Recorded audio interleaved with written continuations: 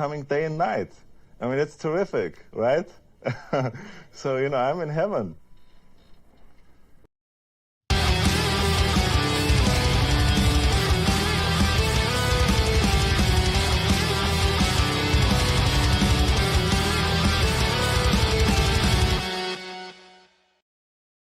Ladies and gentlemen, welcome back to the OCA podcast. I am your host, the Anime Collector. Joining me tonight is Random 11.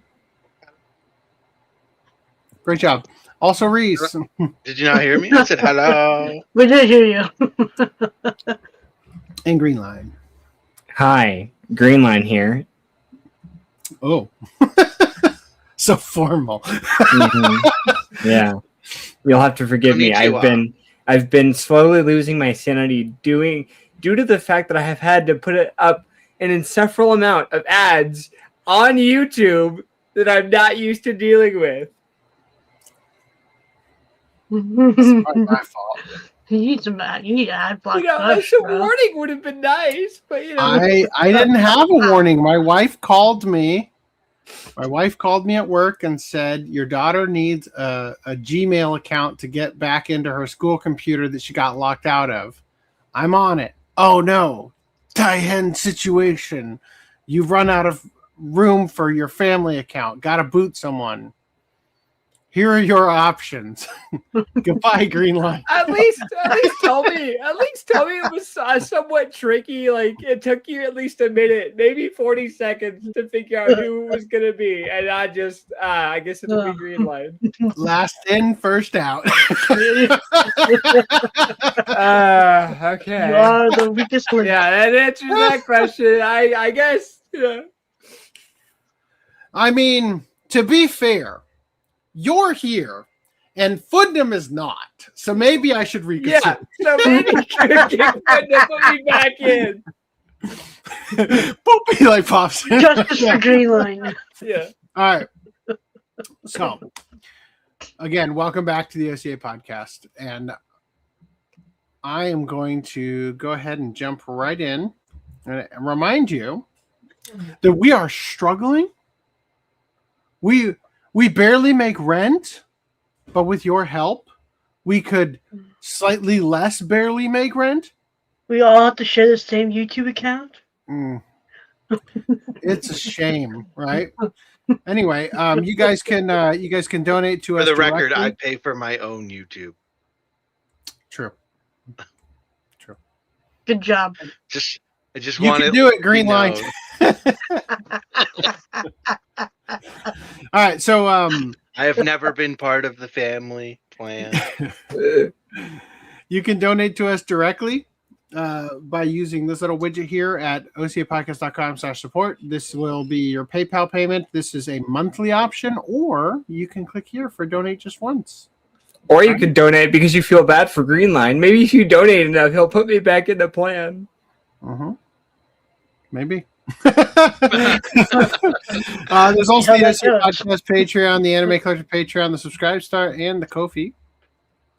We need the gif of angels in the outfields. It could happen. Yeah. It could. Reminder that there's fresh content on the channel. Thanks to my lovely 15 members who are giving me $8.91 per funding additional each video. That's lovely. Please join them. Also, the Subscribe Star and the Ko-fi. And moving past everything else because we don't have time, I would like to jump into our first topic.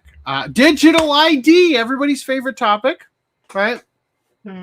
Deep Humor has been all over this, thank God, saying, it seems that almost every company in the world right now is adamant on taking away your online privacy.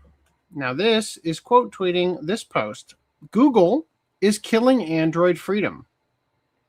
In 2027, Google plans to roll out mandatory developer verification globally. Apps from developers who haven't registered with Google will face restrictions on certified Android devices, including apps installed outside Google Play. Now, I can't help but wonder if the issues that I've been dealing with regarding the Chrome extension web store might be related to Google's crackdown on Android. and just like the overall ecosystem of cracking down, right? I mean, I would imagine it's more an issue with the fact that they removed Manifest 2.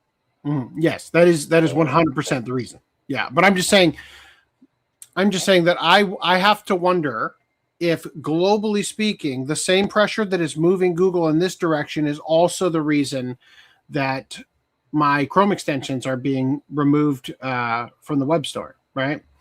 Now, F-Droid and other independent app stores will be harder to use. Side-loading unverified apps will require a special advanced process. Independent developers and hobbyists will have to deal with Google's registration system. Google is becoming a gatekeeper for software running on Android devices. This undermines one of Android's defining features, the freedom to install software from wherever you choose. Android is supposed to be open, and your phone should always be yours, not Google's. It's time to support open alternatives like Graphene OS, Calyx OS, and Lineage OS. And then they link to a petition with 256,000 signatures.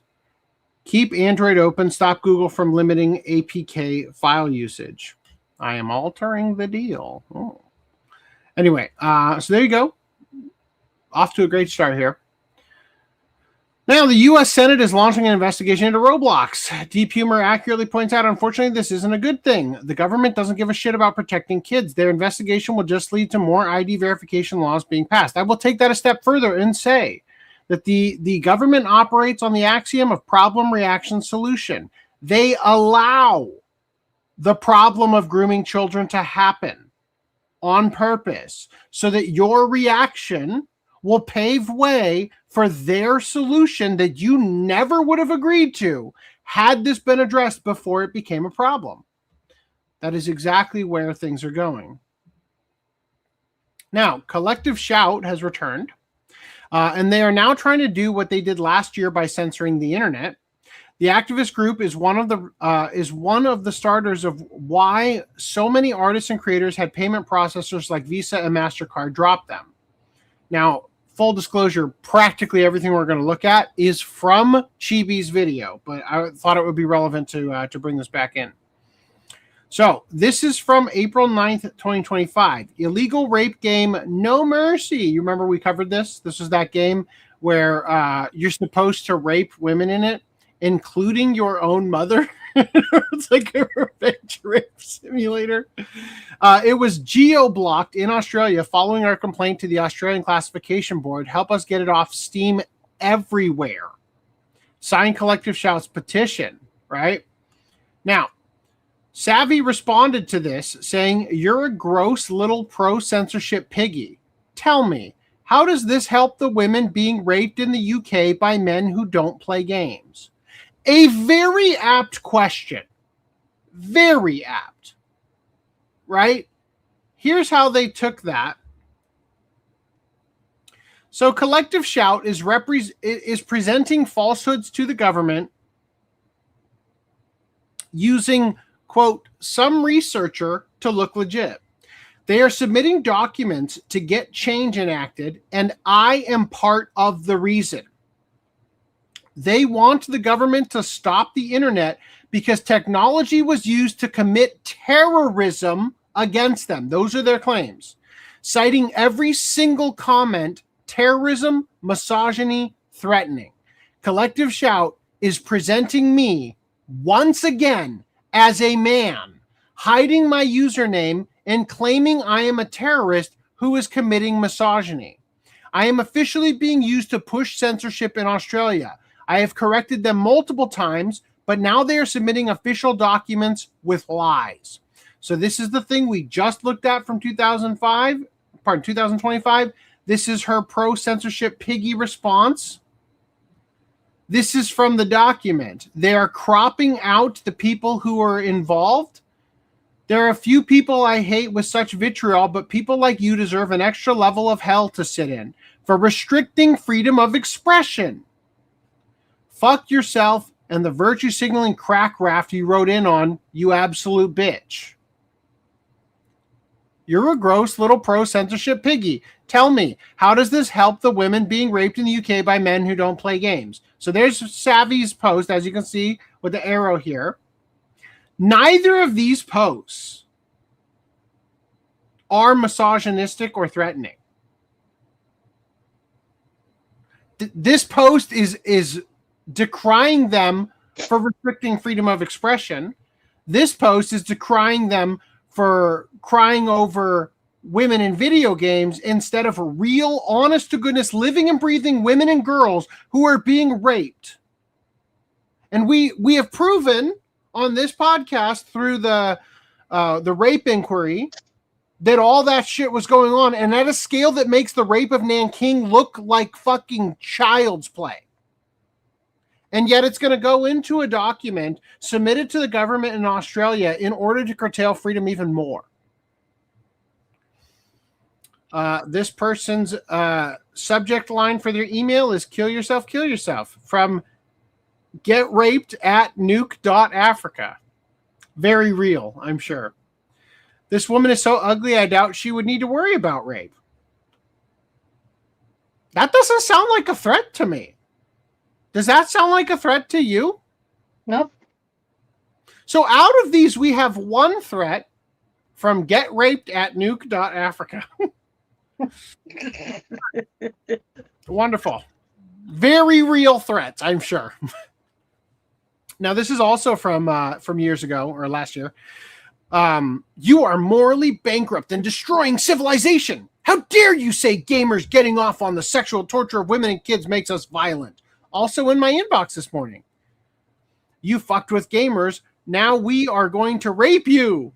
You are going to be raped and killed, you stupid cunt women. Email rape and kill stupid whore women at rapeallwomen.com. Collective Shouts founder caught lying about an email they received. The domain is unregistered, and so the email is impossible for them to receive. May I ask how this is helping women by lying about emails? Right? rapeallwomen.com is unregistered. Furthermore, it came to us through Nation Builder. I received Nation Builder alerts in my email inbox. We have no need to invent anything. Document of evidence on its way to AFP and e-security. Explain this then, please. That domain is completely false, and so that email you received is not possible. Registration data lookup tool, right? There's no registered. Okay, great. So here's the thing, though. In their defense, and as they come out and say, we get it through Nation Builder, something that nobody outside of Australia knows any fucking thing about, and that makes absolutely no argument to the rest of them. This says this person, this is a username, responded to a survey. So if you filled out their stupid fucking survey and put this is your username and this is your email, it doesn't have to be a real email for them to get this email telling them that somebody responded to the survey. However, Savvy brings up a great point. You labeled me a man. You lie about adult games being marketed to 12-year-olds. You mischaracterize women as girls. You go after bakeries for a text-based joke. You waste time and resources. Nothing about what you do stops any rapes or abuse. You want to sanitize fiction, but how does bullying a lip gloss company stop illegals in the UK from raping little girls? You called a group pseudo-child pornography related to Get Your Way. No one believes you and no one should. We've got the best buns in town. This is in their fucking document. Brumbies polls best buns in town staff t-shirts after employee complaints. Sexualized slogans on staff uniforms leave young employees vulnerable to sexual harassment. These women don't understand that a lot of gamers have a grudge against women and will do some vile shit to get back at them. Exhibit A. I don't play video games, so I'm not an exhibit. Oh my God. Then why do you even post that? Common woman L. Some thoughts on being threatened with defamation by Melinda Tankard Rice. This is that person they're responding to. Anyway, I think you get the point. So Collective Shout's now putting out a report. It says the report is a personal rendering of the lived experiences of our 5-woman team during the global cyber terror attacks against us. So literally, it's thanks for the tweet. I've sent it to my attorney and law enforcement. I will not be harassed. Have a nice day. Here are the very real things they said. We are coming for you. The impact of global cyber terror attack against the women of Collective Shout. I'm going to Elliot Roger you and your whole staff, Floyd. Be afraid. Needs to be kirked. Kill yourself, cunt. May you be raped repeatedly for fun by every man in your life. Again, these are all the texts that they're writing on here. Not my words, in case YouTube has an issue with any of these things. All you Karens of Collective Shout should be shot in the head. So again, they're just going to take literally everything from a place where everything can be submitted anonymously, including by the people running this organization or people close to them, in order to get them in front of the UN and all the same shenanigans that were pulled by Anita Sarkeesian. So here's the actual page. It was launched August 12th. I don't even think we need to read this. It's just basically the same thing. If you want to do your own reading, you're welcome to. Now, a Japanese Yuri game developer delays a new release after banks block the Steam revenue. So this is somewhat related to what we covered last podcast, where the company was having to pay taxes on earnings they couldn't even realize because the banks were blocking them. One bank explicitly cited revenue connected to adult-oriented Yuri content when rejecting a transfer, while another reportedly blocked a transfer consisting only of revenue from the developer's all-ages games without explaining why. The developer says that arrangement began running into problems after SBI Shinsei Bank requested documents as part of the increased screening of overseas transactions. According to the developer, the reason was communicated explicitly over the phone. Some of the money was connected to adult-oriented Yuri content. The developer then asked Sekai Project to send only revenue generated by the newer Watamari series, which is all ages, through Japan Post Bank. That bank also requested documentation while reviewing the payment, but ultimately refused the transfer as well. The situation has now been interfering directly with development and future releases. Taki no Ame, which is the name of the game, the name of the developer. Sekai Project is the overarching distributor or whatever. Taki no Ame has managed to open an account at another bank and successfully receive small international transfers from the publisher, which is Sekai Project. However, the larger revenue problem has not yet been resolved. Quote, currently, not only am I not able to receive revenue from past titles, but I'm also facing a situation where even revenue from new releases won't reach me. So I'm making this my top priority. As a result, Watamari Part 2, A Fake Marriage, which had been scheduled to launch in August, has been postponed by 2 months for the time being. The case adds to growing series of similar incidents involving Japanese indie game creators. Developers Ren, Moso no Mayu, and Nupuryu, which is the one we covered last podcast, have all recently reported difficulties receiving overseas games revenue through Japanese banks. In some cases, banks have objected to adult content even when the specific Steam release generating the payments was an all ages version. Get fucking moving on Bitcoin. This is the only way that we get out from underneath this, is for mass adoption of Bitcoin as a payment gateway. The consequences are increasingly extending beyond simply finding another payment method. Developers can be left without access to money they have already earned, and Taki no Ame's case now provides an example of those banking restrictions becoming severe enough to directly delay the release of a new game that itself is all ages. Effectively, your past history has banned you from being able to operate in modern time. What does that sound like? Kind of sounds like the mark of the beast, doesn't it? Now, France's highest court has blocked a proposed law banning children under 15 from social media. The French Constitutional Council said the law could violate freedom of expression and privacy, and that the age verification system was unclear and lacked sufficient legal protections. Already approved by lawmakers, the law would have required social media companies to verify users' ages and close under 15's accounts. President Emmanuel Macron supports, quote, protecting children online, and the government plans to rewrite the law to address the court's concerns. Now, Deep Humor says, this is a huge win.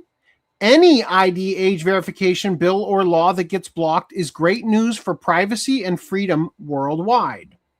I'm not a legal expert here, but the great news is this decision was made by the France High Court, also called the Constitutional Council, and their decisions cannot be appealed. So the only way France can reintroduce a social media ban is if they amend the bill. Big win. Again, that's precisely what they're doing. They're going to rewrite the law to address the court's concerns.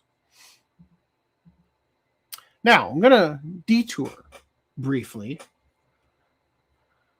Actually, let's catch up on chat before we do that. Hello, Cool T. Hello. Can't OCA go into the black by creating a verification company?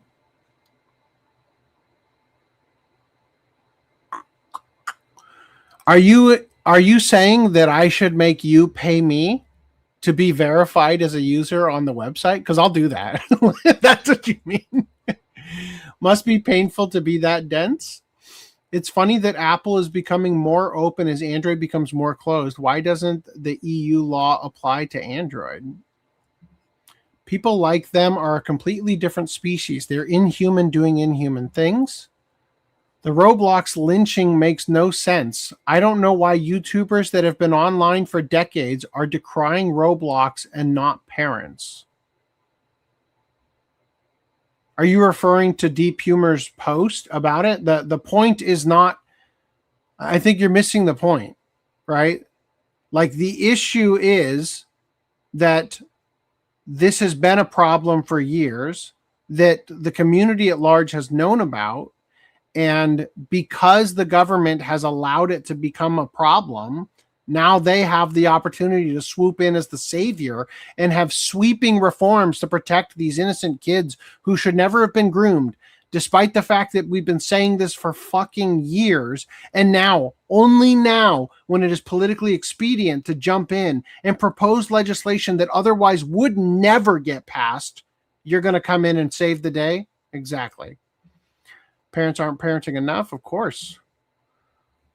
The IP address will likely lead to the collective shout building. Yeah, possibly. Can't they convert their USD to Bitcoin, then to yen to avoid the censorship? I think the problem is that they have to get that USD in order to convert it, right? And that USD is being sent to banks in Japan where they have to operate from. Yeah, there might be a way for them to have like an intermediary set up. In fact, Japanese publishers, if you would like me to handle your money and push them into Bitcoin and then send you Bitcoin, I would be all over that shit for like a 1% fee. I would totally do that for you. If they are anti-Bitcoin, they could buy Pokemon cards and exchange it to yen. Yeah, or pachinko balls. Famed Super Nanny Joe Frost was calling for putting an age requirement for when teens can have phones. I fully agree with this. I just don't think that it should be a mandate. I think that it should be a collective, what would you call it? Like a collective agreed upon best practices for raising children, right? Definitely seems like a bad idea. I've been talking about this with my kids a little bit. When we were growing up, the big thing that we needed to be protected from was drug use. There were all sorts of campaigns to protect children, to prevent them from doing drugs. Why do people do drugs? Why do you think it is? Why do you think it is that drug use becomes harmful? What does it do to a person? It depends on the drug, but typically it's due to the fact that drugs, at least a lot of drugs, not all, but a lot, are addictive and lead to, how do I word this? Dependency. Yes. One might say that they hijack your dopamine and they make you dependent on them. Even to the point where you will lose your shit if you can't get access. And then you become violent. No? Oh. Violent, huh? So, think about this now. What happens to a child, or even an adult, who uses a smartphone and is staring at screens all day? Their dopamine is being hijacked. And when you take away the tablet from a kid, what happens? They lose their fucking shit. Resorts to violence and threats. Literally, what we have right now with smartphones and screens in general is a world in which the same exact mechanism for which drugs were rocking the world previously is now being obtained entirely through social media and platform usage on screens. So 100%, it is a blind spot in much of the country where people do not even realize just how severely they're affecting their kids' lives by allowing them to have unfettered access forever on these devices, right? Now, do I want the government to come in and take them away? Fuck no. I want the government to get out of regulating the drug industry, right? But do I recognize that there is value in educating people and encouraging them not to do drugs and also not to become addicted to these platforms? Abso-fucking-lutely. The point being is, in this day and age, parents have become lazy and let tablets and phone devices become their digital babysitter, consuming things that they can't/aren't old enough to see. So this used to be my opinion as well. As a parent, I will tell you, my opinion on this has shifted a bit. And I am a pretty hyper-vigilant parent when it comes to avoiding letting my kids have unfettered access to things, right? Like, I am a little bit more in the know on things than I would say my parents' generation was when they were raising me. But I don't think it's as simple. You can't just point to parents and say that they're becoming lazy. The world that we live in is woefully unforgiving to parents. The world that we live in is becoming so dramatically expensive that it becomes impossible for the average person, let alone a family trying to provide for their kids, to have a home, to have steady employment that pays well, to be able to have insurance. Like, all of these things are becoming so cost prohibitive, the middle class basically doesn't exist anymore, right? So it's not so much that parents are becoming lazy, although there definitely are people for whom they're not even going to work. They're living off government benefits and shit. They have, more iPhones than the average family that is going to work. And they're definitely, perpetuating the stereotype you're talking about. But for the vast majority of good parents, they're up against the wall when it comes to being able to raise their kids, because you cannot functionally bring in the money that you need to bring in this economy and also helicopter over your kids and make sure that they keep their noses out of things they shouldn't be into. It's just not something that you realistically can do. I mean, right now, I don't know how much I've talked about this on podcast, but my wife has a debilitating autoimmune disease that surfaced in the last couple of years. And I am working harder than I've ever had to work in my entire life just to stand still. right? Like it is crushingly difficult to try to survive, especially in California right now. And right now, fucking California is trying to pass a bill that will tax you on unrealized capital gains, which means that if you hold stocks and they do well, you will have to pay taxes on those stocks without liquidating them.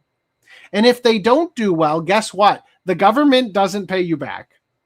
Right? It's just like, it's absolutely insane. Luckily, Trump was saying that he might do away with capital gains across the board federally, which I just think would be the funniest fucking thing in the world. But that's neither here nor there. I definitely think that would explode the stock market if that happened, though. Anyway, Gaber Matt already discovered the origin of drug addiction and its link to childhood trauma. Interesting. People who aren't traumatized can do drugs without the addiction. I think the problem with this logic, though, is that trauma doesn't come from somebody harming you necessarily. You know what I mean? Like, trauma isn't always going to be linked specifically to actions done to you, so much as circumstances that you're in that are not healthy for a child to have to endure, right? For example, merely growing up through COVID is traumatic, right? Like being locked indoors as a child, being taken out of school, not being able to see your friends, having crazy parents who make you wear a mask indoors and shit. All that can count as trauma. You know what I mean? I saw a mom take away her phone from her son so that they could get on a bus. The son wouldn't be without the phone for 2 seconds. Yep. There's this one time recently I saw a boy who looked less than a year old who was glued to the tablet in a stroller. Yep. They're probably in the minority, but I feel I've been seeing them more when I go out. It sucks how they try to take money from struggling families. Yep. I mean, look, digital ID, the topic we're currently going over, is part of UN Agenda 2030. Everything that is happening to you in life, everything, all the negative stuff you're dealing with, not being able to own a home, not being able to provide like even a moderate income that would allow you to thrive in your community and stuff, all of that is a result of needing to force an outcome out of you. It's the same thing as the Roblox thing I've been talking about. Like, they're creating the scenario so that when they offer you that solution, that you will own nothing, that you will eat the bugs, that you're going to clamor for it because they don't want to hear your complaints.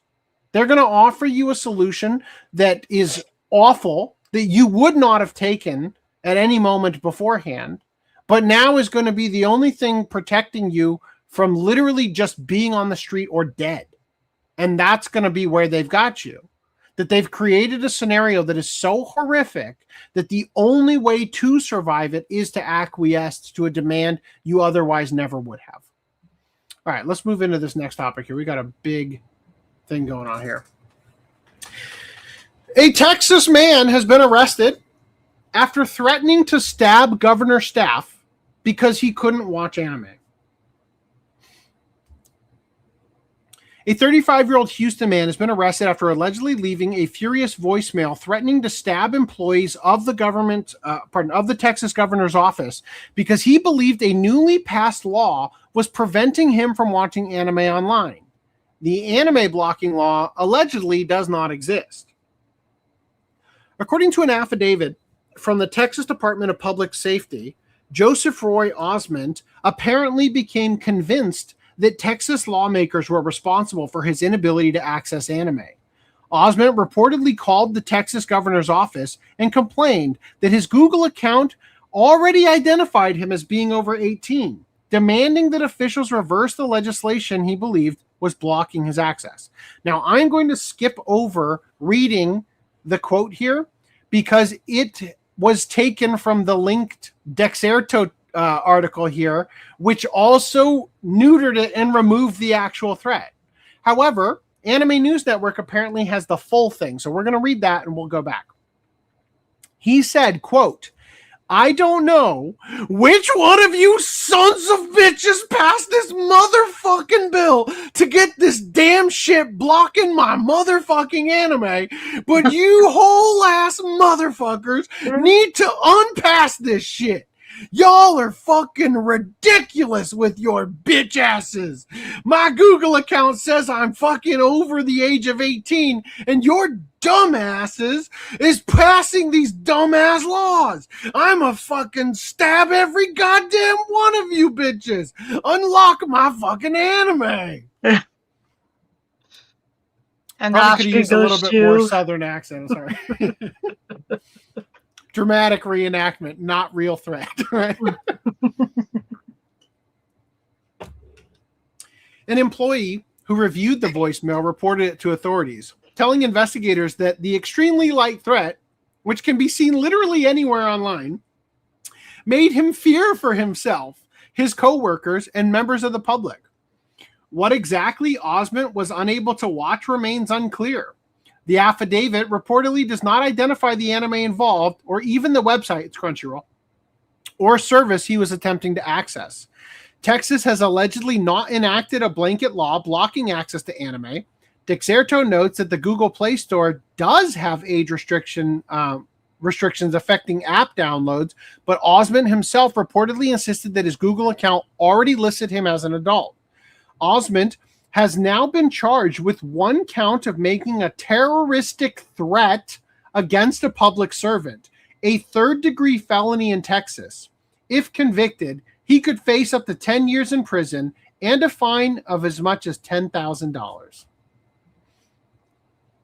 It remains unclear what bill Osment is referring to in his voicemail, but related laws may include a 2023 Texas law that required adult websites to verify a site visitor's age before allowing access, which led to some sites blocking access to devices from Texas, or the recently passed Texas Senate Bill 2420, which requires app stores such as Apple's App Store or Google Play to similarly verify a user's age before allowing downloads.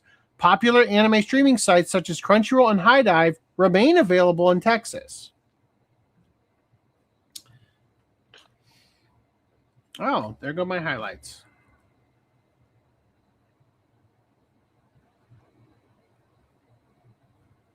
There we go. Another potential factor is Senate Bill 20, a state law enacted in September 2025 targeting AI-generated pornography, which made it a felony to possess obscene material depicting a minor, including digital animations or cartoons. Court records indicate Osment was released after posting a $5,000 bond. Under his conditions of release, he is required to undergo a mental health evaluation, prohibited from possessing firearms, and ordered to stay away from the Texas State Capitol complex and the governor's office. Quote, "The statement probably wouldn't have been alleged as a crime, but for the last sentence of what he said in the voicemail." The last sentence being... Unlock my fucking anime? No, I think you mean I'm gonna fucking stab every goddamn one of you bitches. All right, so this is him. Seems totally reasonable to me.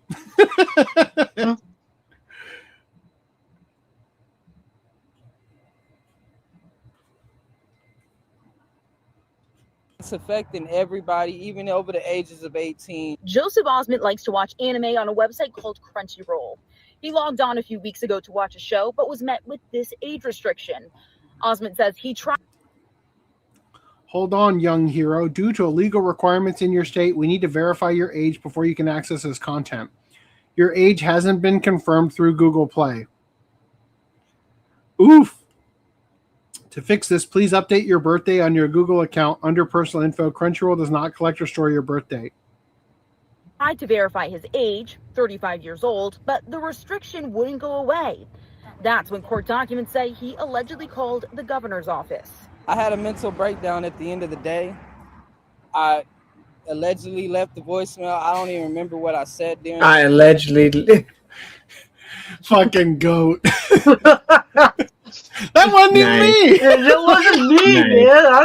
I didn't say that. That wasn't allegedly. I love It that. was clearly a man who had all of his teeth that left that voicemail. Yeah. The thing. In the last couple of years, Texas has passed a number of laws restricting access to adult content. SB 20, passed in 2025, was meant to cut back on animated and AI-generated child pornography. Critics worried the broad law would impact anime websites like Crunchyroll, which Osment says is not an adult website. According to a Travis County arrest warrant, Osment left this short but expletive-filled voicemail on July 25th, in which he allegedly said he would stab everyone if the age restriction was not removed. To be honest, I don't even feel like that was the exact words that I said. I don't know. I'd have to listen to the recording over again. The arrest warrant says an employee in the governor's office notified law enforcement because they were alarmed and in fear for their safety. Osment says someone tried to call him about the voicemail. When he didn't call them back, he was arrested at his home in Houston. I kept asking over and over, what is this about? What is going on? Why are we even doing any of this? I love that this guy thought he needed to cover his eyes instead of his fucking mouth. Like, It was booked into the Travis County Jail, charged with impeding a public servant, public fear of severe bodily injury, and influence of government, a third-degree felony. Osment has bonded out and returned to Houston, where he says he feels the state overstepped. I'm not saying it's justified, but two wrongs don't make a right. I fucking hate it when they do that. When somebody keeps talking and they just mute him after that line. You know, like, Yeah. all right. Like, real you quick, think I want to lawyer read would this have been last part. like, Sorry, go don't ahead. talk? You think his lawyer would have been like, no, don't talk to the news. That's bad. No. He doesn't seem like the brightest bulb, right? No. Quote, it's affecting everybody over the age of 18. Oh, actually, I think this might just be the video we just watched. Critics worried the broad law would impact anime websites like Crunchyroll. Nope, yeah, that's great. We're done. Was this? Yep, nope, that's everything that we just watched. We don't even have to read it. Great. Yeah, let's catch up on chats real quick. EU Anime News Network. Yeah, I know. If the law doesn't exist, then doesn't that mean the threat doesn't either? Yeah. He threatened to stab everybody if the law doesn't not exist. And it doesn't exist. Allegedly, guy's a genius, right? 35-year-old man wants to watch his anime. Ironic, I was in Houston last month for Anime Matsuri. Oh, have fun. Don't get that. 10 years in prison without anime. Oof. Soon Texas will introduce Chinese credit score. Who determines the age of the AI art? Precisely. But remember, fighting digital, not real depictions of children is such a great use of our tax dollars and time instead of saving actual human traffickers. By the way, nobody went to jail from the Epstein list. Not one. The only person who's in jail is Ghislaine Maxwell. How about that? Remember, she trafficked children to nobody, right? Oh, no, it's just to Epstein, right? Yeah. Just keep that in the forefront of your mind every time you have to watch shit like this. He looks like Chase Connors. No idea who that is. Amnesiac protagonist, LOL. He's admitting too much, in my opinion. He could get away by admitting less. He's getting annoyed. I can understand. Yep. All right. Back to it.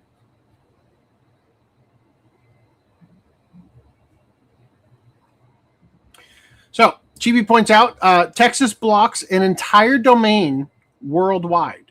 Nobody can access it, even outside of Texas, until they force digital ID. Extortion. How is this even legal? All right, let's see what he's saying.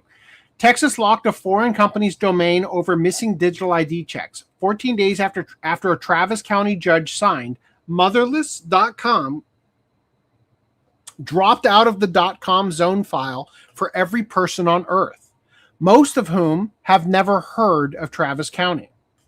Reclaim the Net said a Travis County judge just froze a web domain worldwide, not by blocking it in Texas, but by ordering VeriSign to lock the .com domain itself, so it resolves for no one on earth until a foreign company posts a $9.14 million bond and builds Texas-mandated digital ID checks. This is a single state court with a global kill switch. Attorney General Paxton calls it a huge precedent. He's right. Holy shit. So understand what this means. It is not a major victory that France's courts have fought back against digital ID and the banning of children on social media, which again is only the first step in order to enact further restrictions on the adults on social media. It doesn't fucking matter because they will do this shit to get their way. No matter the cost, they are coming for your freedom. Stabby guy had the right idea, just saying. Japanese publishers win new criminal copyright case against movie summary website. Japan's campaign against websites publishing detailed movie summaries has continued with another criminal conviction, as 4 individuals and the operating company behind a movie summary website have been found guilty of copyright infringement. The guilty have received suspended prison sentences and fines of up to 1 million yen, about $6,700, after courts ruled that they had profited from unauthorized, spoiler-heavy summaries of thousands of films. Damn. Definitely don't be asking ChatGPT to describe the plots of movies to you. That could be fucking illegal. Definitely don't go to goddamn Wikipedia and look up films. That could be illegal. According to Japan's Content Overseas Distribution Association, the Sendai District Court found 2 men, 2 women, and the company operating the website guilty on August 3rd of violating Japan's Copyright Act after prosecutors argued they had systematically published unauthorized, spoiler-heavy summaries of films for profit. And by for profit, they mean they published it on a website that contained ads, probably. The court handed down the following sentences. Company executive, 2 years in prison, suspended for 3 years, plus a 1 million yen fine. Company employee, 1 year in prison, suspended for 2 years. Writer, 500,000 yen fine. Writer, 300,000 yen fine. Operating company, 1 million yen fine.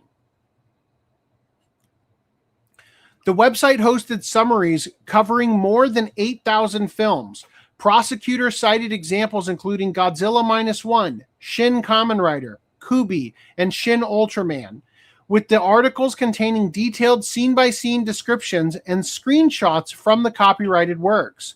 Based on the investigation and trial, the court concluded that the defendants had conspired to commit organized copyright infringement and operated the website with the intention of generating profit.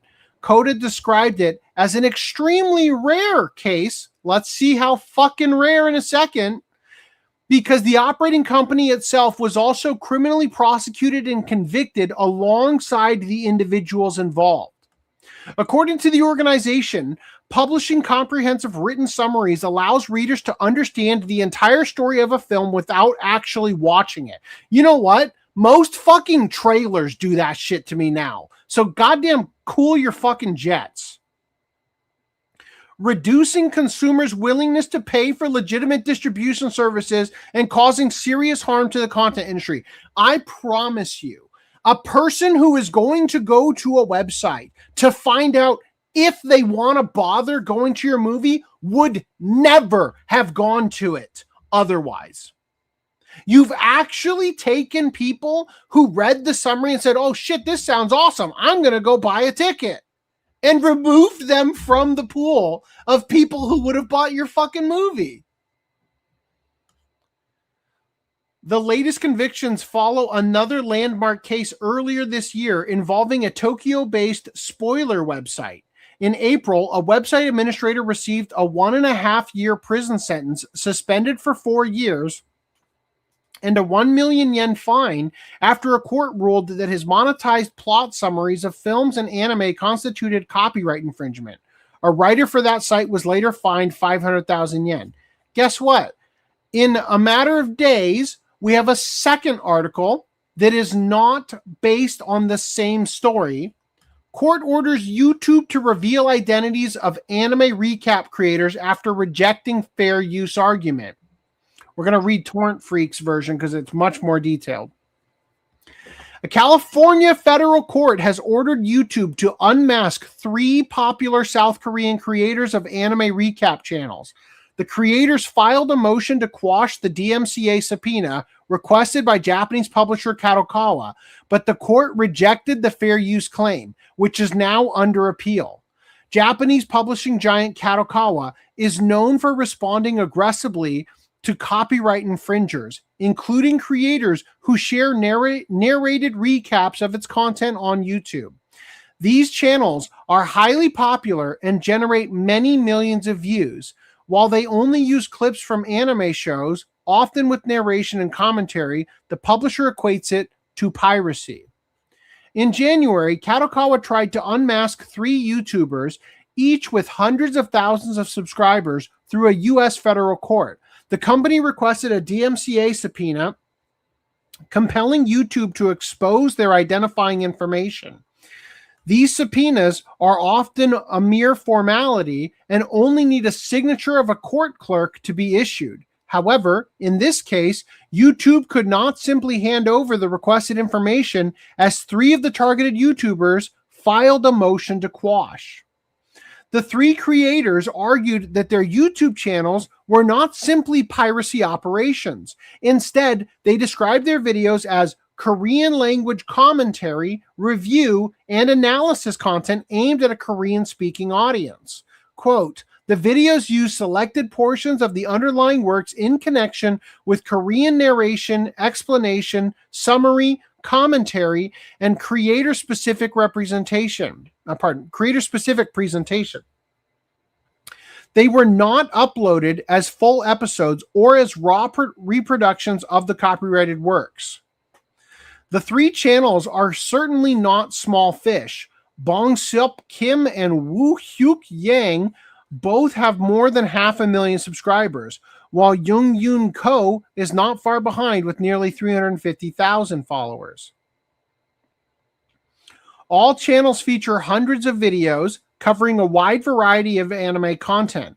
This includes the contested Kadokawa titles, as summarized in the table below. Channel creator, these 3. Targeted anime, a ninja and an assassin under one roof. Oshinoko, Once Upon a Witch's Death. The first one featured an original mascot character with text-to-speech dialogue and custom scripts. Oh, you're mad about that? That sounds like further explanation of the fair use aspect of things to me. Korean language anime review and media analysis featuring voiceover narration, review/recap featuring custom Korean subtitles, reactions and sound effects, and plot commentary. Wow. All of those things sound transformative, and like this entered the territory of, what's it called? Fucking fair use. In their defense, the creators argue that, quote, instead of competing with the original content, they are driving traffic to it. No copyright infringement intended in the description of the YouTube videos.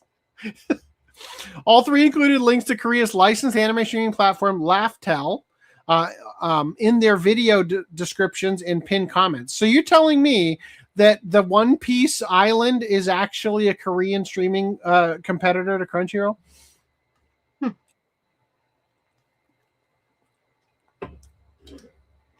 According to analytics data shared by Kim, he generated 114,494 click-throughs to Laughtel from his channel, with an 82% engagement rate.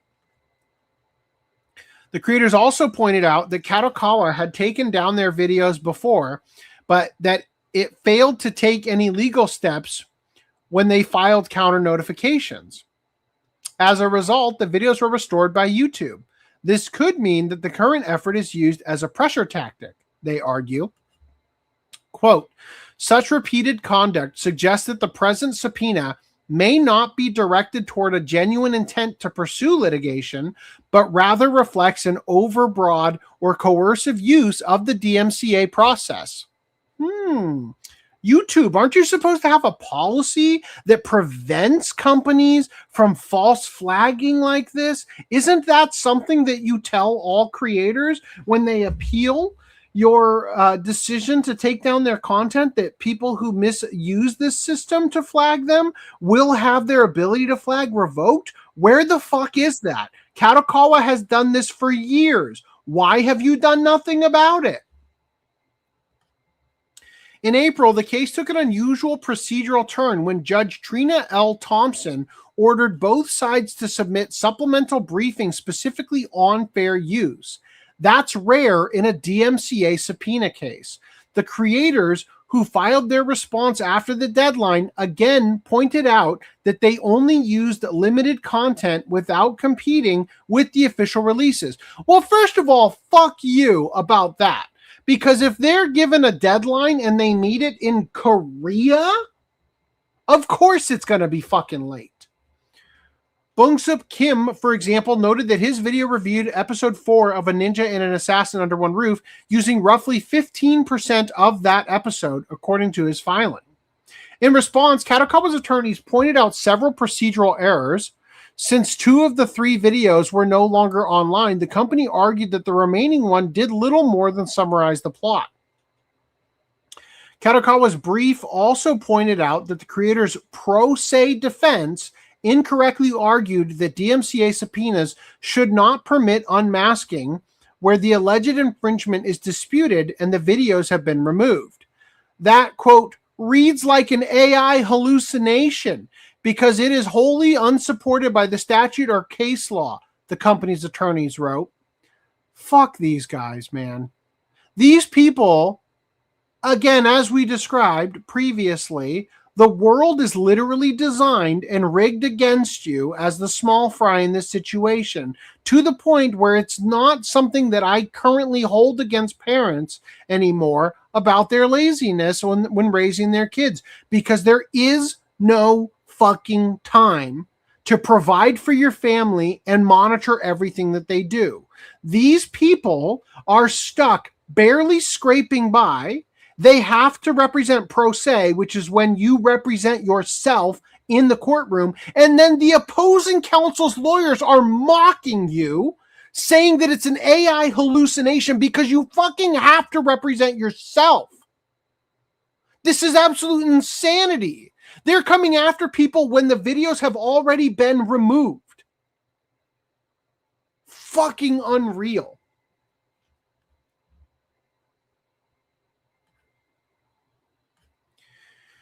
In an order issued on July 17th, Judge Thompson denied the motion to quash. The court found the factual record sparse, partly because the videos had been made private, and concluded that the creators' videos describe and narrate the copyrighted work rather than criticize, parody, or alter it. Unlike criticizing, parodying, or otherwise altering copyrighted work, Movant's treatment of petitioner's work is not the sort of creative and transformative use of a copyrighted work that the law permits, the order states. Correct me if I'm wrong, but that really sounded to me like they were forced to private the videos by the companies that DMCA'd them.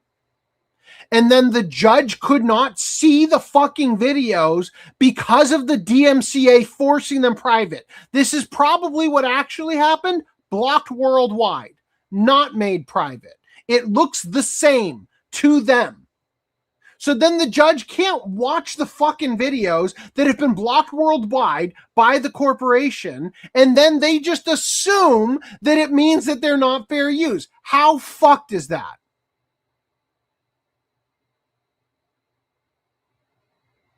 The ruling concludes that the creators are not protected by the fair use doctrine as they reproduce significant portions of Kadokawa's content without being sufficiently transformative. Thompson pointed to Barnes v. YouTube, a similar ruling from the same court in February, where a channel that narrated chapters of copyrighted books was denied the same fair use protection. Two rulings in a short time span suggest the court is skeptical towards the narration and recap video format. Regarding the broader market effect, although I'll be honest, this helps me because they're specifically citing what it's not doing, which are all the things that I fucking do. So take me to court and I will use your own filings against you, bitch. The financial impact of the YouTube videos is not substantial. The copyright owner's exclusive right to reproduce the work is enough to weigh against a fair use finding. The ruling on the DMCA subpoena is not a full review of the merits, but it shows that YouTube's popular narration and commentary genre is not considered fair use by definition. The case is not over yet, as the three YouTubers have filed a notice of appeal at the Ninth Circuit, which has yet to get underway. They also filed a motion to delay the unmasking of their personal information while the appeal is pending. This has yet to be decided. The U.S. case is not Kadokawa's only enforcement action against anime summary content. In April 2026, the Tokyo District Court convinced 39-year-old Wataru Takeuchi for running, they convicted him for running a monetized website that posted detailed written plot summaries of anime films, including Godzilla -1 and the Anime Overlord. As far as I know, this is a separate one from the one we just read about, but I think it was referenced in the article we just read from Sankaku Complex. The man received a suspended 18-month prison sentence and a 1 million yen fine. His site reportedly earned around 36 million yen in advertising revenue in 2023 alone. For the South Korean creators, there is no federal copyright claim yet. For now, this case is purely about whether YouTube must hand over their personal details or not. Well, shit, man. This is fucked. So, real quick, I understand like the sentiment, but I do worry about like, because there are channels that do 100%, like they just recap like a show, and it's like, okay, 100%, yes. I don't see how some of the, because I was subscribed to a guy named Suede. He basically would recap Pokemon episodes, and some of it was transformative. Don't get me wrong; he'd throw in like facts and stuff, but a lot of he would go episode by episode and like just recap the episode. Yeah. Look, and it's like I am not arguing that there is artistic merit in recap channels or reaction channels where you see people lazily just in the corner, not even saying anything. Mm-hmm. Right? I am not arguing that they have artistic merit. But the thing I am arguing is that corporations like Kadokawa are actually only reaching right now for the lowest hanging fruit. Right. And when they have precedent, they will take it a step further and incrementally, with unlimited money, inch towards removing any form of content on YouTube. It's just the first step of just, we better squash this while we've got, even though, again, there are, but like, it really is kind of just, we need to stop Kadokawa or just businesses in general from being like, well, even if it's transformative, we're going to have to shut you down because you used like 0.3 seconds of footage in, you know.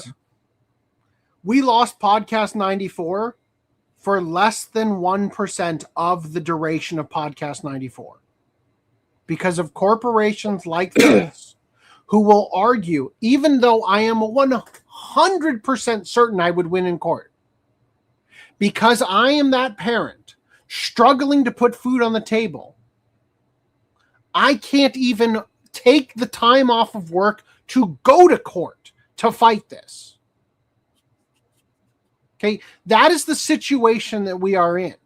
We have to fight a losing uphill battle with our hands tied behind our back while these corporations are stomping all over us with the money that we give them as consumers. There is no greater cuckening than what Kadokawa and Sony are currently attempting to do to us as consumers.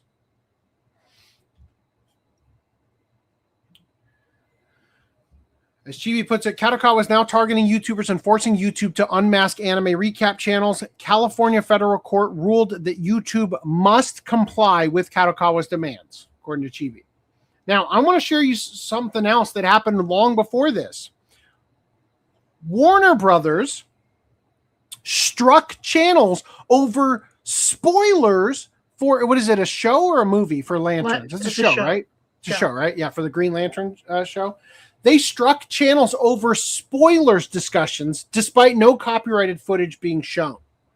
And to repeat a joke from I don't know if it was AC or Footnumber, but like or random protecting, you know, all of us from being arrested from posting spoilers. Oh yes, yes, yeah. That was from last podcast. Yeah, that was me. I was like, Randy's actually just been trying to save Reese this whole time. Randy's just shielding us. All right, so an account called Comic Book News reports that after publishing an article discussing an alleged Lanterns plot leak, Warner Brothers Discovery enforcement efforts expanded well beyond Twitter. According to the outlet, its YouTube channel received a copyright strike through Warner Brothers anti-piracy contractor Mark Scan Enforcement.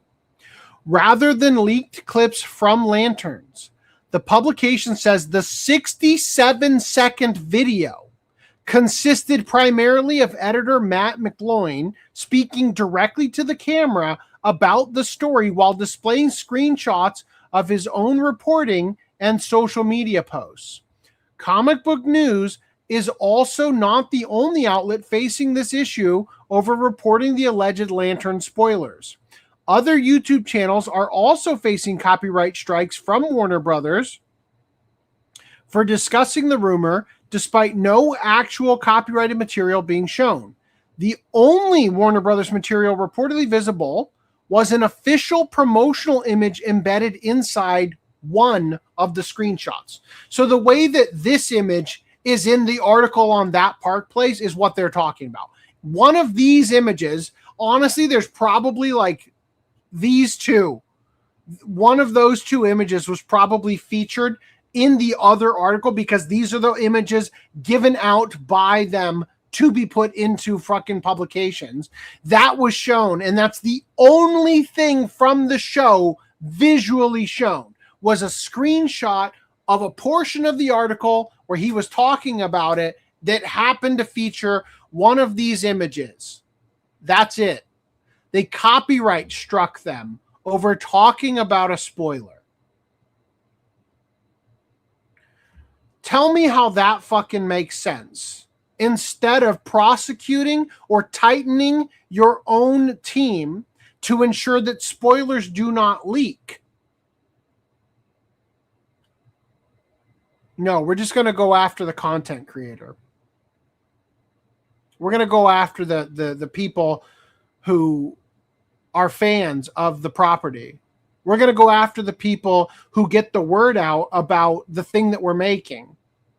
Now, truthfully, from what I've heard about this show, doesn't sound like they're doing too good of a job. And the spoilers are probably detrimental to the franchise. And they would have preferred it if you found out by watching the show how god-awful it's going to be, instead of deciding not to watch it because a YouTube short that was 67 seconds long let it out about how, I don't even know, I forget what the detail was that was going around for a while, but the mega cringe that it would induce, right? Anyway, any thoughts? No. GT Vega says, sounds like the release of Bayside Shakedown third movie pissed off over spoilers. No idea what that means. As IP companies lose money due to DEI and risk aversion in writing, they continue to seek outside reasons for lost revenue. Absolutely. It's not coincidence Sony is trying to lock down content as they began losing money due to publishing subpar content and having activists, which are probably going alongside with DEI for sure. Unfortunately, even with all the gaslighting, the actions of media companies are proving that Go Woke, Go Broke were ultimately correct. Yeah, definitely. Didn't Suede get a whole massive copyright problem, says Enriv? To Greenline. If things were going well, corporations would not be scraping the bottom of the barrel like this. Absolutely. What is Cosmic? I don't know what that's a reference to. Anyway, you guys ready for pickups? Already? Already. Can you believe it? All right. Greenland, you have any pickups? You go first. I'll go first. Fuck you. Yeah. All right. So confirmed. My Crunchyroll pre-order was in that box from last podcast.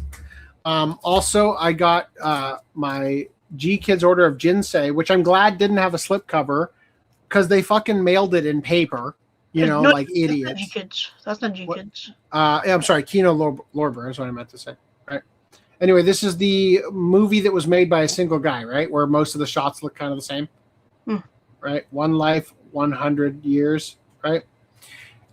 And then I also picked up a Spirit of the Sun. It was like half this price on eBay that's listed here.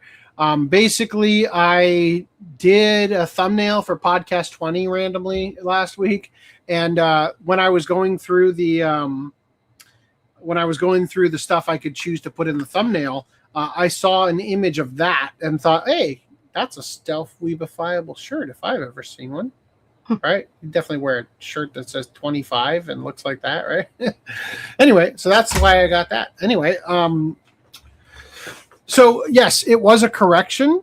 Yes, but I wasn't sure if that was a correction to something you had said previously because I didn't see something that mentioned Cosmic here. I didn't get the correction. Was it something I said or was it something somebody else said? I didn't follow that. Bayside Shakedown is a 90s TV comedy drama from Japan. Oh, okay. All right. Greenland? Cool. All right. Great job, Greenland. We're going to go into Discord pickups. Bobby Hill, you picked up Gran Turismo 6. Gran Turismo 5. Gran Turismo The Sly Cooper collection. Rated E to E10 plus. All right. Anime Fan 007 says Fairy Tail came in 2 days ago from the UK. The Bleach cards came in yesterday from Japan, and the 2 parts of Vandred came in today, and the other 2 a few days back. Now just waiting for the last 4 parts of X and volumes 4, 5, and 7 of Guyver to arrive. Ooh. All right. So you picked up the UK release of Fairy Tail: The Final Season. And Fairy Tail 0. Yes, and there's a reason for this. Oh, thank you. Okay. The article called it comic book news. It was cosmic book news. Gotcha. Let me... You're right. I misread it. You're correct. Cosmic. Written all big here, and I couldn't even read it. Nice. Good job, me. All right. Cool. Thank you for that. Okay, so then here are the Bleach ones. Remember that he got this one by going to the movie, and then these were the other 2 that were available. I can see why you didn't want the Yoruichi. And then Vandred, 4 more volumes. I thought there were more when we were looking at that last week. Enriv says, one of the things that still pisses me off about the Crunchyroll purchase is that I fully believe by this point Funimation would have done some kind of re-release of Fairy Tail Final Season in a normal Blu-ray case. Yeah. But every day now, that one thing I want from them gets more and more dead, and I just get depressed. I mean, 100 Years Quest actually had one of the quickest turnarounds from them in recent years. Pretty sure they put that out less than a year after it aired, and even gave it a steelbook. You're telling me they're willing to go that far but can't release the one season I need? I don't even care about them never dubbing the OVAs, which is also BS, but I digress. All right. Anime Fan 007 picked up Excel World. Mm-hmm. Oh, Infinite Burst. I think it's a movie. Why does the color on this look so weird? Maybe he has a funny texture for the slipcover and a bad angle. Well, I mean, maybe it's shiny or something. Yeah. But this Blu-ray band looks so dark, right?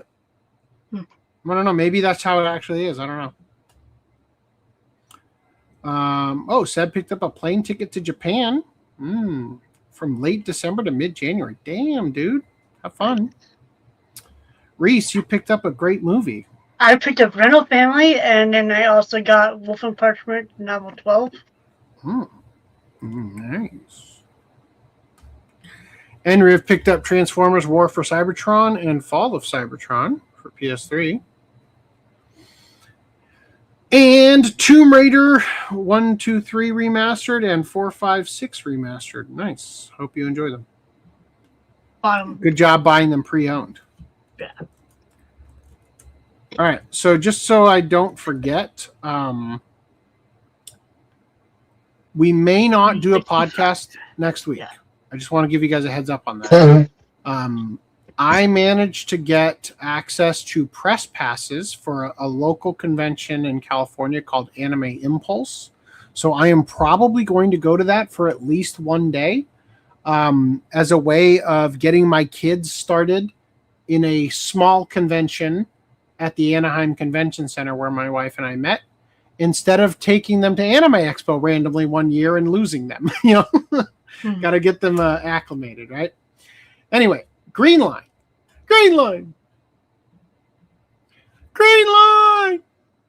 Quick, flash panties on screen, or whatever his thing is. Wait, hold on. Where are they? Oh, Man, yes. where are you? Ogloy. The Ogloy Damn brand. Ugly. Oh, wait, hold on, that one. There you go. There we go. Green Line. The titty signal is up. Come on, I Green thought you were Line. gonna switch to your avatar that has the panties on his head. Do you have that available? I don't think we have that currently in the repertoire of selectable ones. Anyway, all right. Well, Green Line, it was great for you to show us that you've got nothing. 5, 4, 3. Green Line, hurry up. 2, 1. Wait Blast 2 weeks. off. Wait 2 weeks for in pickups. space. All right, here we go. In space. Well, I don't have any. So. Oh, okay. Well, glad I fucking waited.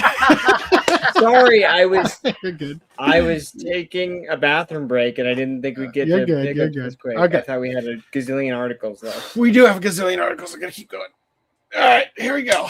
Okay. The Grand Theft Auto 6 boss claims gamers are pre-ordering more copies of the Ultimate Edition.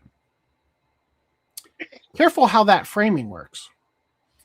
Strauss-Zelnick suggested that the trend may be linked to the type of players who are rushing to secure their copy of one of gaming's most anticipated releases.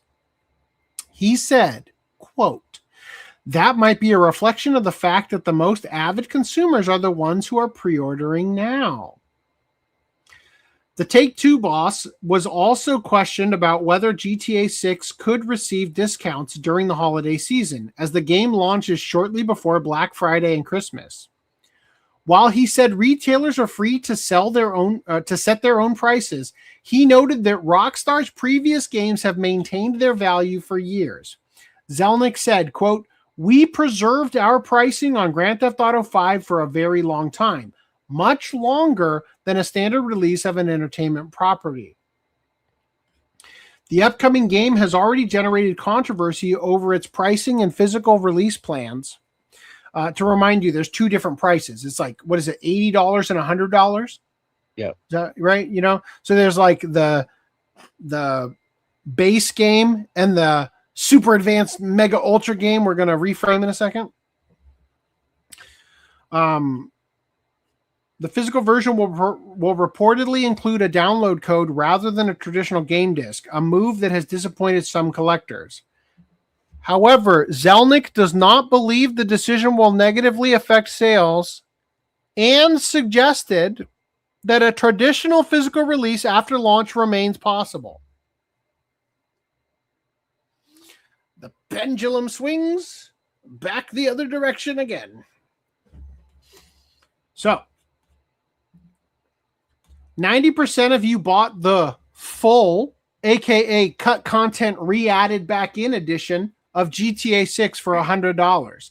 Then you're going to wonder why in 3 years games are now $90 to $100 in price. You are your own worst enemies and nobody can save you from yourselves. Now, I want to point out that he did not give, so far as I've heard, an actual number on those pre-orders. He has only said that the most die-hard fans are the ones pre-ordering, and they're pre-ordering, by and large, the $100 version. That tells me that the people who are going to get the digital edition no matter what, they don't care about this, are only going to go for the high-end version. And that might be a much smaller number than he would normally be willing to admit. But the way that you answer an interview, the way that you frame things is how you shape a narrative. Now, Strauss-Zelnick insists that everyone will watch the GTA 6 trailer on Netflix. Will you watch that shit on Netflix? Nope. Me neither. I don't even know what day it's going to be popping on Netflix. I'll tell you in this article. The date is actually somewhat significant.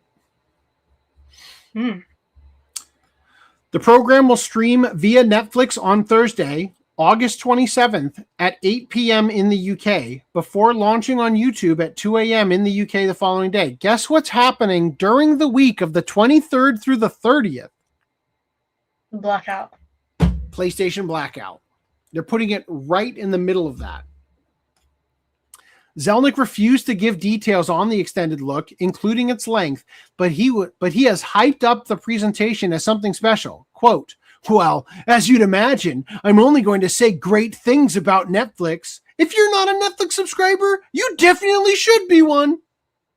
And as for the trailer itself, it's coming soon enough that I'll let you arrive at your own conclusion. I'm sure you're going to watch it because everyone is." I might be there, watch be it, square. Right? Like, come on. I might watch it, but not on Netflix. It's Yeah, only seriously. exclusive to them for 6 6 hours. Yeah. I'll be at Anime or Yeah. Fan Expo. It's like, I'm nobody busy. fucking gives a shit about that. Nobody gives a shit. This is a games journalist sucking up to them, saying, I am beginning to see that some people just like complaining about literally everything. The fact that people are getting so bent out of shape over GTA 6's extended look being on Netflix for, get this, 6 hours! 6 hours! Is hilarious. Most people sleep for longer. GTA transcends gaming, and Rockstar literally did the same thing with GTA 5 with Game Informer, where it was locked behind a magazine. Were you people complaining then? Did Rockstar still had the trailer in goodwill of their magazine? customer back then, dumbass. What's up? I said, did they have the trailer play in the magazine? Yeah, it was like in Blade Runner or whatever when you open the thing and it's anyway. Some people need to get out and touch grass, or touch grass for 6 hours and then come back and watch the extended look on YouTube. LOL. The outrage reaction is a total nothing burger. The outrage has nothing to do with the 6 hour exclusivity. Most people who are upset about this do not even give a shit about this game anymore. It's the hubris. It's the everybody's going to watch it. That's the shit that's annoying. GTA transcends gaming, you fucking clown. Hell no. It's not normal to put a commercial behind a paywall and then make another commercial advertising that commercial. That's just next level greed. Yes, GTA 6 is pretty much guaranteed to become one of the defining cultural phenomena of its generation, potentially getting close to Star Wars or Lord of the Rings in terms of sheer cultural and commercial impact. Or the final season of fucking Stranger Things in terms of cultural impact, right? But that doesn't somehow give Rockstar a free pass on everything they do. Hear me out. Sony and Rockstar are conspiring together to not only kill the secondhand market, but kill game discs and jack the standard base game price up to and maybe even over $100 to make more money. This all feels way too close together to be a coincidence to me. What's up? Said, are they jacking it? Jacking it. Jacking it hard. Sony killing PlayStation discs will make the PlayStation Store prices cheaper. Former Square Enix financial exec says, and you only need to look at Steam to understand why. Oh, it's that easy. Jacob Navok, director of business development at Square Enix from 2010 to 2015, commented on the nature of video game pricing. Quote, competition between publishers is what drives pricing pressure, not competition between digital stores. This is because publishers set pricing on digital stores. Sony going fully digital through the PlayStation Store adds another layer because it'll force publishers to be more wary of their libraries and each other. The more PlayStation Store becomes digital only, the greater this trend will accelerate. You will see more sales and dynamic pricing similar to Steam because publishers will compete among themselves to a greater extent. So he argues that without the physical disc tying prices to those of retail stores, publishers would compete more fiercely with each other in digital with more discounts and dynamic pricing like on Steam. The community has responded en masse that this doesn't hold water. They point out that the PlayStation Store is a closed store without competition, that Sony is being sued for inflating prices, and that physical copies are precisely what's putting downward pressure on prices today. LOL, behave.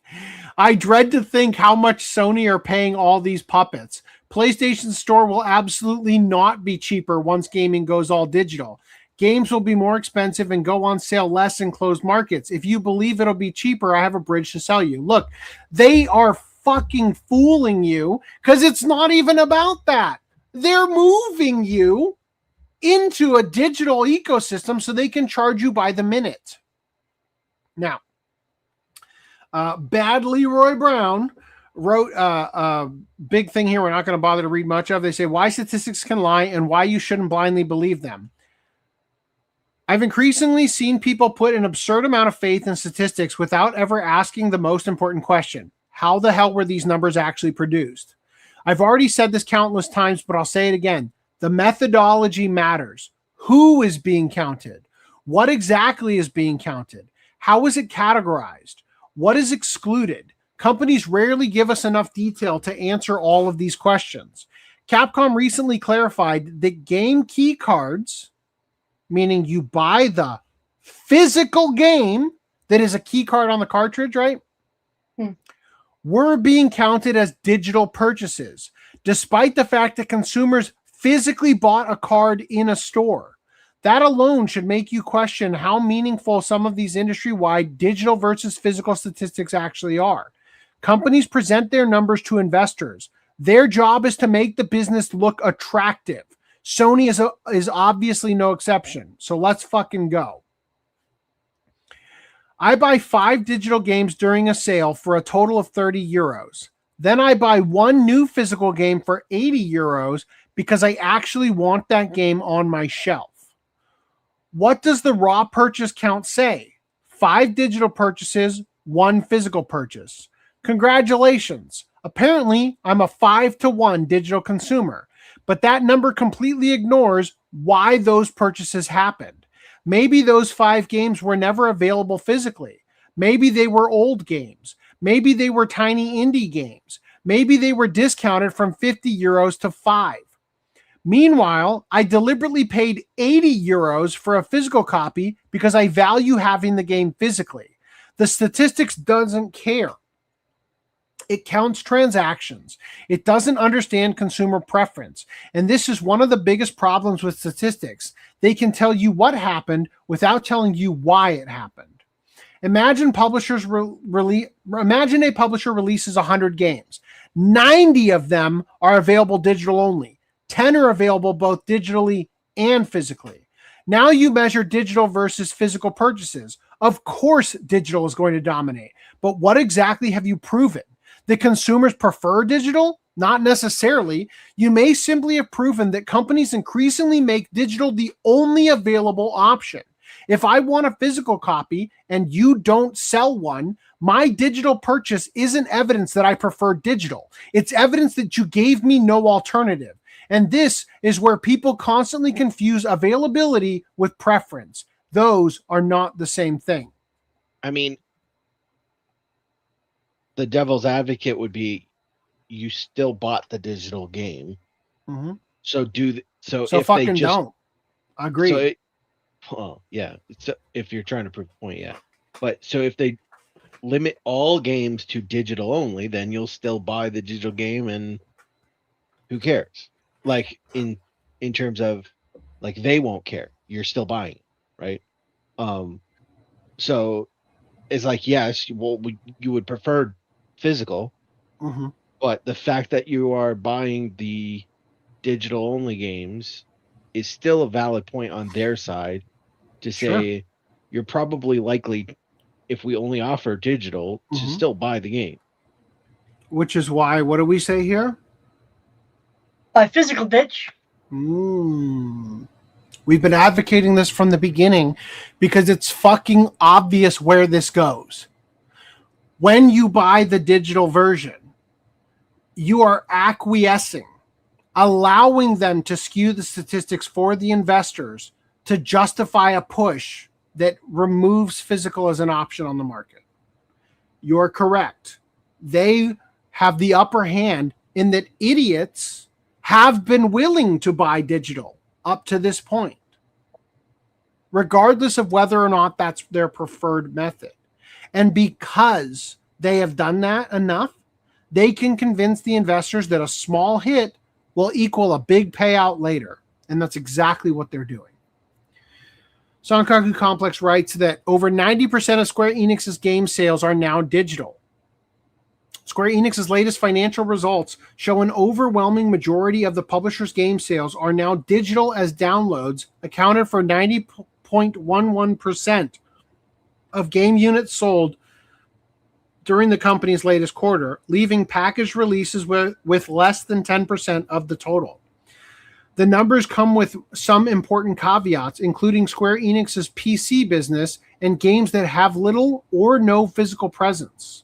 Across Japan, North America, Europe, Asia, and other territories, 90.11% of the company's game unit sales were downloads, compared with just under 10% for packaged copies. The numbers provide another example of how dramatically the market has moved towards digital distribution. Square Enix isn't alone either. Capcom recently revealed that roughly 90% of its own unit sales are digital and expects that figure to reach approximately 95% during its current fiscal year. Of course, the thing that they're leaving out here is that when you sell Final Fantasy VII Remake or whatever the fuck they call that, and it comes with a DLC when you buy it physically, they can ring that up as a digital purchase, despite the fact that you physically went out to get the physical version of the game. Not every game contributing to the company's sales gives consumers an equal choice between physical and digital copies. PC releases naturally heavily favor downloads, while some Square Enix games are only available digital on particular platforms. Final Fantasy X and X-2 HD Remaster on Nintendo Switch 2, for example, currently lacks a conventional physical release. Final Fantasy XIV also operates primarily as an online product. As a result, the 90.11% figure should not be interpreted as meaning 9 out of 10 customers chose a download when presented with an otherwise identical physical alternative. And fucking Dragon Quest Walk and all their other fucking mobile games, all that shit adds up in terms of if you look just simply at the numbers. Yeah, your fucking apps that people are playing in order to get out of the house and do something other than fucking Pokemon Go. Yes, of course you're going to see an enormous boost in that when everybody has a fucking phone. Like, it's insanity. You know what I mean?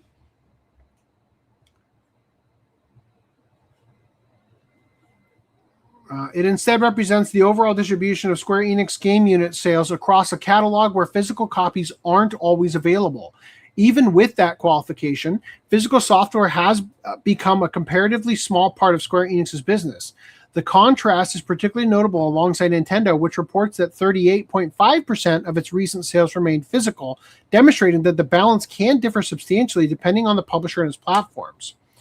The figures arrive as the future of physical games becomes an increasingly contentious subject throughout the industry. Major publishers are reporting increasingly digital-heavy audiences, while players concerned with collecting, preservation, resale, and long-term ownership continue to push for physical releases. We are watching the collapse of gaming and utter disrespect of players and the craft in real time, and we're being gaslit to think it isn't happening or that it's somehow a good thing. Take-Two CEO Strauss Zelnick argues that physical game discs make no sense for consumers.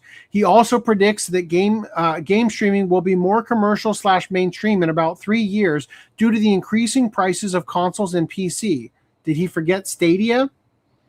So hear me out. PCs and consoles become more expensive due to data centers. Now they want to rent out data centers instead of the hardware that data centers cause to be overpriced. The same way they push physical games away. I think it should say what we had was a box with a disc, a manual, a map, and maybe another game's demo. Then they took the items, then the map. And then they started making the game on disc require download or always being connected, even for some single-player games. Then they started counting DLC, MTX. What is MTX? No idea. DLC, MTX, free-to-play, and digital only to inflate digital sales statistics and make it seem like physical games aren't in demand, when even 10% is still millions of people. Now they want to take... What's up? Microtransaction. Yes, that makes sense. Now they want to take away disc and to give you a code in the box while the prices keep rising, while value and options keep declining. This is their next step to making you own nothing, lock you into their ecosystem so you can remain subscribed and paying for their slop forever. They will gaslight you into thinking downloading games makes no sense. Streaming is the way. Just like how the hypocrite argues physical games are like vinyl records and that Sony knows better, when Sony themselves are marketing vinyl record players are the best way to listen to music, and vinyl record sales are so high that artists release many variants to boost their album to number one. And it's crazy that gaming is the medium that needs physical media the most, as it's the most demanding in terms of downloads and streaming compared to music, film, books, and shows, all of which are far easier to access via download or streaming for a long time. And as usual, gaming is the one industry where the customer is always assumed to be wrong, entitled, and toxic, and treated like children and expected to spend like adults, and also expected to worry about profits for CEOs, studio closures, and basically everything but their own best interest. Enough is enough. Stand up for your own self-interest before it's too late for any meaningful change to happen. No disc, no buy. Stop Killing Games joins Dutch consumer group's $457 million lawsuit against Sony over digital store monopoly. Stop Killing Games announced that its plans to join the Dutch consumer organization Stichting Massenschade and Consument, whatever the fuck that is, which filed a $457 million lawsuit against Sony back in February over claims of artificially inflating their prices on the PlayStation Store for users in the Netherlands. Stop Killing Games described the increased cost of these digital titles as an unlawful Sony tax, saying it wants to fight for the fair game prices and real alternatives to the online PlayStation Store, making specific mentions of Sony's plans to shift to a fully online shopping experience. It's also demanding that Sony repay the money they allegedly made from Dutch players who bought games on its digital platform, with Stichting Massenschade and Consument saying this amount adds up to hundreds of millions of euros. Meanwhile, Mexican lawmakers have submitted a formal complaint to Mexico's National Antitrust Commission requesting an investigation into Sony for alleged anti-competitive practices due to its plans to end physical disc production.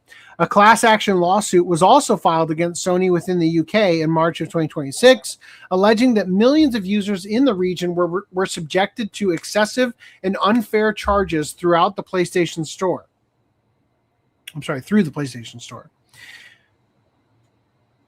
And in May, PlayStation console owners launched a lawsuit against Sony to try to claim refunds after the company increased PlayStation 5 prices due to tariffs in 2025.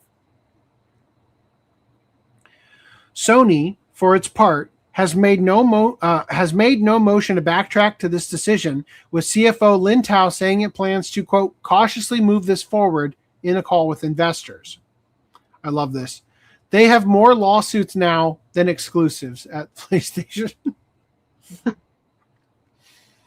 Legal expert Dr. Celia Ponton says Stop Killing Games' idea of having laws protecting gamers is complicated. Quote, there's a mismatch between what people might be calling for and what is possible when it comes to how existing legislation works. It's complicated? Bullshit. It wasn't complicated for the first 30 years of the industry when the games were physical, but now it's complicated because they're digital. It's only complicated because everyone is allergic to holding corporations accountable. It's complicated. I pay you money, I get something in return. I'm sorry for having such a wild expectation as to not being stolen from. Fun fact, even the EU Commission itself has pointed out that we are not asking for anything that infringes IP law. And if we were, 1.4 million Europeans and millions more worldwide are asking you to do something about it anyway. Remind us, who's the sovereign again? Also, can't help but point this out. Community note, Dr. Celia Ponton and her employers have a conflict of interest and are thus clearly biased against consumers' rights platforms such as Stop Killing Games. Oh, they fucking changed this. She operates in a group that cites Sony as one of their major clients. So we covered this before. Take-Two CEO expects cloud gaming boom within 3 years, which is good news if you hate owning stuff. Stop Killing Games says, getting a PC has become so expensive due to data centers that fewer people can't afford one. And now we need cloud gaming to make gaming affordable again. So data centers help make owning the hardware unaffordable. And the solution is to rent access to hardware in data centers instead. You will own nothing and be Sam Altman. I'm telling you, this is the model. They are ushering you in. This is a social engineering campaign to force you into a new model where you cannot afford to game. This is the same thing I was just talking about when it comes to parents not being lazy so much as drowning financially to try to put food on the table for their kids in this environment. They are intentionally skewing and inflating the money in circulation in order to create inflation that is going to make it impossible to own anything. Houses were just the first thing on the chopping block. You will lose literally everything.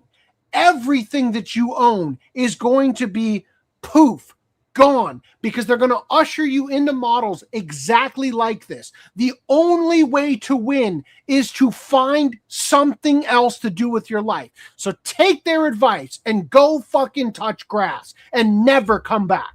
That is the only way that this company pays for this shit. A man was refused a refund after his digital copy of the Lord of the Rings movies disappeared from his library. The company confirmed the movies were removed from its catalog, but said he would not be compensated. Upon reviewing your account, we can confirm that the Lord of the Rings Extended Edition trilogy is no longer available in our catalog, which is why it is no longer visible on your end. Oh, okay. So is there a resolution? A refund, perhaps? I understand you are requesting a refund for this purchase. However, because the movie was bought in 2022, it exceeds our standard 120-day refund window. Unfortunately, we are unable to process a refund for this transaction as it is no longer eligible in our system. We sincerely apologize for any inconvenience this may cause, but I paid for the item and it is no longer being provided. Get this. Google apologized to a man whose Lord of the Rings movies vanished from his digital library. After initially refusing a refund, they gave him links to the movies that still ask him to buy them again. Lord of the Rings, Fellowship of the Ring. Literally. No, you cannot have your movies back that you paid for. But here's an option to buy them again. So we can take it from you again in 3 years. How fucking retarded do you think we are? Yeah. Jesus Christ. Now, not only does it look like they're sending him to the non-extended edition, oh, it does say extended edition. So here's what went down. Okay, here's why this happened. Because Google owned both Play stores. So the original thing he bought was the trilogy under a SKU that encompassed all three movies. Right. He bought that for Google Play. Then Google Play folded into YouTube movies and all the shit on YouTube now.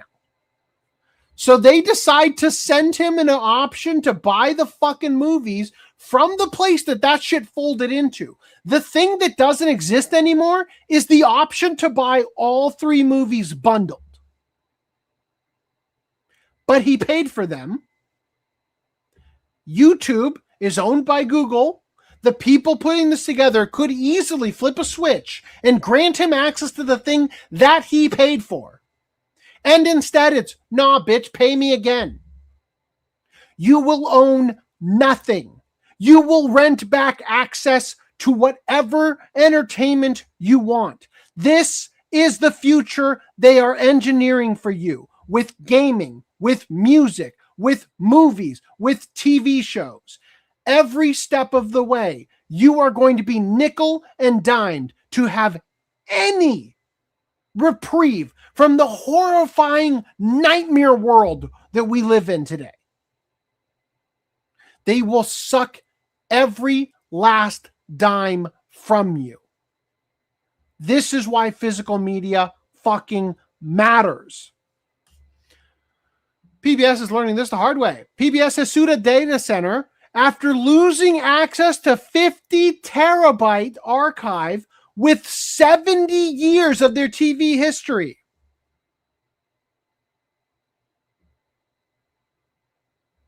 Life comes. I don't know how they don't have a backup. That was a backup would sure help, wouldn't it? Well, I mean, yeah. So, okay, to Reese, yes, okay.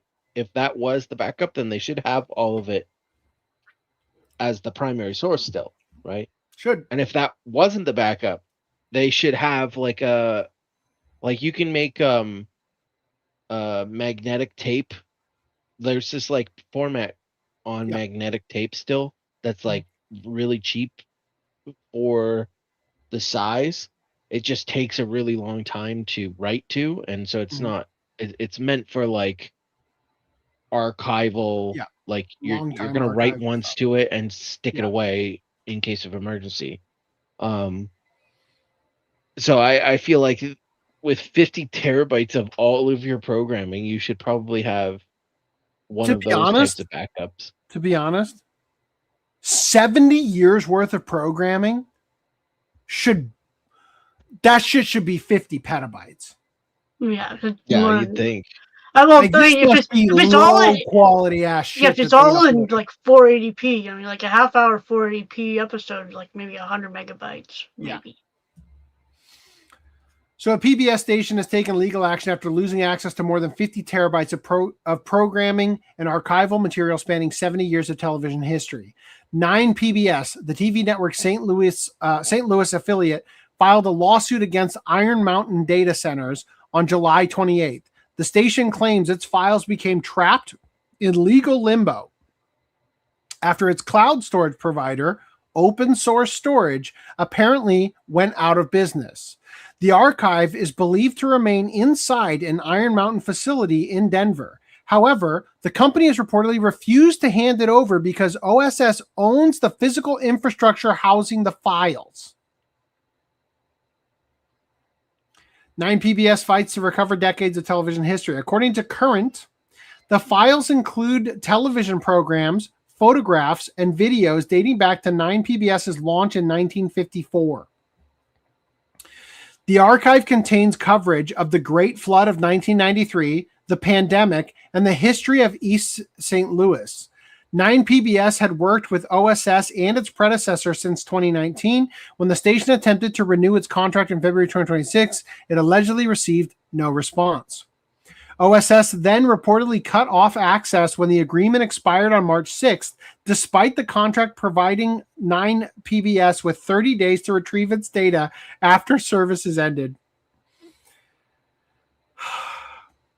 The station later discovered that OSS's website had disappeared and the company was listed as delinquent by the Colorado Secretary of State.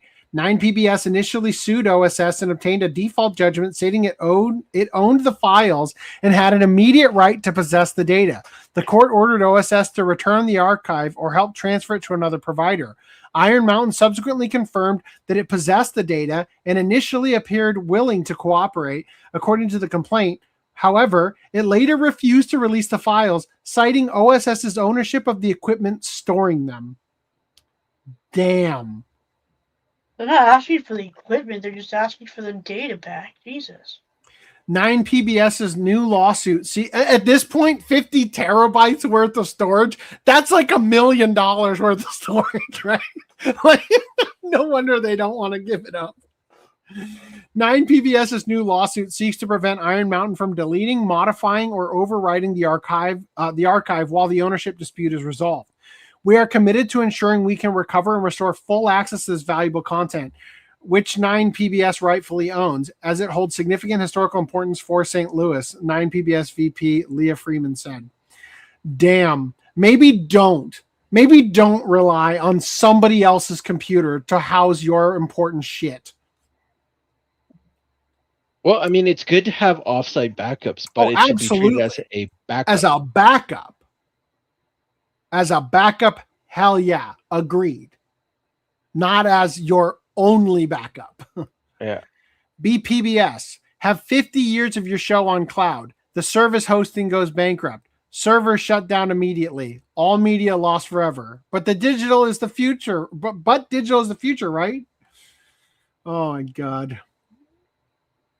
All right, let's move. Let's knee-jerk reaction move back into PlayStation shit. Do you love game discs? Because Sony doesn't. PC players, console players, fuck Sony. All right. That is my week transition. Back to this. Marvel's Wolverine limited editions PS5s. I don't even have my notes on here. Why is that? Why are my notes still showing up? Why are you showing up, notes? Whatever. Doesn't matter. It's just a copy and paste of the text from the article. I just can't read what's underneath here. Oh, it went away. Okay. Marvel's Wolverine limited edition PS5 console announced, plus physical disc drive covers. Plus physical disc drive. You don't say. You don't say. To be honest, I'm surprised they remembered. Yeah. So are they selling a new version of the PS5 with this skin, or are they just selling the skin? It has to be a new version, actually, because this is clear. I'll show you in a minute. Yeah. It says, well, Sony will also be selling console covers for the PS5 Slim and the PS5 Pro to slap this look on your existing machine. And yes, this will include covers for consoles with a disc drive too. Yeah, so to me that says it's just a cover. I don't know. Although I'm sure they have. No, they're doing that in addition. They're doing that in addition. Look, so the actual plastic casing is clear, and then they slap this like vinyl thing on top of it to be opaque on top. So it looks like Wolverine claw marks around the fan. Right? That doesn't mean it can't, it's not just a console cover. Oh, you're saying like the actual pop off and pop on the. Yeah, I guess you're right. That's fair. Yeah. That's fair. Anyway, previous promotional pushes for Marvel's Wolverine have been hit by complaints surrounding PlayStation's recent highly controversial decision to kill discs for the new PS5 games from January 2028 onwards. To be clear, developer Insomniac Games has confirmed that Marvel's Wolverine will include a disc in its box. Today's announcement is no different, with comments on the YouTube version of PlayStation's Marvel's Wolverine PS5 digital console bundle trailer pointing out that Sony has once again deprioritized discs by not launching a disc version of the Wolverine console. Wolverine would have fought for physical media rights, wrote one fan. Wolverine loves to get physical, said another. So unfortunately, like, okay, there's two things I want to say about this. One, sure. Just quickly, the look, like, with Wolverine's, like, his fucking cowl, face. Yeah, his cowl. You know who he looks like? You know who he looks Wolverine? like? Yeah.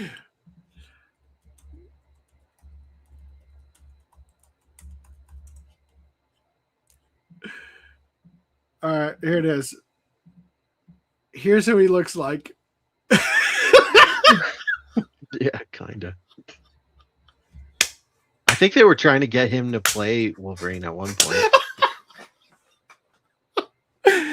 Oh, yeah, go ahead. Okay, so if you can see my little arm here, my strong hand.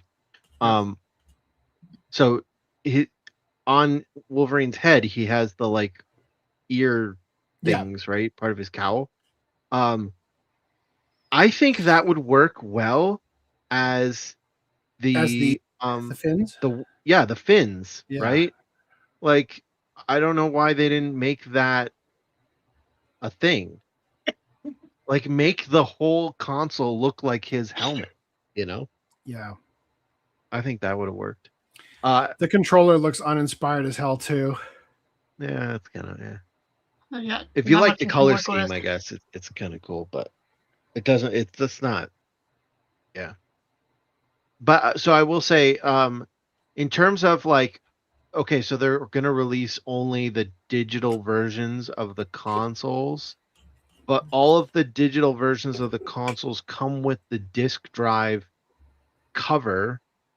So if you have a disk drive or buy one separately, you can convert it into a physical console. And that's just a better, or, well, a more efficient way of selling the console. So it's one SKU, right? As opposed to having two SKUs. They sell the console itself, and then if you want the disk drive, it's sold separately. What's your excuse for this one? I would not buy that. Oh my god. Okay. All right. Who wants to talk about this game? Because that's what's up next. All right. First of all, I thought this was hilarious. This is PlayStation's official tweet about that video, right?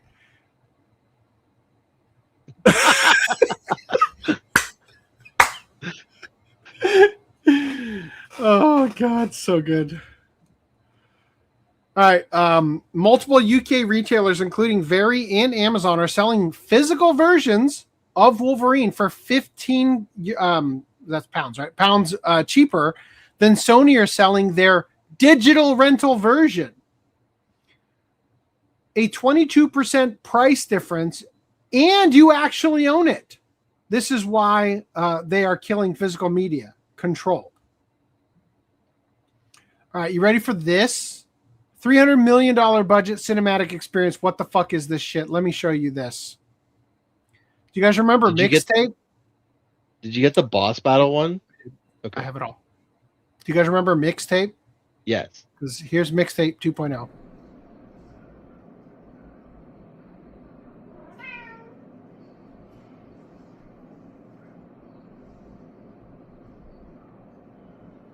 That cat was very realistic.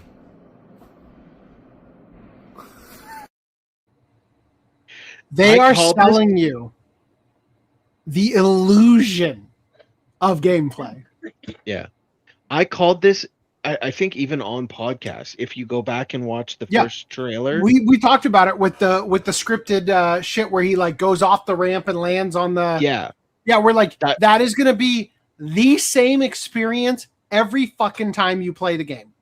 Like it looked like there was no input required. It was just he does that when you get close to the edge, and it's like a set piece at that point. Yeah. And I'm going to come back to that statement actually in a second here. That Wolverine game looks like every meme and caricature of AAA games rolled into one. Mystique and X-Men Next Dimension 2002 peak design versus Marvel's Wolverine Sweet Baby 2026. The amount of censorship these characters have gone through over the years is astounding. At this rate, they'll eventually turn them into blankets. I mean, they were blankets in the 90s. On kids' blankets. Literal blankets. I think they mean that they're going to be so flat that they're going to turn into a blanket. Man, that new design is horrendous. Horrendous. Horrendous. She looks like she's going to throw up. Like she looks I'm going to throw up from looking at her. Yeah. God damn. Can I go back to peak? Thank you. Glowing eyes. I mean, the appeal growing up seeing the X-Men comics was that the characters were fucking hot. Like they were like for the exact and that design the is masters already... knew. You do not see Greek sculptures of ugly ass women.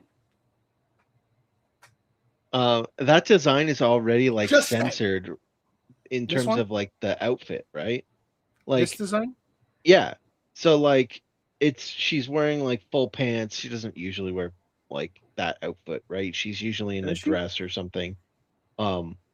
So it's like you can, if you're worried about like, oh, the objectification of women or whatever, you can still make outfits that make them look good without. Oh, like, yeah. She used to have like a skirt thing. Yeah, without completely making them look fucking ugly as shit. Honestly, I think that's more a limitation of. I think that's more a limitation of game engines back then, because that would have looked like shit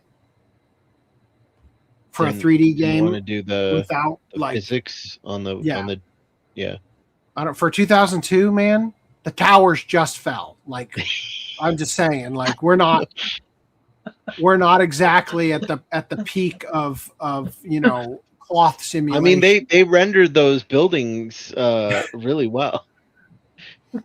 That was the government tech.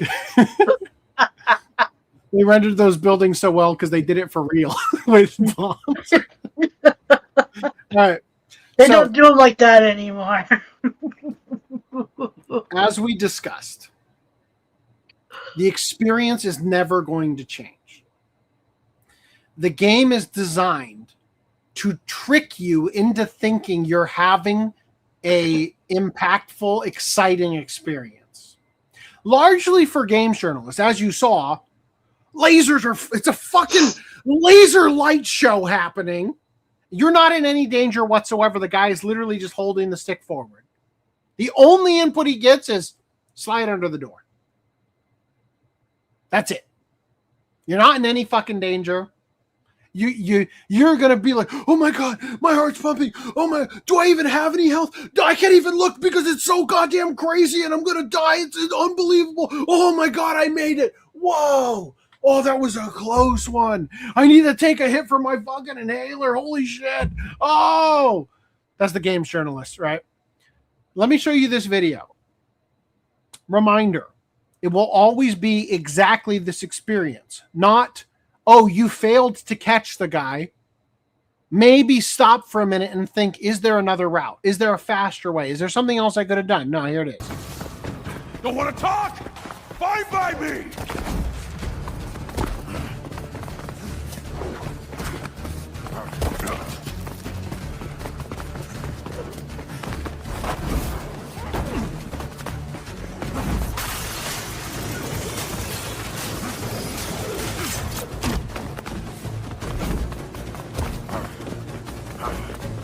hell?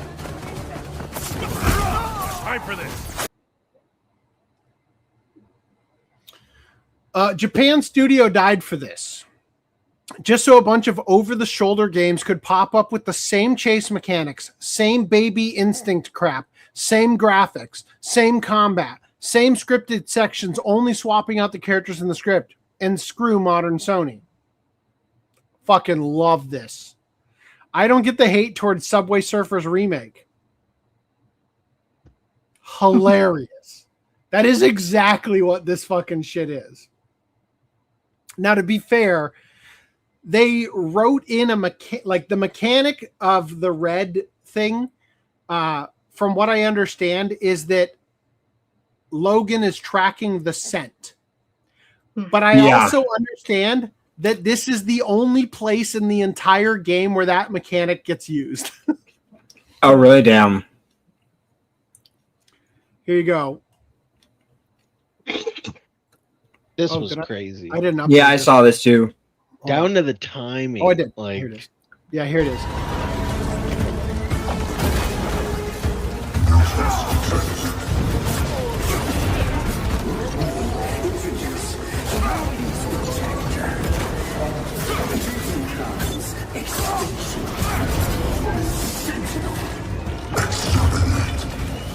Take more than the fucking robot to stop us.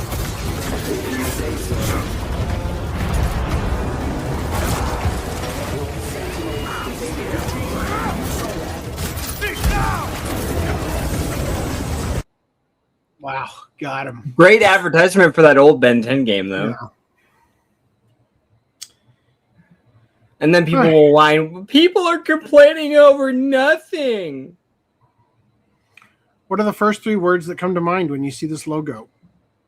Save physical media. All right, so we've gained about 3,500 signatures in the past week. That's not a good sign. If you guys have not signed the petition to show your solidarity, get your shit on that now and share it with your friend group. Spam it to people. Buy a list off the internet and spam that list. Get this shit out. And a reminder, the PlayStation Blackout is the 23rd through the 30th. A reminder, I may not be here next week to remind you because I will probably be at Anime Impulse. By the way, there's also the first anime convention at the San Diego Convention Center in early September. I have also applied for press passes there, and I am much more interested in going to that than Anime Impulse. So shit's going to get hairy. Let's keep going here. All right. Only 2 hours in. That was great. Glad. Oh, let's catch up on chat, actually. You guys want to do that while I start opening tabs? oh man. I will always complain about Crunchyroll handling Fairy Tail when given the chance. Don't tempt me.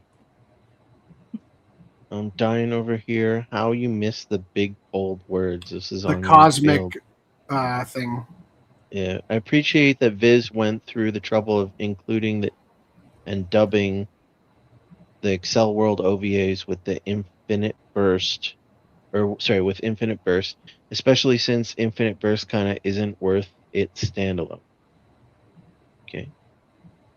Bunny, I'll be in Anaheim early next month. This is Beta Vez FC. Again, I say we need all the networks to get hacked and sabotaged when GTA 6 releases. It's literally the only way to convince people. I remember maybe we could convince a guy in Houston, Texas, to do something about it. Well, allegedly, there was a group. It's like Chameleon or Gecko or something. I don't know, some lizard fucking, or maybe it was just lizard.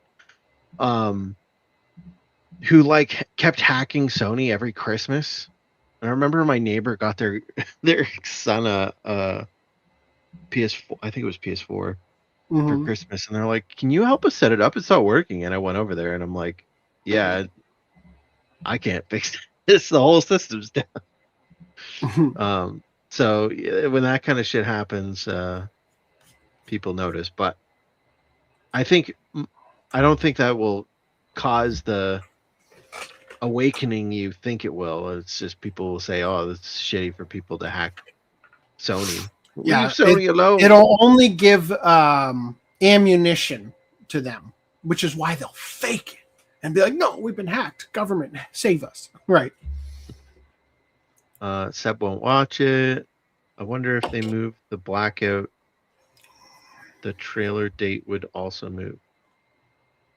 Oh yeah, if they change the blackout week, if they'll change. As far as I'm concerned, blackout is on from now until September 30th earnings call.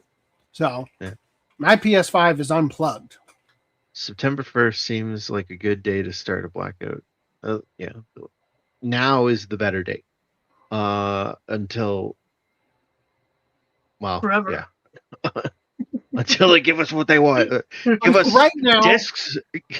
Right now, we are the meme of all the people standing on the cliff, standing on a plank of wood, and the plank of wood is going out over the cliff, and there's a politician on there. Except that politician is now Sony. Okay? Right now, the longer we go, the more people are stepping their foot off that plank. And Sony's eventually going to have to decide whether or not they'll let themselves literally die or beg for people to put their foot back on the plank by meeting our terms. That's it. Ball's in their court, as far as I'm concerned. Yeah, we'll see how many people lift their foot, I guess. How many? How many? Well, What were you gonna say? I was reading the comment. Oh, yeah, go ahead. Yeah, how many DMCAs can you file in 6 hours? I mean, probably a lot.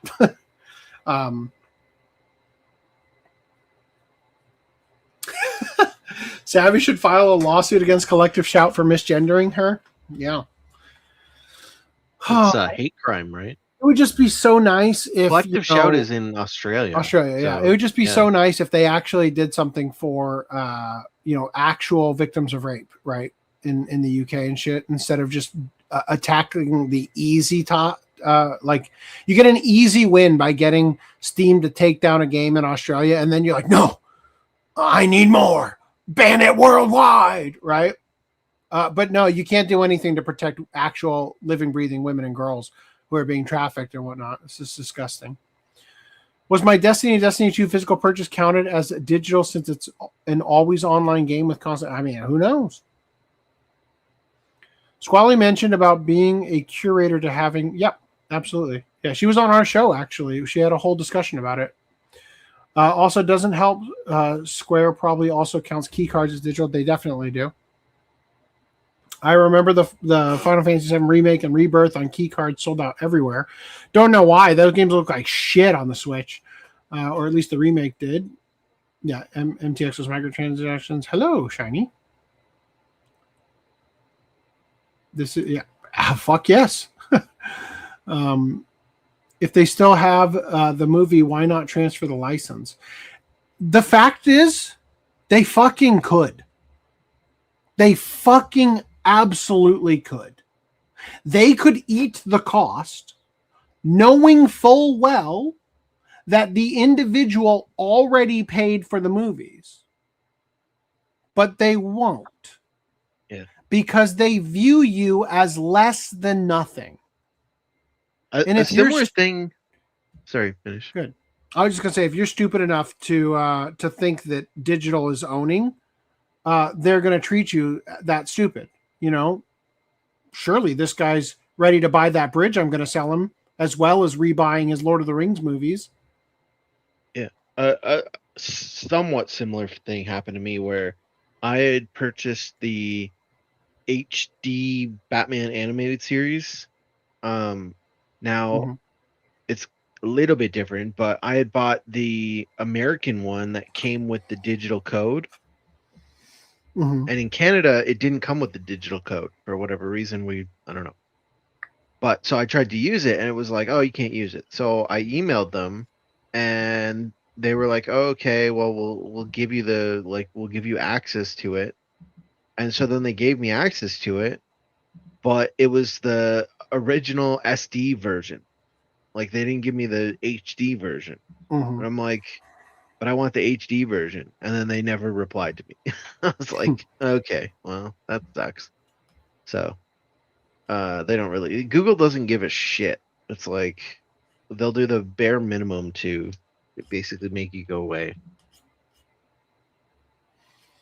Most people are making movie servers. Yeah. Like Plexus? With like Jellyfin or Plex, yeah. Mm-hmm.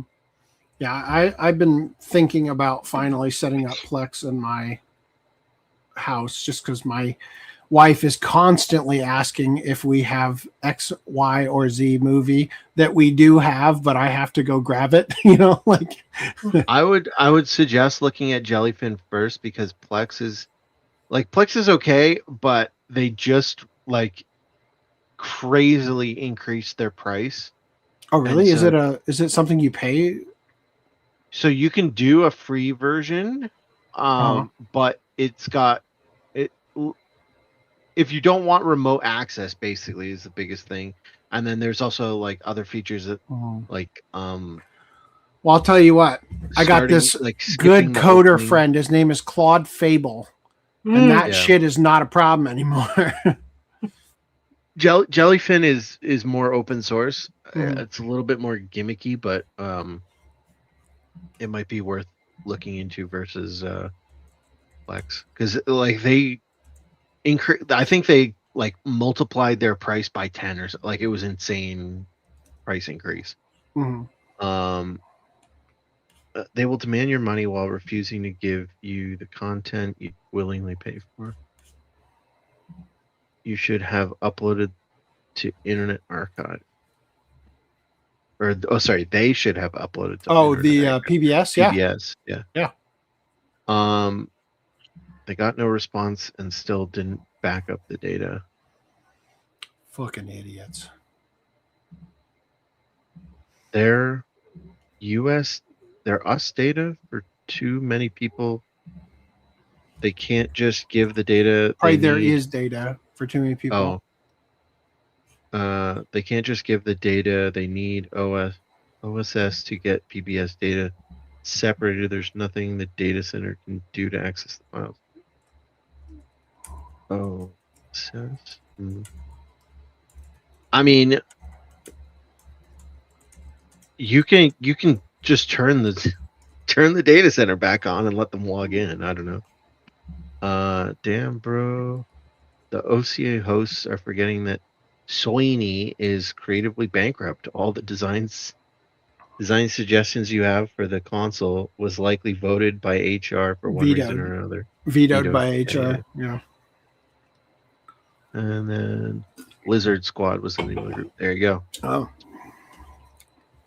All right. You guys ready? Here we go. Ready. So, still 21 days left. Guess what? We got the song. Yeah. Is there anything more? Do we have any more? Nope. All right. Well, we've what was the original goal? Oh, that's right. 400,000. Yeah, we're about to double their goal. That's our new goal. Maybe we get two pilots next. Yeah. Just fund the feature length pilot.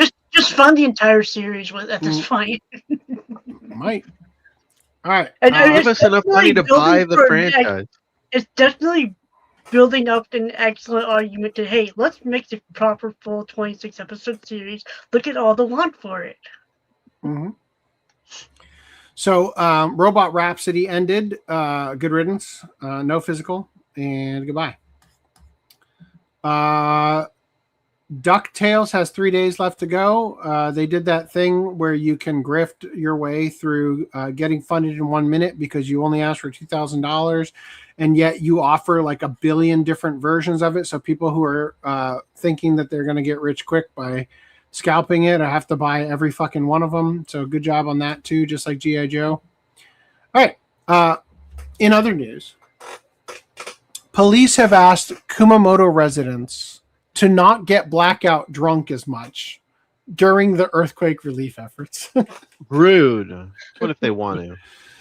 Hard times and hard drinking don't mix. Of course, there's never a good time to experience a 7.1 magnitude earthquake, but late July and early August is a particularly bad season for it. The addition of frequent typhoons and sweltering heat waves not only hinder search and rescue efforts, but also make a hard situation exponentially harder for those who have had to evacuate their air-conditioned homes. You could hardly blame anyone in Kumamoto for uttering the words, "I could sure use a drink," in this situation. But the Kumamoto Prefectural Police are asking everyone to think twice before cracking open that bottle. On the 5th of August, they issued a request on Twitter explaining that drinking is fine, but getting excessively drunk raises the risk of requiring police or medical assistance, which would be better off directed at the disaster response. Upon reading that warning, it would be reasonable to assume that the bleakness of the situation is driving a lot of victims to drink in order to escape from reality for a bit. However, Kumamoto police later told media that the number of drunken public fighting and alcohol poisoning incidents is more or less the same as it was before the earthquake. It should be noted here that Kumamoto has a reputation as being a land of hard drinkers.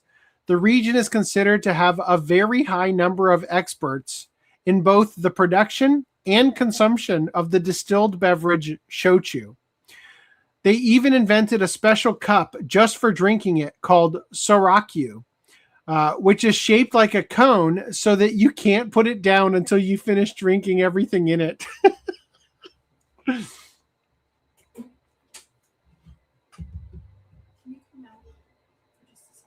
Yeah, do you mind if I finish reading this article? I'm halfway through. Yeah. All right, right there. So when the police are telling people there to drink less, they actually mean to drink less than usual rather than not drinking more due to despair over the disaster. In the first week since the earthquake struck on the 28th of July, police received 27 calls due to public drunkenness, which was par for the course in the downtown areas of Kumamoto City. A lot of online comments from people who live in the area pointed out that the downtown areas were largely spared from the destruction seen in other parts, which is why things seem to be unchanged. Other comments expressed mixed feelings over whether people there should indulge in alcohol at a time like this. Quote, the downtown areas weren't affected very much by the earthquake, so it's probably business as usual there. Quote, I visited Kumamoto before the earthquake and was surprised how many people were out drinking at night, even on weekdays. That's just the way of life down there. They should just drink at home, but it's probably a dump, which is why they go out.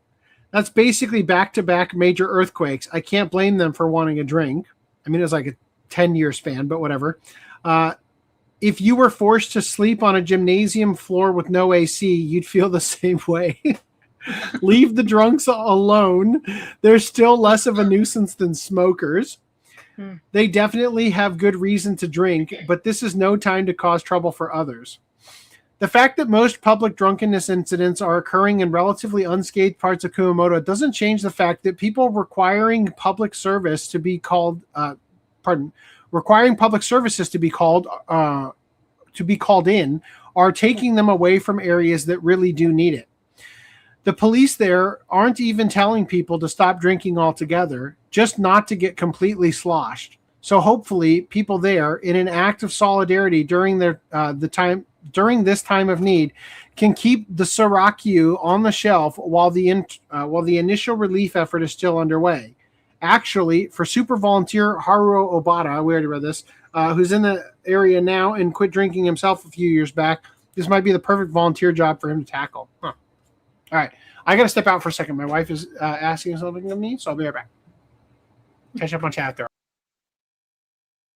There is no chat. We're alone. Now what do we talk about? So, Reese, let's try this again, dude. What did you do this week? What have you been watching? I didn't watch anything this week. Damn, what did you watch last week that you could have told us about? I forgot last week already. Wow, you're useless.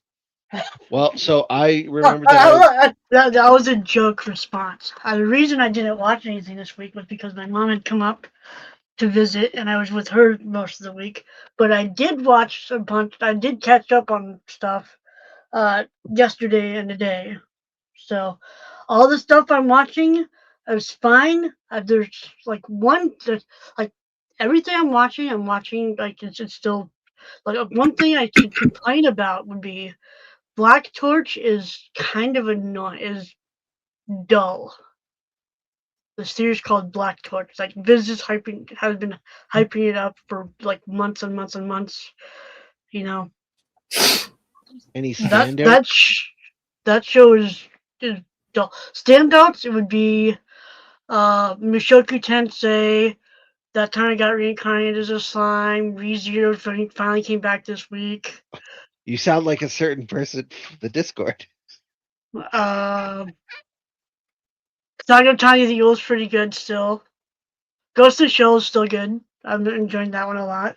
I mean, different dub aside, it is a very different show than Standalone Complex. So it's kind of fitting that it has a different dub. Just because it has it's a very different show from previous ones. Yeah. Chainsmoker Cat is still pretty funny. Let's see. Demons of the Shadow Realm is still pretty good. I mean, I've been enjoying that. That one's pretty good. That's from the creator of Fullmetal Alchemist. So, I've tried to watch some shows in my collection, and I tried watching Squid Girl, and it's all right. I need to watch a couple more episodes before Squid Girl's amazing. Decide. I found the pacing was a bit weird because they split it up into like 3 mini episodes per episode, so it's like, oh, okay.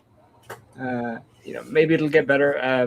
Based off the first episode, though, I didn't really enjoy it, so I'm gonna keep watching and see. I did like the puns. Mm-hmm. Opening theme is so crazy with the video game sequence and stuff. There you go. And I didn't even have to talk about Spider-Man. Wow. I'm gonna go see that Thursday.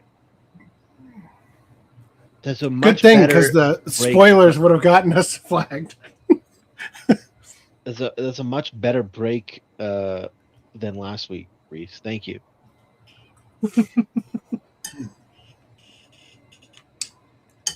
Hold on. I'm mainly staying caught up on current anime, including Black Torch, though I'm also finally getting back into the Ys series. Playing Ys original right now on Switch. Origin, but yes. Oh, damn. Yeah. I'm dyslexic. Not really, but anyway. Demons? Demons that's not around. From the Fullmetal Alchemist creator. Dull, to be honest. It's actually been pretty dull. They introduce way too many characters, and I just don't care about like any of them. I've watched up to episode 17. Dang. Black Torch, I agree, is kind of mid, but I enjoy it more than David's. Wow. Black Torch was canceled after 5 volumes, though. So. Redemption arc. You think that's where you take the anime and you're just like, do what you want, finish it the way you want. Right. I'm just watching it and like I can see why this got canceled. This is dull. This is boring. Like the characters are so cookie cutter. It's ridiculous. Just like the not evil step sisters or whatever that anime was. Mm-hmm. I don't watch that. How many volumes did Shadow Realm get up to? It's still going, I think. Nice. I'm pretty sure it's still ongoing. Because I like it. I mean, I kind of get where Anrub's coming from. There is a lot of characters. Like, right there is a plenty of characters, but I mean, if you're paying attention, you basically get the gist of, okay, these guys are with these guys. Okay, I'll figure their names out later. You know, you can still follow along. Mm-hmm. Yeah. I'm kind of falls in line with her work, because it's like she likes to have a large cast of characters just doing this and doing that. At least when you could like look at it alongside Full Metal Alchemist. Like, I can't say for, the Heroic Legend of Arslan, but like, because I haven't seen that one. But, that was pretty good. But that one's also adapting something that Kiruma Arakawa did not write. Okay. She just drew the characters? Yeah, she did the manga adaptation of the series. Oh, it was a light novel. I believe the novels were written by the same author who wrote the Legend of the Galactic Heroes novels, but don't quote me on that. Okay, my bad. I thought it was her work, but if you can believe it, Grok failed me, and ChatGPT did not. Since Grok 2 or Grok Image 2 has come out, I haven't used Grok because it's been paid now. Like, they stopped giving out free shit. But when the Grok 2 thing came out, I was like, it gave me a couple free generations, so I went and tried it again.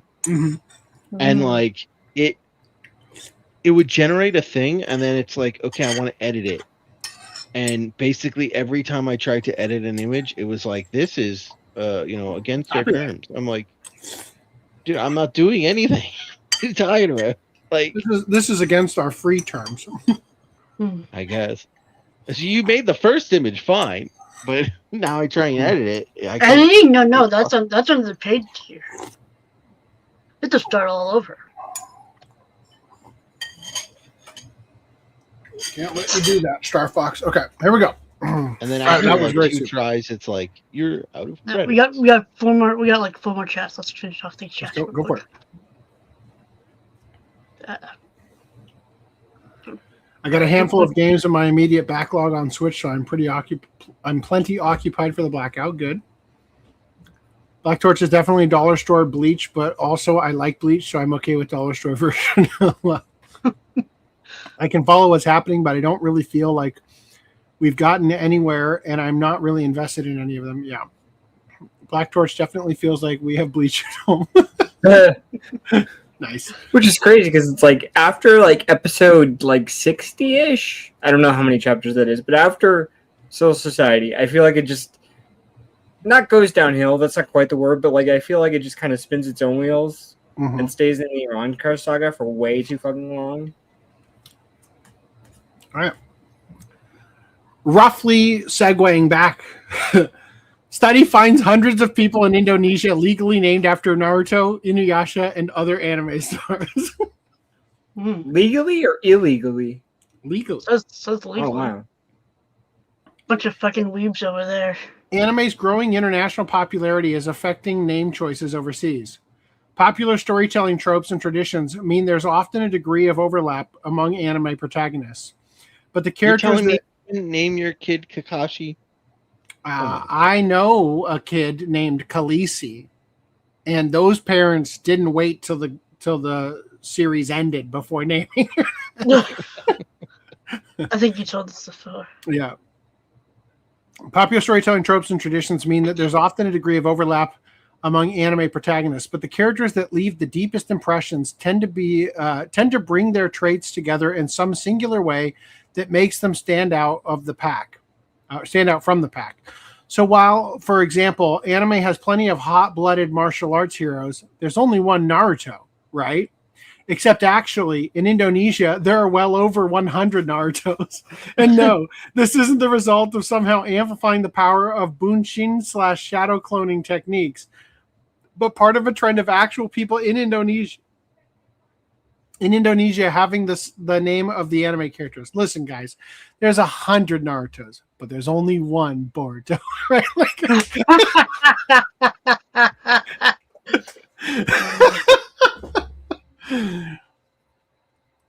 How many Sakuras are there in Japan? Z-Snap? Good question.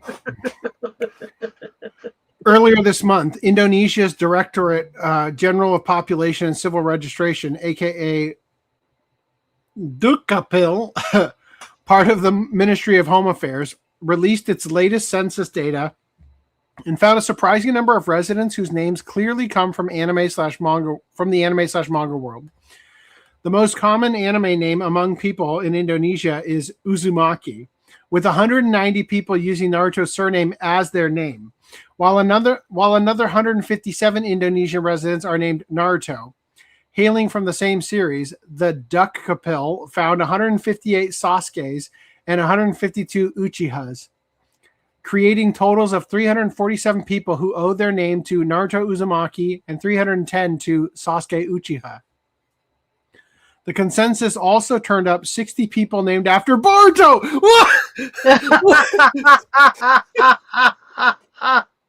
Naruto's son and star of his own sequel spinoff.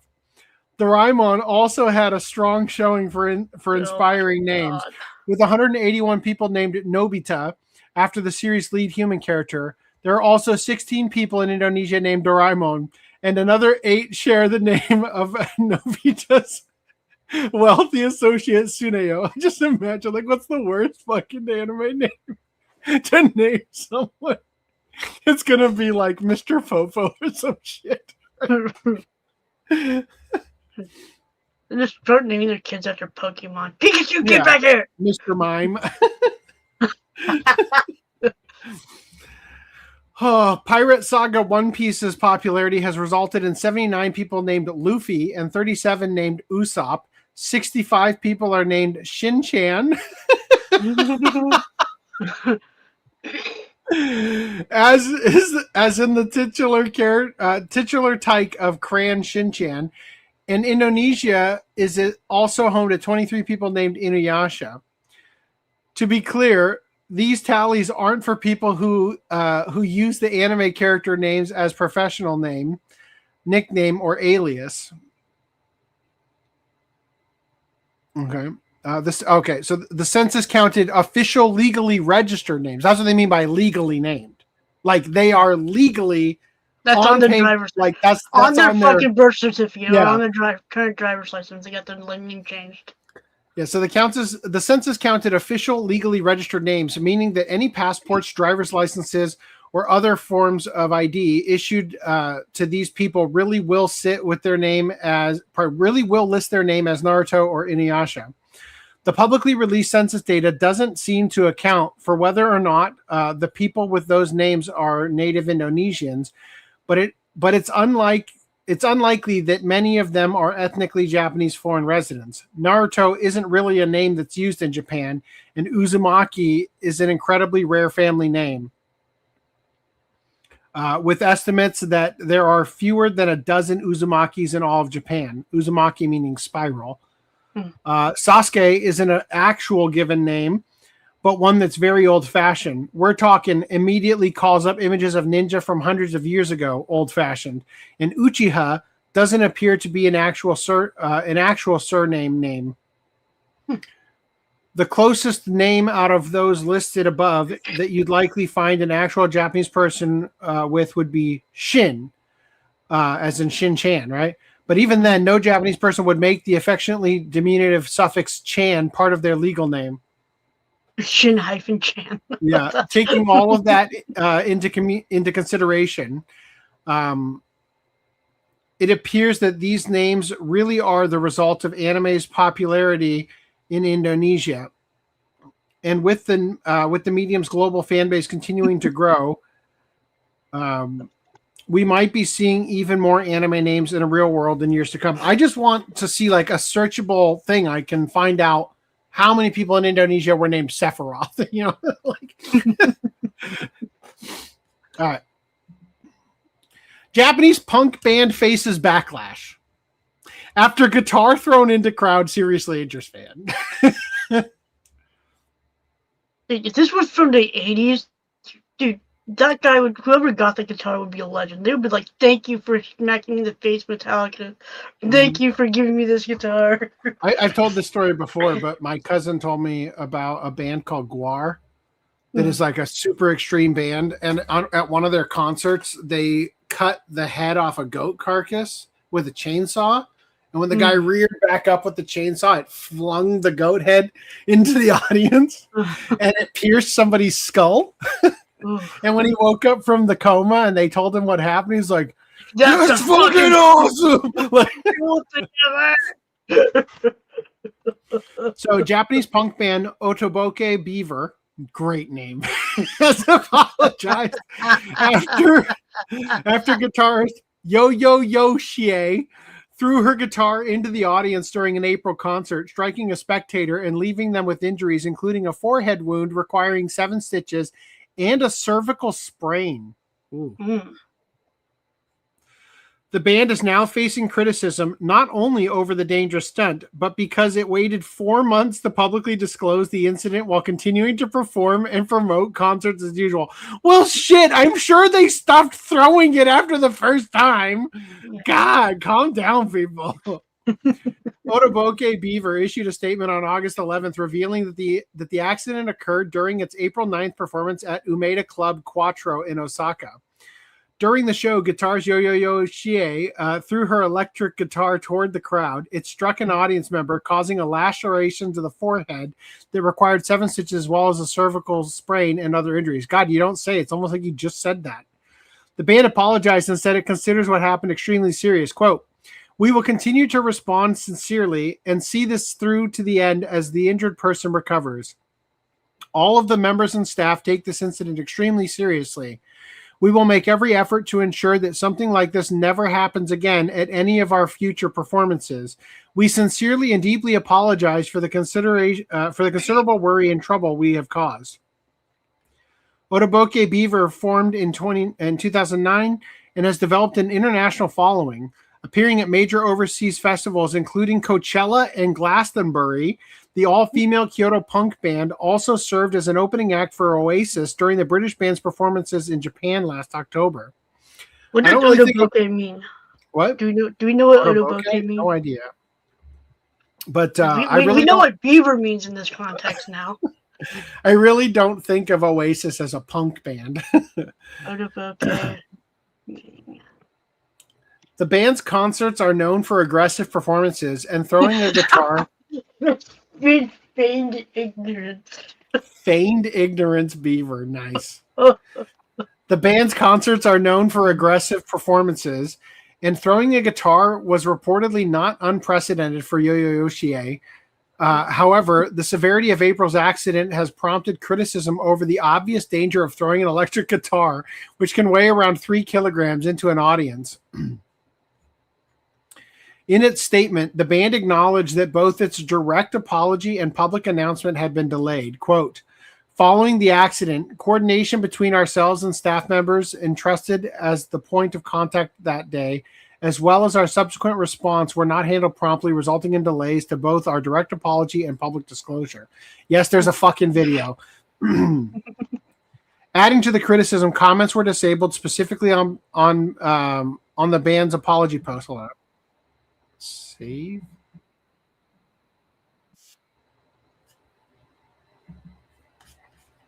Do I need sound? I mean, there is sound. There's also a surprising lack of "oh, my head." Okay. Adding to the criticism, comments were disabled specifically on the band's apology post. Social media users accused the group of attempting to avoid public criticism after keeping the incident quiet for months.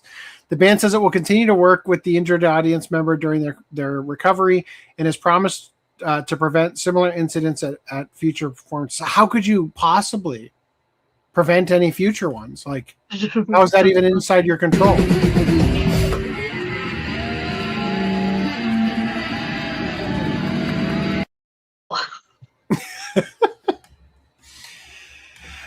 Whew. Wild. Hold on, I gotta click on this link and find out where that goes. Oh, it's just a fucking wait. Like, it's not even that many people. It's like, why would you throw your guitar at them? That's stupid. I'm just trying to see if there's another angle in the comments. Mm-hmm. Sadly, no. There's just other incidences of different guitarists doing the same thing. All right. You guys ready? Y'all ready for this? Mm-hmm. All right. Kratos voice actor Christopher Judge blasts Amazon God of War series for ignoring original game writers. Here he is. My problem with all game adaptations, you have this pre-existing successful property, and the first thing you do is not hire anyone associated with it. The Last of Us, love Pedro. Were they better than the game cast? I saw a stage reading they did.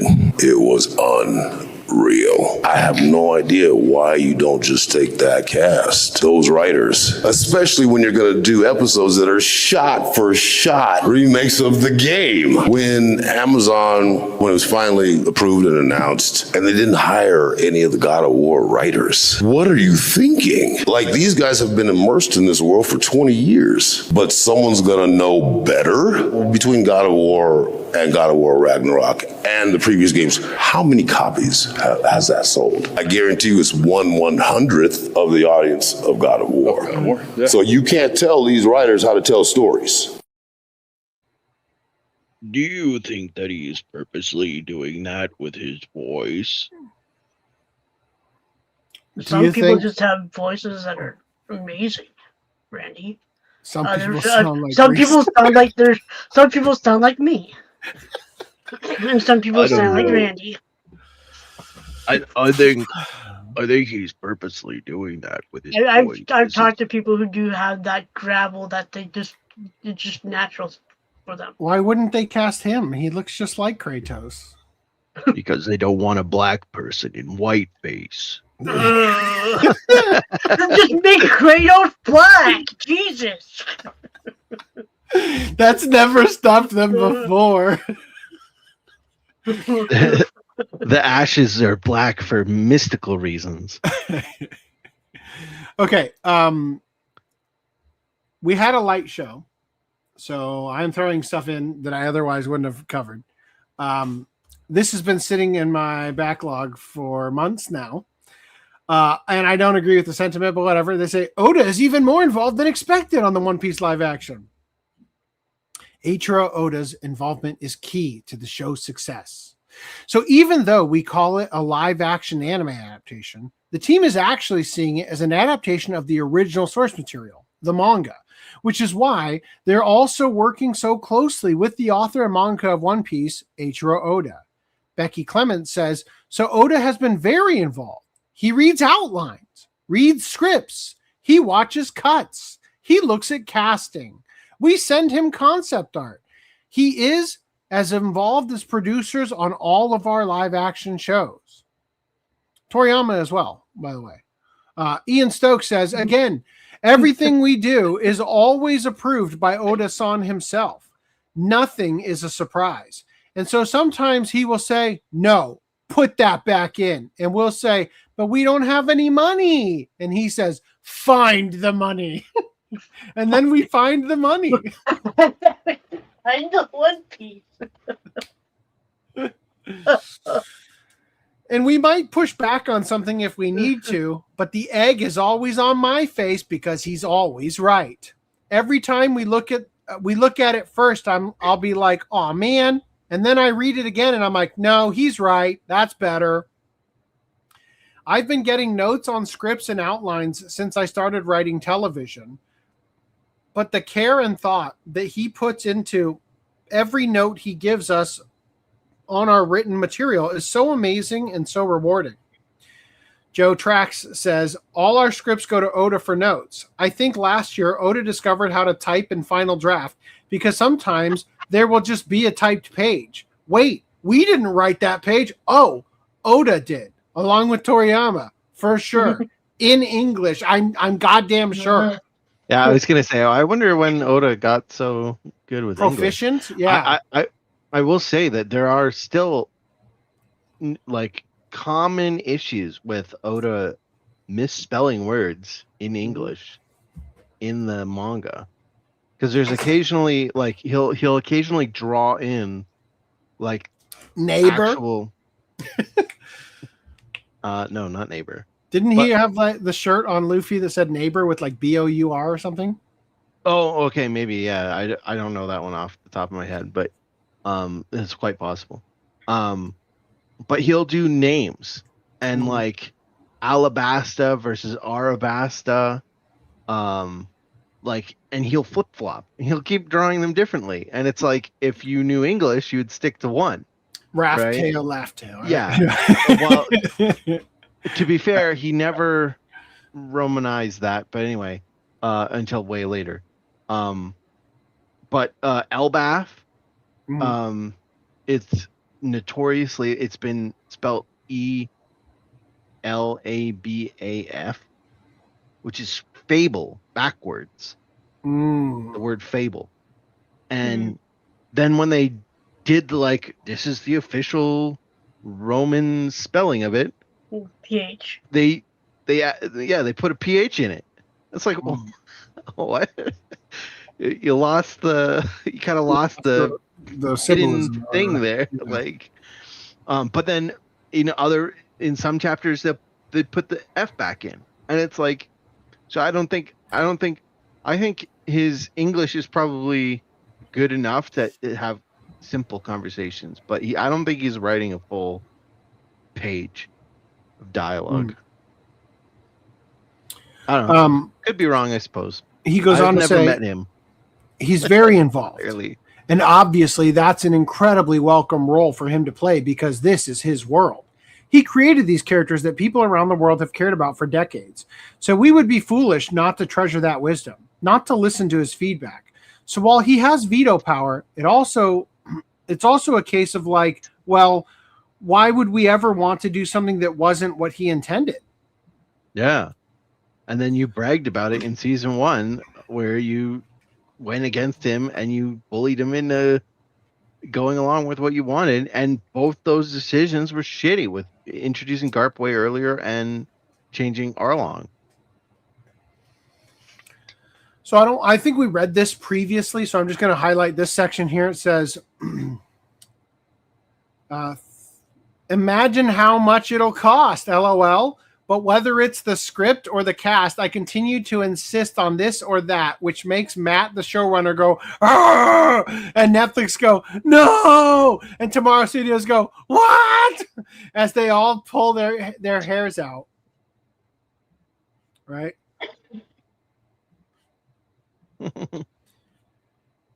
Ian, but we don't have the money. Find the money. All right. Again, just throwing this out here to get it out of my repertoire of things. That's why Ace didn't get a scene. One Piece actress Emily Rudd was once a Disney princess. The tweet doesn't load, so here's the tweet. Just found out that Emily Rudd was an actress at Disney Parks. She looks so cute. They don't call them actresses. She was best friends with Belle from Mickey? Beauty and the Beast. No. Don't they call them like, Mickey's friends or something? Where's my daughter running away to? So the person who plays Mickey would say they're best friends with Mickey. Oh. Yeah, they can't claim that they're the We should have thought of this when Sean Schemmel became best friends with Goku.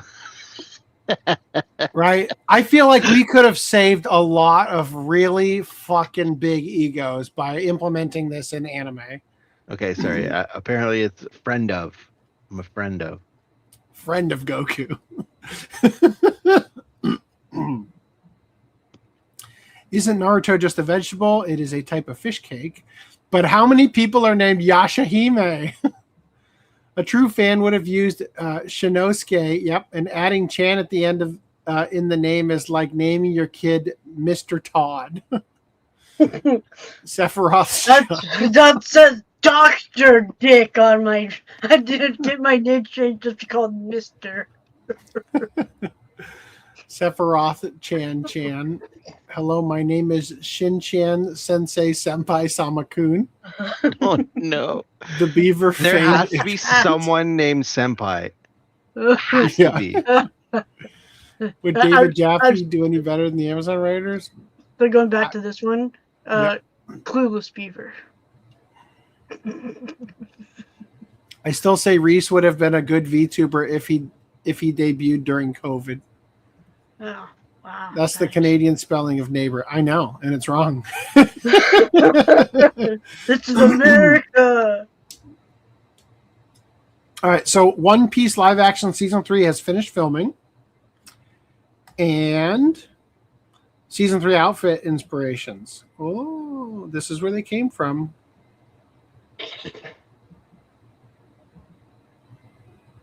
One plus 6 equals 4. So he's not good at math either. No, that's to prove that he's woke and not racist. Oh. He's not addition by subtraction. He's not adhering to the colonialist norms of mathematical true. Whatever the fuck they So they're saying that when the Straw Hats added Vivi, it was like a reduction in team power. Is that what they're saying?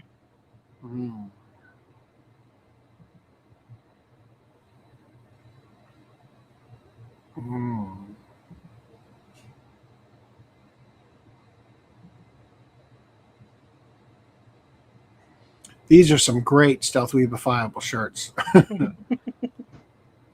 That one I can't do.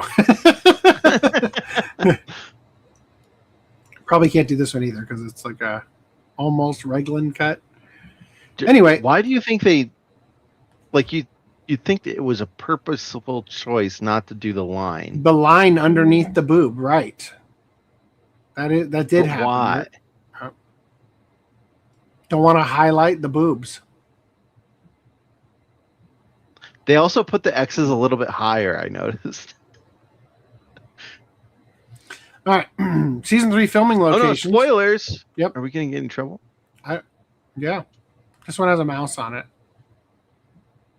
Mouse Island. Spoiled. I don't know what any of these are, but I'm guessing that's Alabasta. They look like towns. That looks like a castle garden. That is what that looks like. So, like the casino, which I forget the name of. I should remember the name of it, but it don't. Something Rain Base? Yeah, I think that's right. Cool.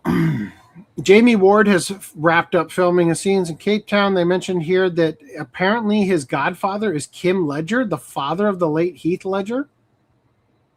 Do we know who he's playing? Not off the top of my head. Jamie Ward. Look at it. Jamie Ward. Somebody asked, has season 4 been greenlit behind the scenes? Oh, he's Pal. He's who? He's Pal.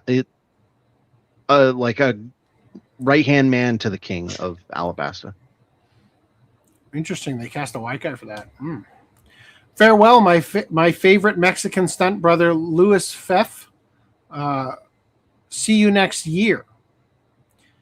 David Cannon, a stunt performer on the show who primarily serves as Heavy Point Chopper stunt double, posted a story featuring Louise Fay, don't know, another stunt performer who has returned home after 8 months of filming. It appears that Louise Fay will return to South Africa next year to film something. Could this be the start of production for season 4?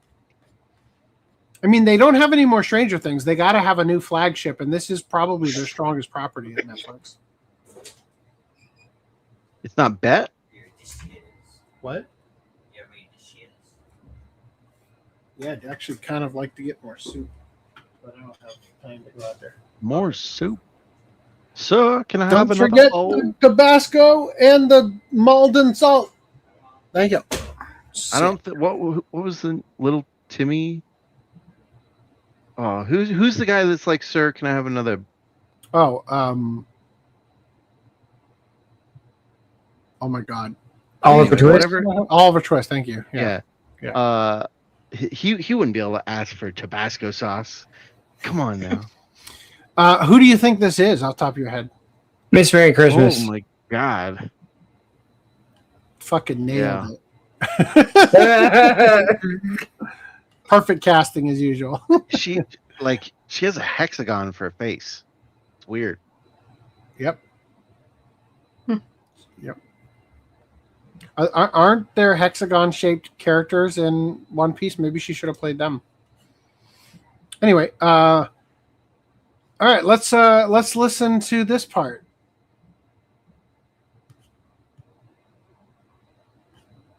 I can't find them. There's only soup.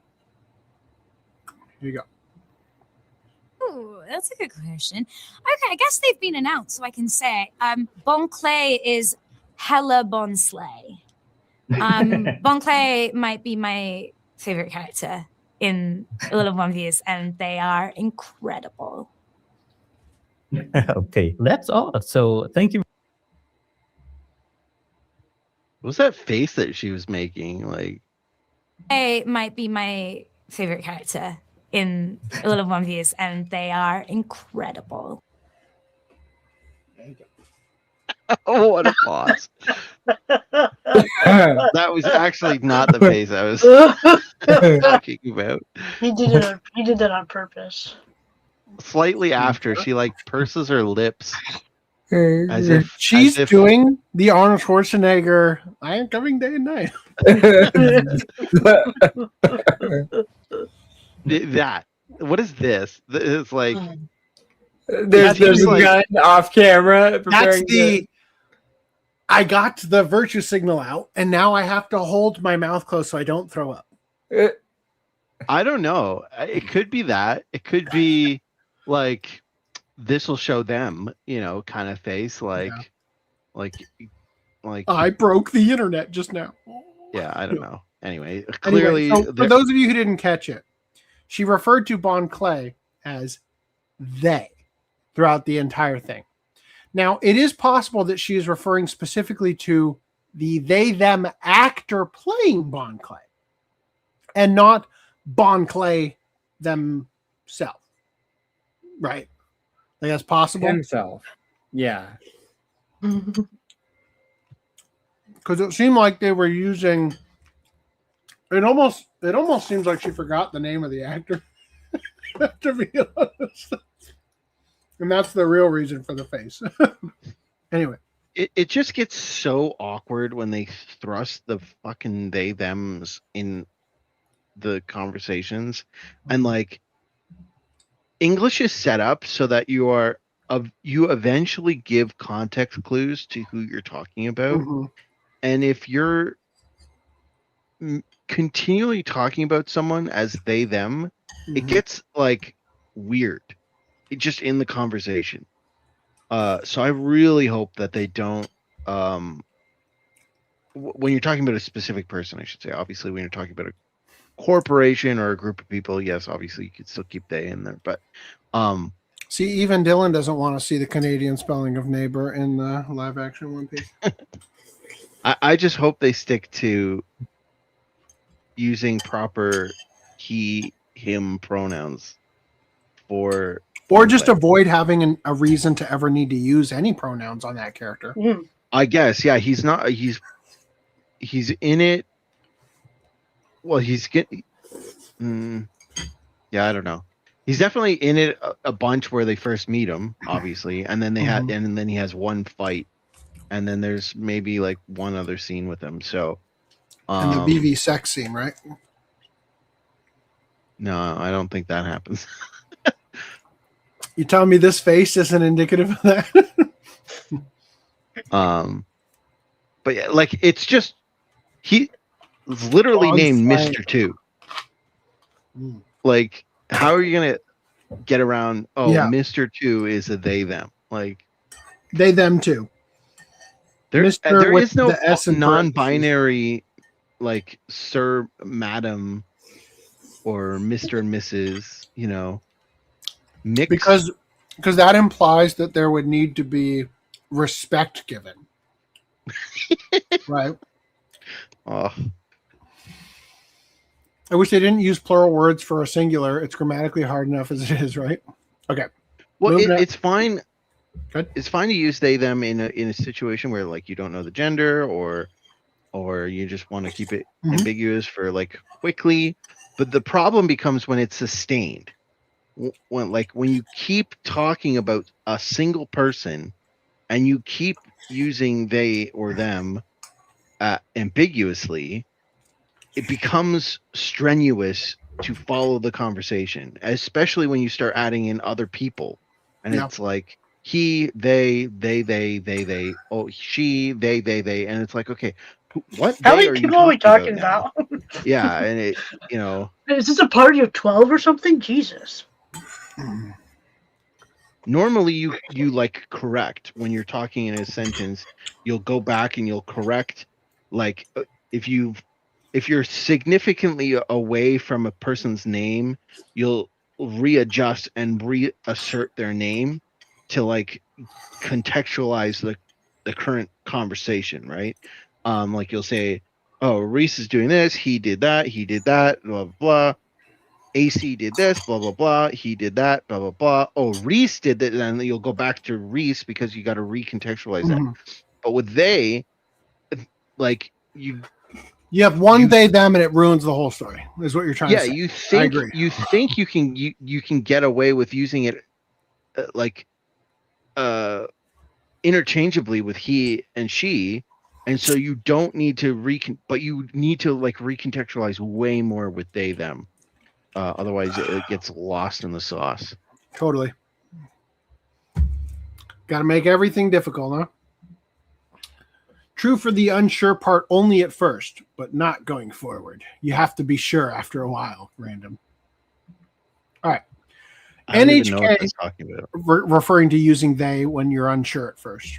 Like if you're talking about someone for whose gender you aren't actually certain, so you use they to refer to them. Yeah, like I said, it's fine for a short period of time, but then sustained, it becomes a problem.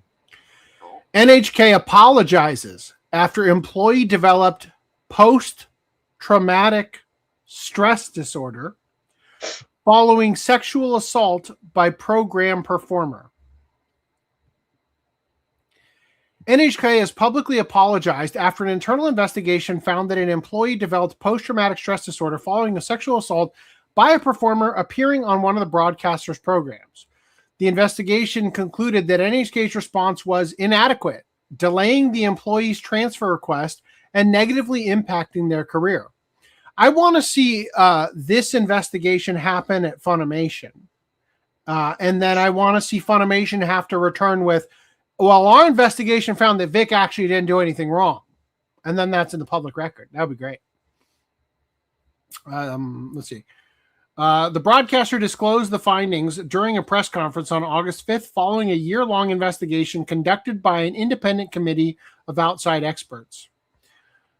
According to NHK, the employee approached the broadcaster through a labor union in April 2025, stating that they had taken leave after suffering sexual abuse by a program performer. The employee also said that they had requested to return to work in a different department due to ongoing flashbacks and trauma, but that request was denied. All right. The way you said it, it's like flashbacks in an anime, like, oh, I keep trying to get through this season, but there's so many flashbacks. Yep. That does cause ongoing trauma. All right. An independent investigative committee was established the following month. Over the course of a year, it interviewed 35 people and held 34 meetings before submitting its final report. Damn. Are they just that much bigger than fucking Funimation? Because what do we get, like 8 interviews? The committee concluded that following a social gathering involving program performers, the employee was subjected to non-consensual sexual abuse by one of the performers. The report also found that the employee later disclosed the assault to her workplace and strongly requested a transfer to another department. However, NHK did not approve the request, and the employee was not transferred to one of the preferred workplaces until more than 3 years after the assault. The investigation further found that before the employee's complaint in 2025, no one had reported the incident to NHK's risk management department, nor had it been escalated to senior executives as a workplace risk issue. At the press conference, NHK Media General Bureau Director Hiro Yamana apologized for the organization's response, saying, quote, "It has become clear that there were problems with the organization's response and personnel management. Our actions placed an additional burden on the employee, delayed their return to work, and had a significant impact on their career." Director Shuichi Ogata also confirmed that NHK had apologized directly to the employee. Quote, "We placed an additional burden on the victim by making respect for human rights and individual dignity part of our organizational culture. We will work to create a workplace where everyone can work with peace of mind." NHK said staff members responsible for personnel matters received formal disciplinary warnings. The broadcaster declined to identify the employee's gender, the program involved, or the performer's identity, stating that doing so could reveal the victim's identity. NHK added that it took steps. I love that they're like, well, we aren't going to tell you who did the crime to protect the victim.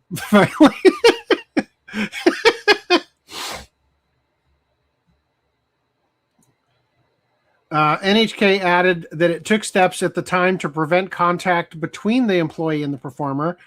According to the broadcaster, the performer no longer appears on NHK programs, and the program on which they appeared has already ended. Well, that narrows it down. All right. We got another one here. Western YouTuber accused of breaking and entering in abandoned Japanese city. Entire city. How you break into a city? Well, he broke and entered into a house that was in an abandoned Japanese city. Okay.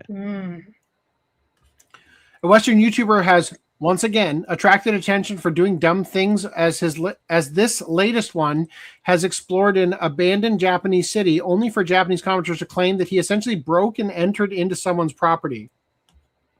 Let's just watch it, and you tell me where it starts to feel like maybe it's not abandoned.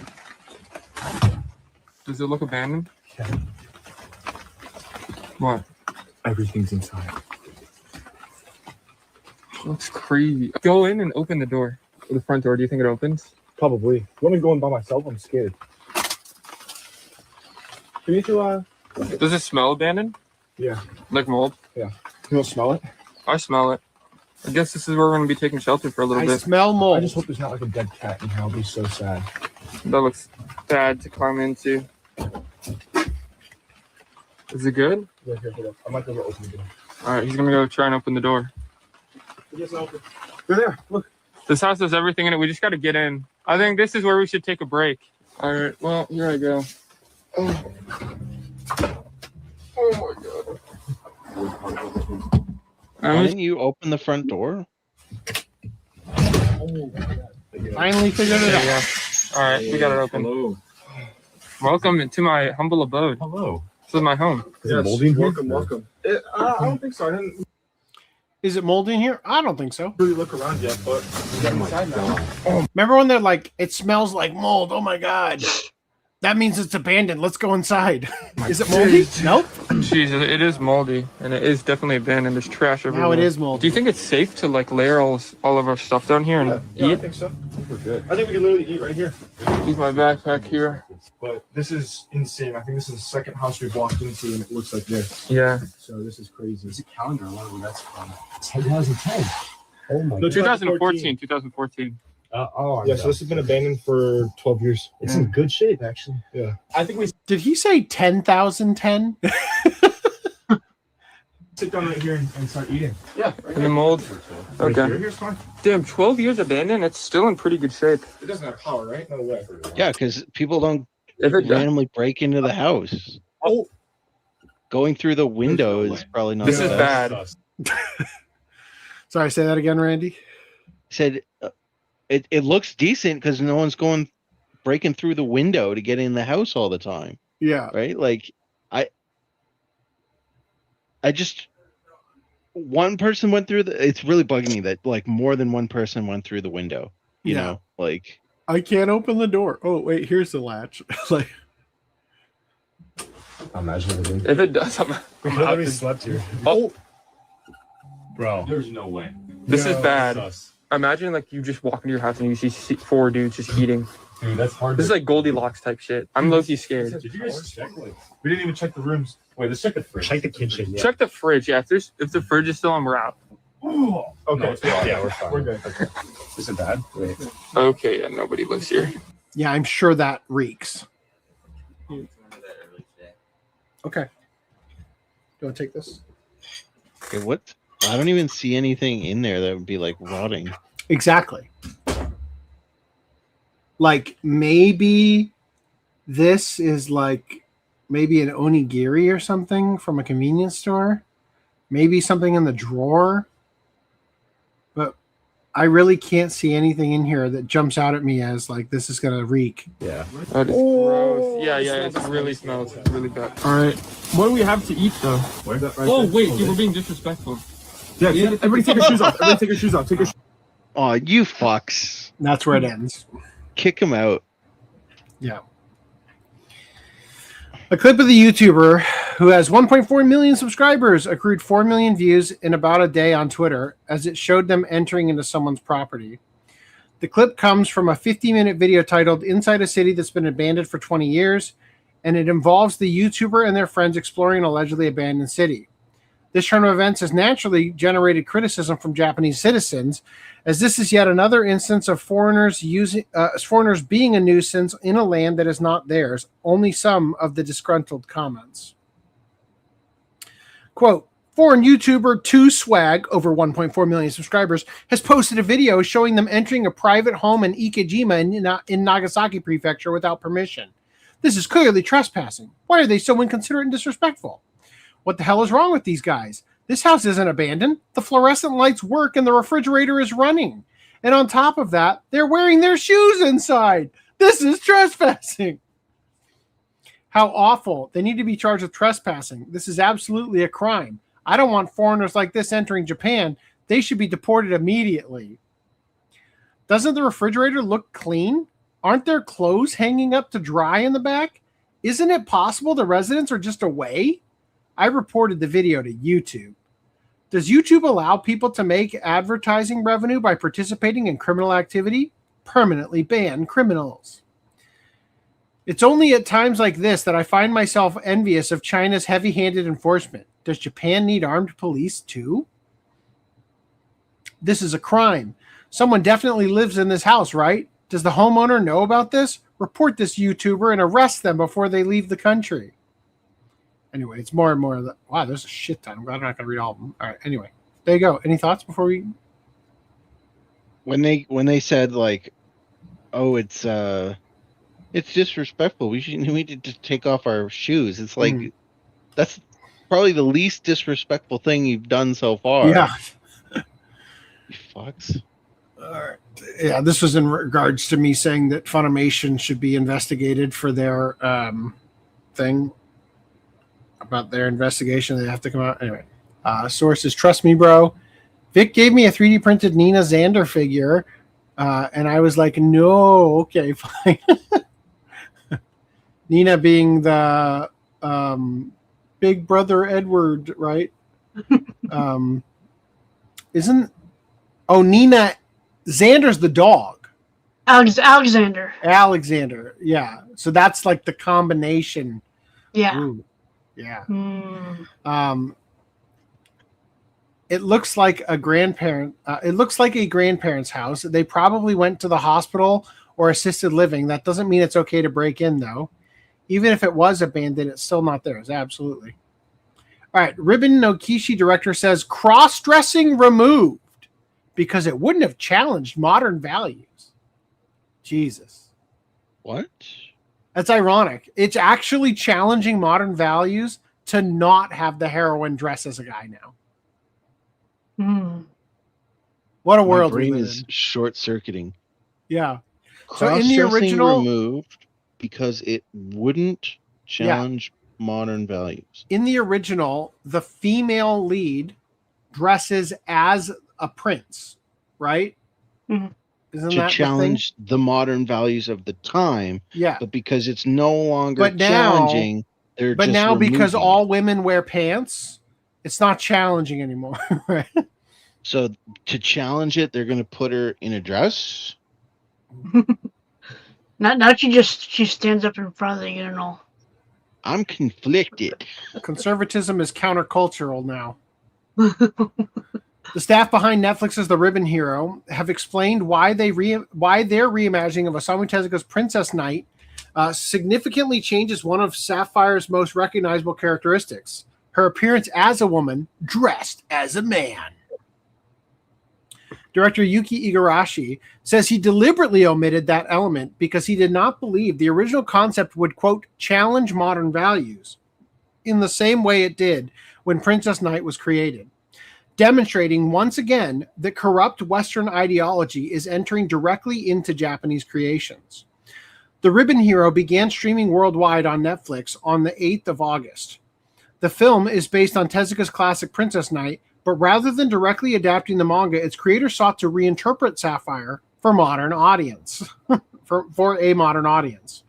In the newly released official interview, Igarashi discussed the difficulty of deciding what a modern version of Princess Knight should actually represent, despite the majority of fans not wanting any kind of agenda at all and merely wanting the work the way it was meant to be seen.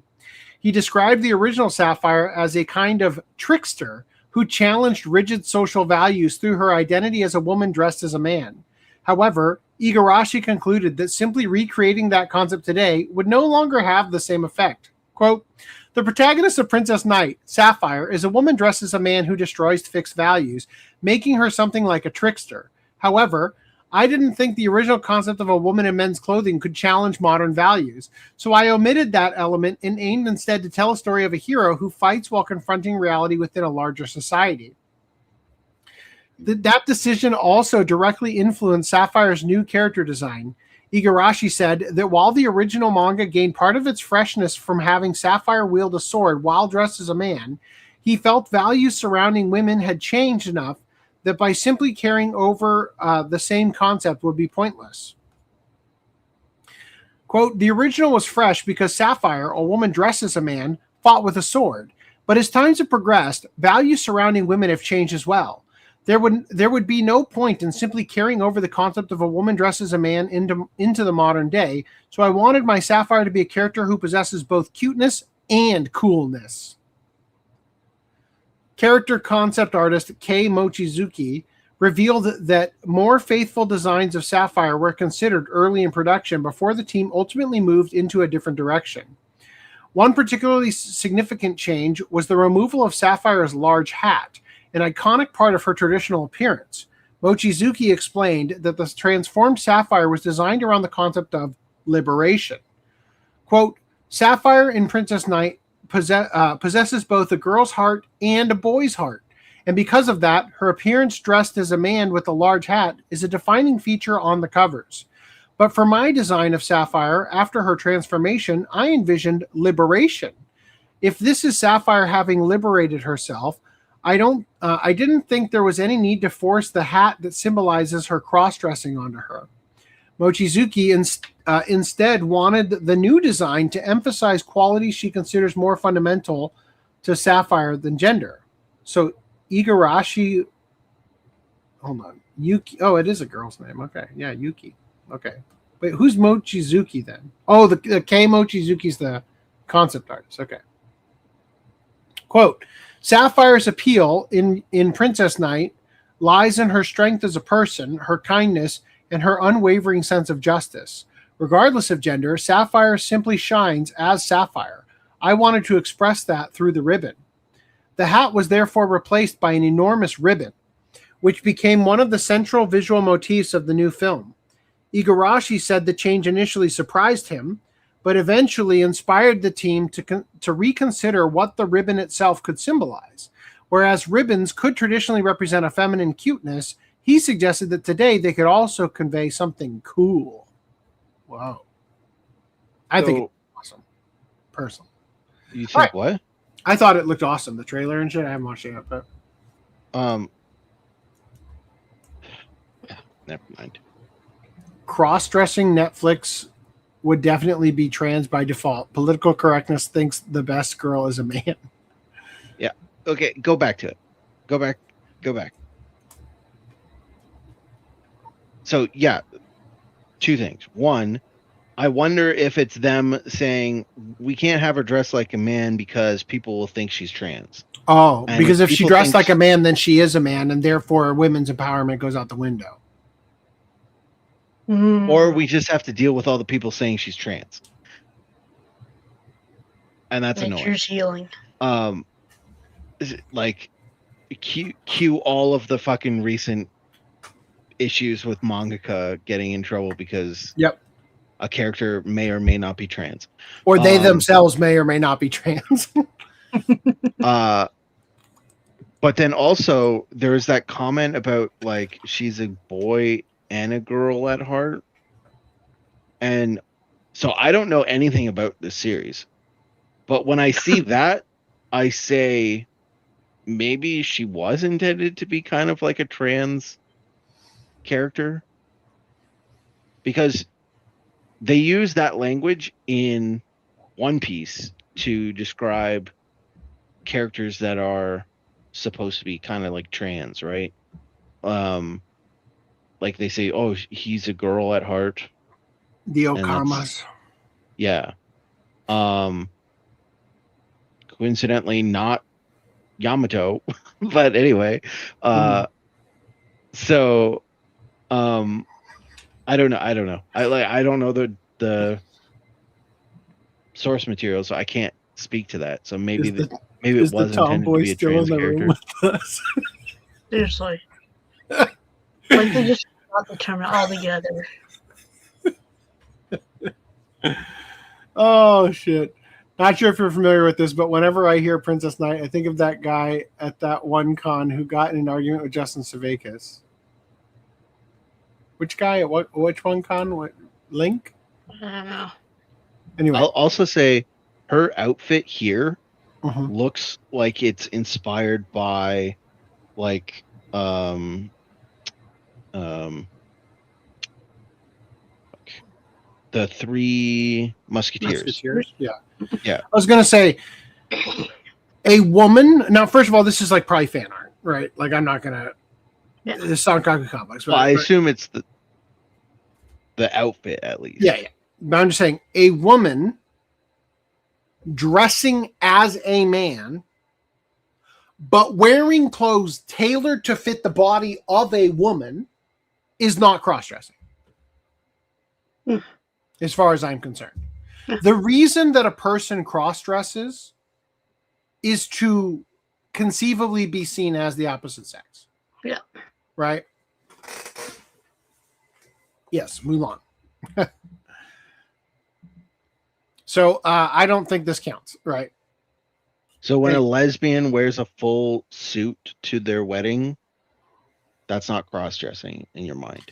Well, what I'm saying is that women who choose to dress manly do so intentionally to hide their femininity.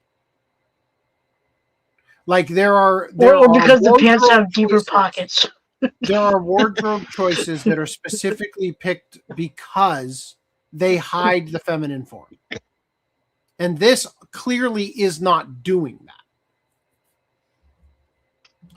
that. If it took place in the West, then her teachers would convince her she's trans, even if she was being rebellious or a tomboy. Yep. All right. Moon passes. All right. Kimi no Nawa director Makoto Shinkai says his next anime film may not be far away. Makoto Shinkai has offered a small update on his next animated feature following news that Crunchyroll and Sony Pictures Entertainment will handle its international distribution. The Your Name and Suzume director says the mysterious project has been in development with global partners for several years, while suggesting both its formal Japanese reveal and eventual theatrical debut may be approaching. Crunchyroll and Sony Pictures Entertainment will co-distribute it outside Asia, with India included in the arrangement, while Shinkai's longtime animation studio Comics Wave Films is involved in the production. Shinkai subsequently addressed why international distribution news emerged before a formal announcement in Japan, attributing the unusual order to internal circumstances. Wow, thanks for being so clear about it. He added that the project itself is far from new, having been worked on with international partners for years, with both Japanese and overseas audiences in mind. Whoa! God, you shouldn't have. Shinkai also discussed the responsibility he feels towards moviegoers paying to experience the film theatrically. Quote, booking a seat, paying a price that's by no means cheap, and heading out the door to the cinema. Watching a film is a costly form of entertainment. Our entire team is working tirelessly to create a film that's worth every penny, and ideally one that's so exceptionally entertaining you'll feel you've got your money's worth. You'll want to buy the Blu-ray. Although Shinkai has yet to reveal the film's title, premise, characters, or release date, he said its domestic announcement and theatrical release probably aren't that far off now. The movie will be Shinkai's first new animated feature since Suzume, which debuted in Japan in 2022. His previous films also include Weathering with You and the enormously successful Your Name. All right. Kind of words. Who wants to talk about this? Brad Pitt says AI could be the savior of the mid-budget movie. Brad Pitt believes artificial intelligence could help Hollywood revive the increasingly endangered mid-budget movie. The Oscar-winning actor, first of all, real quick, what do you think the definition of mid-budget is? What the fuck is a low budget and what the fuck is a high budget? I would say a mid-budget is like 10 to 100K million. 100 million, that's pretty high, honestly. Do you know how much? 10 is probably safe to say mid-budget, because what was that one that came out, like the Backrooms or whatever? What was that budget? Like $1 million or something, or like less than that? Well, $1 million doesn't go as far as it used to. Well, yeah, right? that's true. Terminator that is true. 2 had a budget of like $88 million. Okay. Right? Yeah, that's a huge budget for, I mean, like putting that into today's dollars. That's like what, 200? Probably. According to Reddit, I am correct. Although I said 10 million, the top comments are 20 to 30 million, and then for the low bound, they're going to give us a number in here. It says right here, mid-budget films, 40 to $90 million budget films. Yeah. Well, I'd still say I was roughly close. You're pretty spot on. But also, there seems to be no fixed number here. Of course. This was Brad Pitt's number, which is the one we're going to use for the statements he's going to make. All right. Sure. The Oscar-winning actor and producer discussed the controversial technology during a wide-ranging interview with Esquire. Rather than presenting AI as a replacement for filmmakers or performers, Pitt argued that it could reduce production costs and help studios finance movies that might otherwise never receive a green light. There's a lot of pushback against AI, but AI is going to be the very thing that, if used as a tool, is going to help these mid-budget films, $40 to $90 million budgeted films, get made. And do you know where most of that money is going to go? The actors. Right? Equal duty, so close. 2 million off. 2 million off, so close. The subject arose while Pitt was discussing Heart of the Beast, his upcoming survival thriller directed by David Ayer. The movie was filmed in New Zealand, where tax incentives helped the production control its expenses. Pitt suggested that AI could provide filmmakers with another way to manage their budgets, particularly when creating visual effects that might otherwise make a project prohibitively expensive. Pitt was less certain when asked whether artificial intelligence could convincingly replace an actor. The question was especially relevant after an unauthorized AI-generated video showed digital versions of Pitt and Tom Cruise fighting on a rooftop. The viral clip alarmed the Motion Picture Association and creative professionals who recognized the power behind its 2-line prompt. It also demonstrated how quickly the technology can reproduce the appearances of recognizable performances. I will say, in terms of the conversation of aiding the budget of production, Mm-hmm. the 2-line prompt was a nice tech demo for C-Dance, right? Mm-hmm. But it was also like they didn't give a shit what it looked like. Yeah, it looked good quality, but like the background they didn't care about. No, it was like passable, and the thing that was like, honestly, the fighting like didn't make a lot of sense, right? But well, sure, but that's the not likeness so much what I'm talking of the actors was effectively perfect. Yeah, but so I'm talking about like if you wanted to use that in an actual production, yes, where you have a set built out for the stuff you filmed, and you're like, oh, I want a pickup shot from an AI, right? And it's got to. Assuming you're using it for a pickup shot, you could use it to replace your VFX budget. You can use video to video AI, and use your source video, which is what C-Dance is largely being marketed for. Where your source video goes in on a green screen, and then you apply the effects from the green screen. Yes, there are ways you can do it that help you get what you want out of it. But all I'm trying to say is, like, they're saying, oh, it's a 2-sentence prompt that got this like quality output here that they're all afraid of.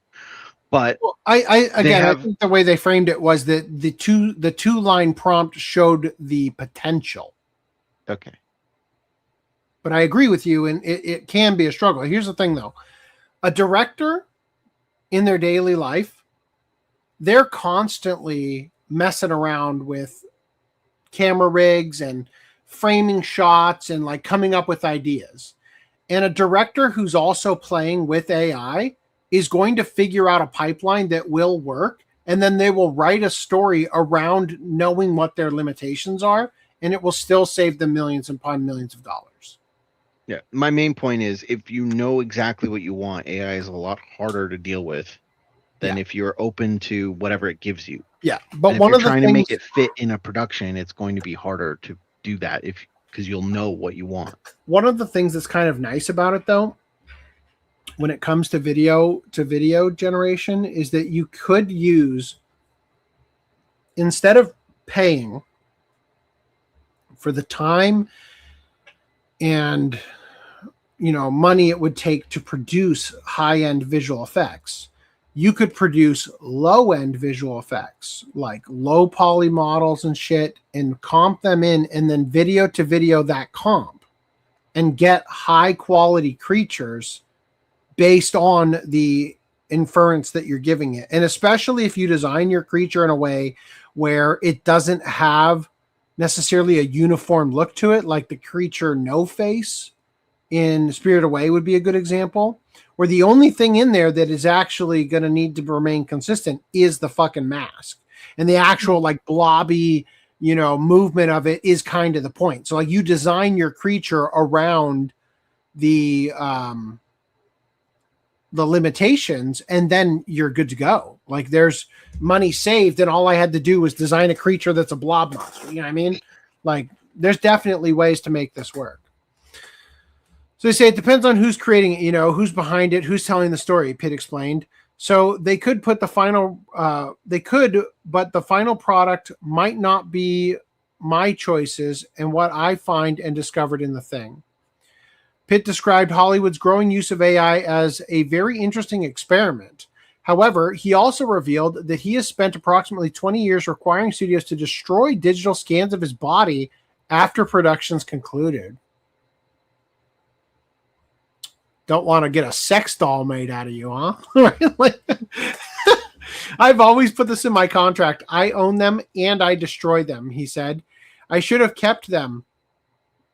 All this time, I've always had them destroyed because I'm a paranoid Ozark boy. His comments, therefore, stop short of offering AI an unconditional endorsement. Pitt appears open to using the technology behind the camera while remaining protective of the human choices and performances that ultimately give a movie its identity. As World of Real noted, Pitt has more experience with these financial challenges than the average movie star. His production company, Plan B Entertainment, has helped bring numerous filmmaker-driven projects to the screen. Its credits include 12 Years a Slave, Moonlight, The Big Short, The Tree of Life, and The Lost City of Z. That track record gives Pitt's argument additional credibility. Hollywood is increasingly focused on relatively inexpensive independent films and enormous franchise productions, leaving fewer opportunities for original movies with budgets between those extremes. Nevertheless, using AI to lower costs would almost certainly raise new concerns about the jobs of visual effects artists and other production workers. The technology may make more movies financially viable, but studios could also use it primarily to reduce payrolls. Whether AI ultimately saves the mid-budget movie or further disrupts the people who make it will depend on how Hollywood chooses to wield it. Pitt's position is that technology should remain a tool serving human filmmakers, not a substitute for them.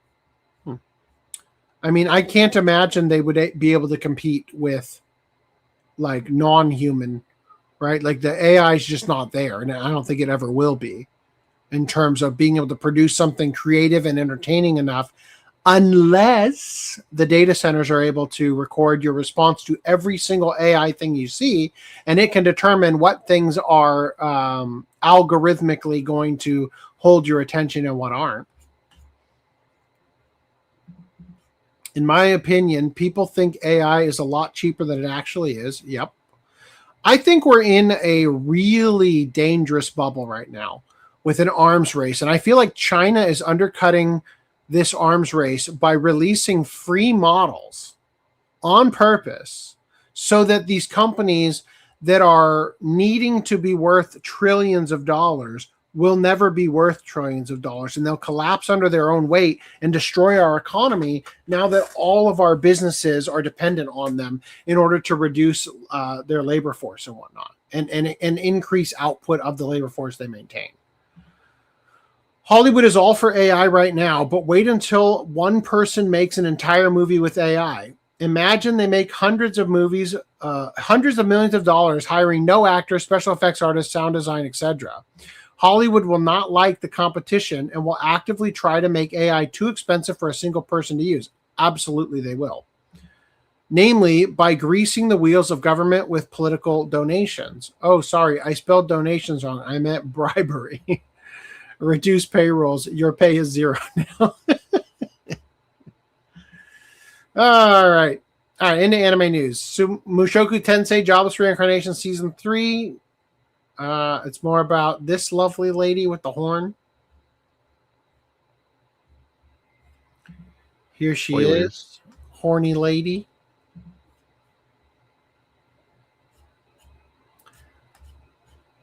Anyway, nobody cares about the rest of them. Moving on. Hell Mode Season 2. Anime unveils Rosenheim arc visual and cast. Oh, I thought Mr. TikTok looked kind of interesting. Right? The TikTok clown. That's their colors, right? Maybe. So this is Rosen? Is Rosenheim the like land of these little squirrel things? Anyway, all right. Villains Are Destined to Die manhwa gets animated adaptation. Quickly reading this. Playing daughter of the Duke's super love project as the easy mode heroine, Yvonne makes charming the male characters a breeze. But once you switch to hard mode and step into the shoes of Penelope, the misunderstood villain, it's nearly impossible to even stay alive.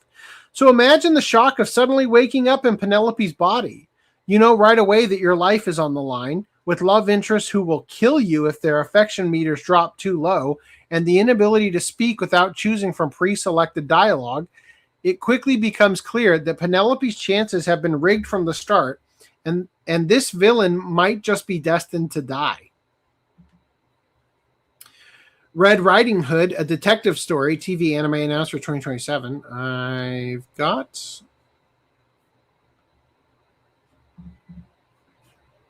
a trailer. Hey. Why is your crime plan so sloppy?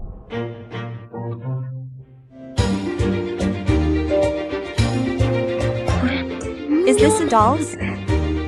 Please. Akatsuki, take back my body.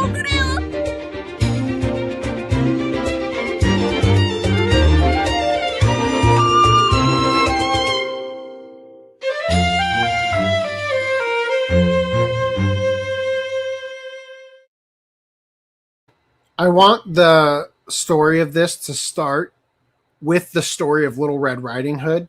And she gets to Grandma's house and immediately deduces, Sherlock Holmes style, that the wolf ate Granny and is dressed as Granny and just berates him for being so incompetent at thinking that that was going to work, and then goes on from there to become a great detective. Or that the villain in every single instance just turns out to be the big bad wolf. Every single crime she does the Scooby-Doo pull the mask off, and it's the big bad wolf. All right, Digimon Beat Break anime releases Asuka arc key visual. Nobody really cares about that. Footnote's not here. Yep, footnote, yeah. Digimon profits hit all-time high, surpassing even the franchise's 2000s anime boom. Whoa. I'm just going to read this. Thanks to the combined success of the digital game and the card game, the Digimon IP has recorded its highest ever profits for the Bandai Namco Group, surpassing the profits of the 2000s anime. When are we going to realize that card games are live action in real life microtransactions? Like, that's how they get you.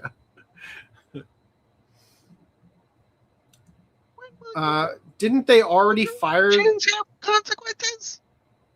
The artist before AI? They are trying to make AI expensive by going after hardware so the competition can't afford it. Yeah, true. Nothing will top Hoodwinked as the best parody of Little Red Riding Hood. Yeah, that was like a group of amateurs too. They just I think they submitted it to a film festival. And it got so much attention that they later had real Hollywood actors come in and voice over the lines from their original version or whatever. Yeah. Yeah. There are most of the roles. There was a couple that stayed. Those are some bonk honagahog. What? I'm guessing you're talking about those Digimon titties. What did I miss? What Digimon titties did I miss? You can't go back now. You missed it. That makes sense. The RTX 5090 is $5,000 now. All right, the 100 Girlfriends Who Really, Really, Really, Really, Really Love You Season 3 anime unveils a Momiji Momi heroine visual. Just a reminder that we are currently watching this for our watch club. How many episodes you guys in? I've yet to start. Oh, I'm in the lead. I'm not watching yet. Glasses with the Chance of Delinquent anime unveils a 2027 premiere and teaser visuals. Momose has always longed for a peaceful high school life. She wants nothing to do with hoodlums, delinquents, or troublemakers. When she meets Ichikura, an inconspicuous black-haired boy with glasses, he looks like a normal, nice guy. But it turns out that back in junior high, he was a nefarious delinquent. He keeps assuring her that he's changed his ways, but he's still pretty quick to pick fights. Has Ichikura really turned over a new leaf? And will Momose keep quiet about his rowdy past? Okay. Game Sekai Tensei Dankatsu Gamer wa Dungeon Shukatsu no Susume wo Hajime Kara Play Suru anime debuts in January 2027. Kill me. What is the real title I'm of clapping. this? I don't know if you can hear it, but I'm clapping. The real title is literally Kill Me. Dankatsu is like the short title. Ichigatsu. Dankatsu is a legendary role-playing game that allows you to play more than 1,021 classes. Okay. Oh, like character classes? And has more than 400 possible endings. The more we delve into it, the more we discover new ways to enjoy it. New objects. A certain gamer, player named Zephyrus. I feel like my username got a little change it so the teacher doesn't find out it. Yeah. is reincarnated in the world of Dankatsu, of which he becomes the main character. Overjoyed, he joins the Labyrinth Academy, the place where the main story takes place. He quickly obtains the hero class, the best in the game, but discovers that the Muscle Warrior, a class considered for fun where he comes from, is perceived in this world as a good class?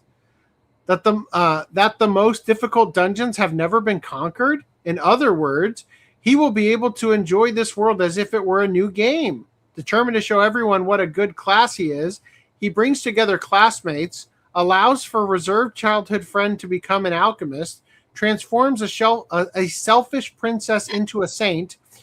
Now that he has gathered powerful classes around from him, he is ready to conquer the dungeons. The only thing I kind of like about this a lot is the artwork having like the pixel art version. I think that's pretty sick. I want to see more of that. I hope that's like a recurring motif. Doubt. Tenkaichi, the greatest warrior under the rising sun anime teaser trailer reveals release date, main cast and staff, and shitty ass quality. This is like the stiffest posed drawings. Don't worry, I got a trailer. I'm less shocked you didn't get it. Oh, I don't get it. You talking about the Bong Kahanaga Hoogs? Sorry. All right. Anyway, here it is. The year is 1600 of the Siriki era. 10 years have passed since Oda Nobunaga unified the realm.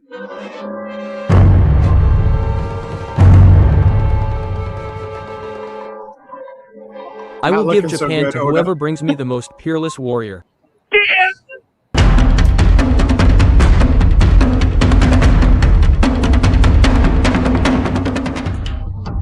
So we'll decide who rules by killing each other? How amusing. Kumamoto Musashi. Who is that old man? Let the Continental War begin here.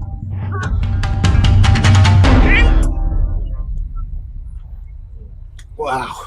Truly incredible. Anyway, Green Line, it's your time to shine.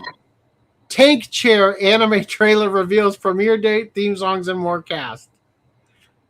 Are you gonna fight fucking like dinosaur riders? You're not ready for this.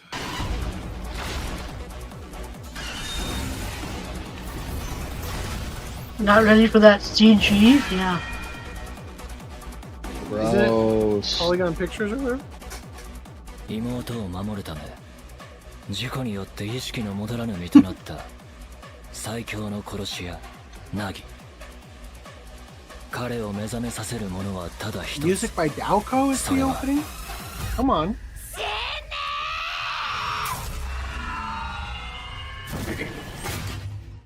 Satsui.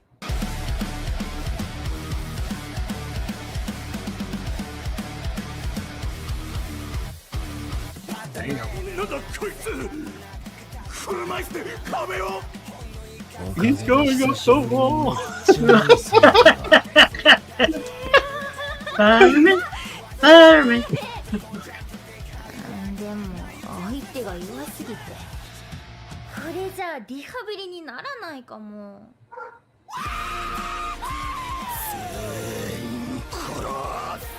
カな兄弟。逃げ出したお前らとは違うんだよ。ありがとう。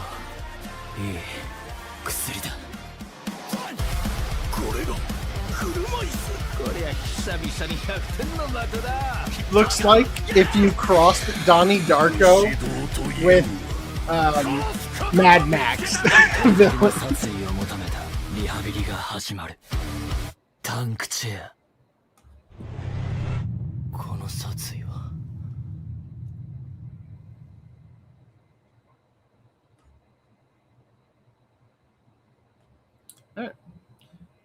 I don't know, man. Paws and Palaces Donghua reveals October Japanese broadcast details and more. You tell me if this feels AI to you. 必ずや使命を果たします。俺は負けたことなどない。どうせビリはお前だからな。俺には関係ない。真の実力の前ではどんな小細工も役に立たん。俺がいる限り物価世界は破壊させん。今日は最高。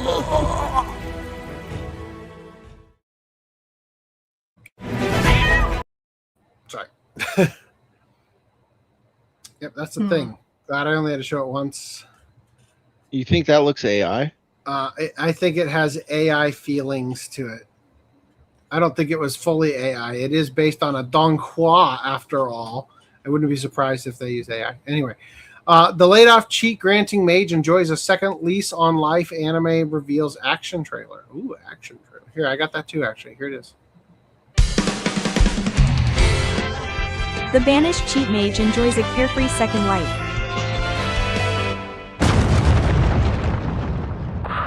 This is, it can't be. Is this guy? Dragon sword. Leave the strengthening to me. Do it. Children, ready your weapons. I, the dragon class adventurer DeFramble, will be your opponent. Everyone's armor is already at its limit. If I fail, everyone dies.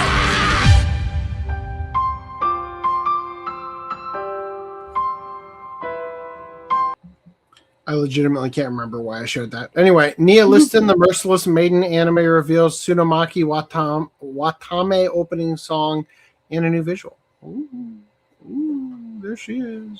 All right, whatever the fuck. All right, a great hero lies undefeated on her deathbed. Regretting that she never found a foe who could take her down, she never intended to meet her fate anywhere other than on the battlefield. And her peaceful demise has her wishing desperately that things could have been different. Kill me. But when she suddenly comes to in the body of a young, frail Nia Liston, she's got an all-new fight ahead of her. Nia is a sickly child, meaning she has a long way to go before she's in fighting form. Now that she's been given a second shot at life, however, she's determined to get what she wants. She's going to live and die for battle this time. Make way for the Merciless Maiden. And Kingdom Hearts anime got announced. Wow, great job losing the fucking image right in the middle of this. There we go. Kingdom Hearts the series coming soon to Disney Channel and Disney Plus.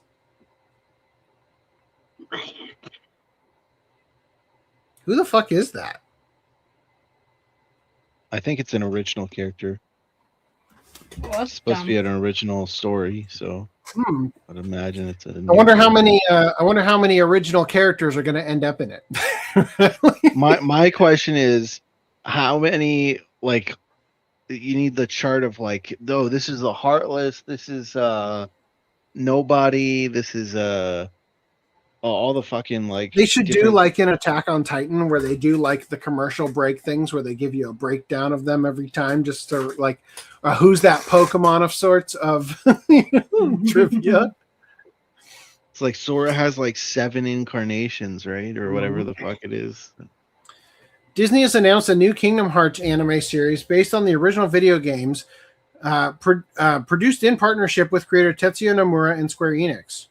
While details are scant, the new Kingdom Hearts anime will air exclusively on Disney Channel and Disney Plus, and will reimagine the games with a brand new story that will expand the universe of the that will expand on the universe of Kingdom Hearts, while celebrating the characters that have captured the hearts of millions of fans around the world. Kingdom Hearts has captivated gamers everywhere in its with its unique blend of adventure and let me read all that shit. Excuse me. Nobody gives a shit about that stuff. Anyway, we don't really have any details yet. Whoa. All right. Continuing, we have this. English voice actor for ReZero Subaru claims character is neurodivergent. He just like me, right? That's effectively what Sean Chiplock is saying. I'll be honest, I could not give 2 shits about this. I really don't care. No. I love this source. I made it up. Here, I'll play the fucking video, but I really don't have anything to say. I don't think we need to watch the video. I think we just like. You need to watch 10 seconds so you can hear his voice and be like, "Yep, sounds about right." And I also appreciate that he was someone who thinks a lot and then just act like. It's almost like Death Note in a way, where you'd have entire scenes where he's talking out loud to himself for like a minute and a half at a time. Yeah. If I do this, then this is going to happen. And let me just say it right now. His ass is so neurodivergent. It's 100% neurodivergent. Yeah, I mean, I literally he ought to say, because I'm neurodivergent and that's exactly what I do. Therefore. That's the voice actor? Yep, Sean Chiplock. I love how he says, like, because I think out every possible scenario of every interaction, so I'm not caught in an awkward place. And that's why I have no major scandals going on, right? All right, move past that. Who gives a shit? Yep. All right. So in other ReZero news, ReZero fans accused Yen Press of mistranslating Subaru's feelings for Amelia. Mm-hmm. A passage from the English release of ReZero Volume 3 is drawing renewed criticism over what fans say is a significant Yen Press mistranslation. The disputed line describes Subaru's feelings for Amelia as love at first sight. While the Japanese passage instead has Subaru reflecting that he had initially believed his attraction was based on Amelia simply being physically his type. The difference changes how Subaru understands the development of his feelings for her. The discussion began after ReZero creator Tappei Nagatsuki commented on Subaru's feelings for Amelia following his memory loss.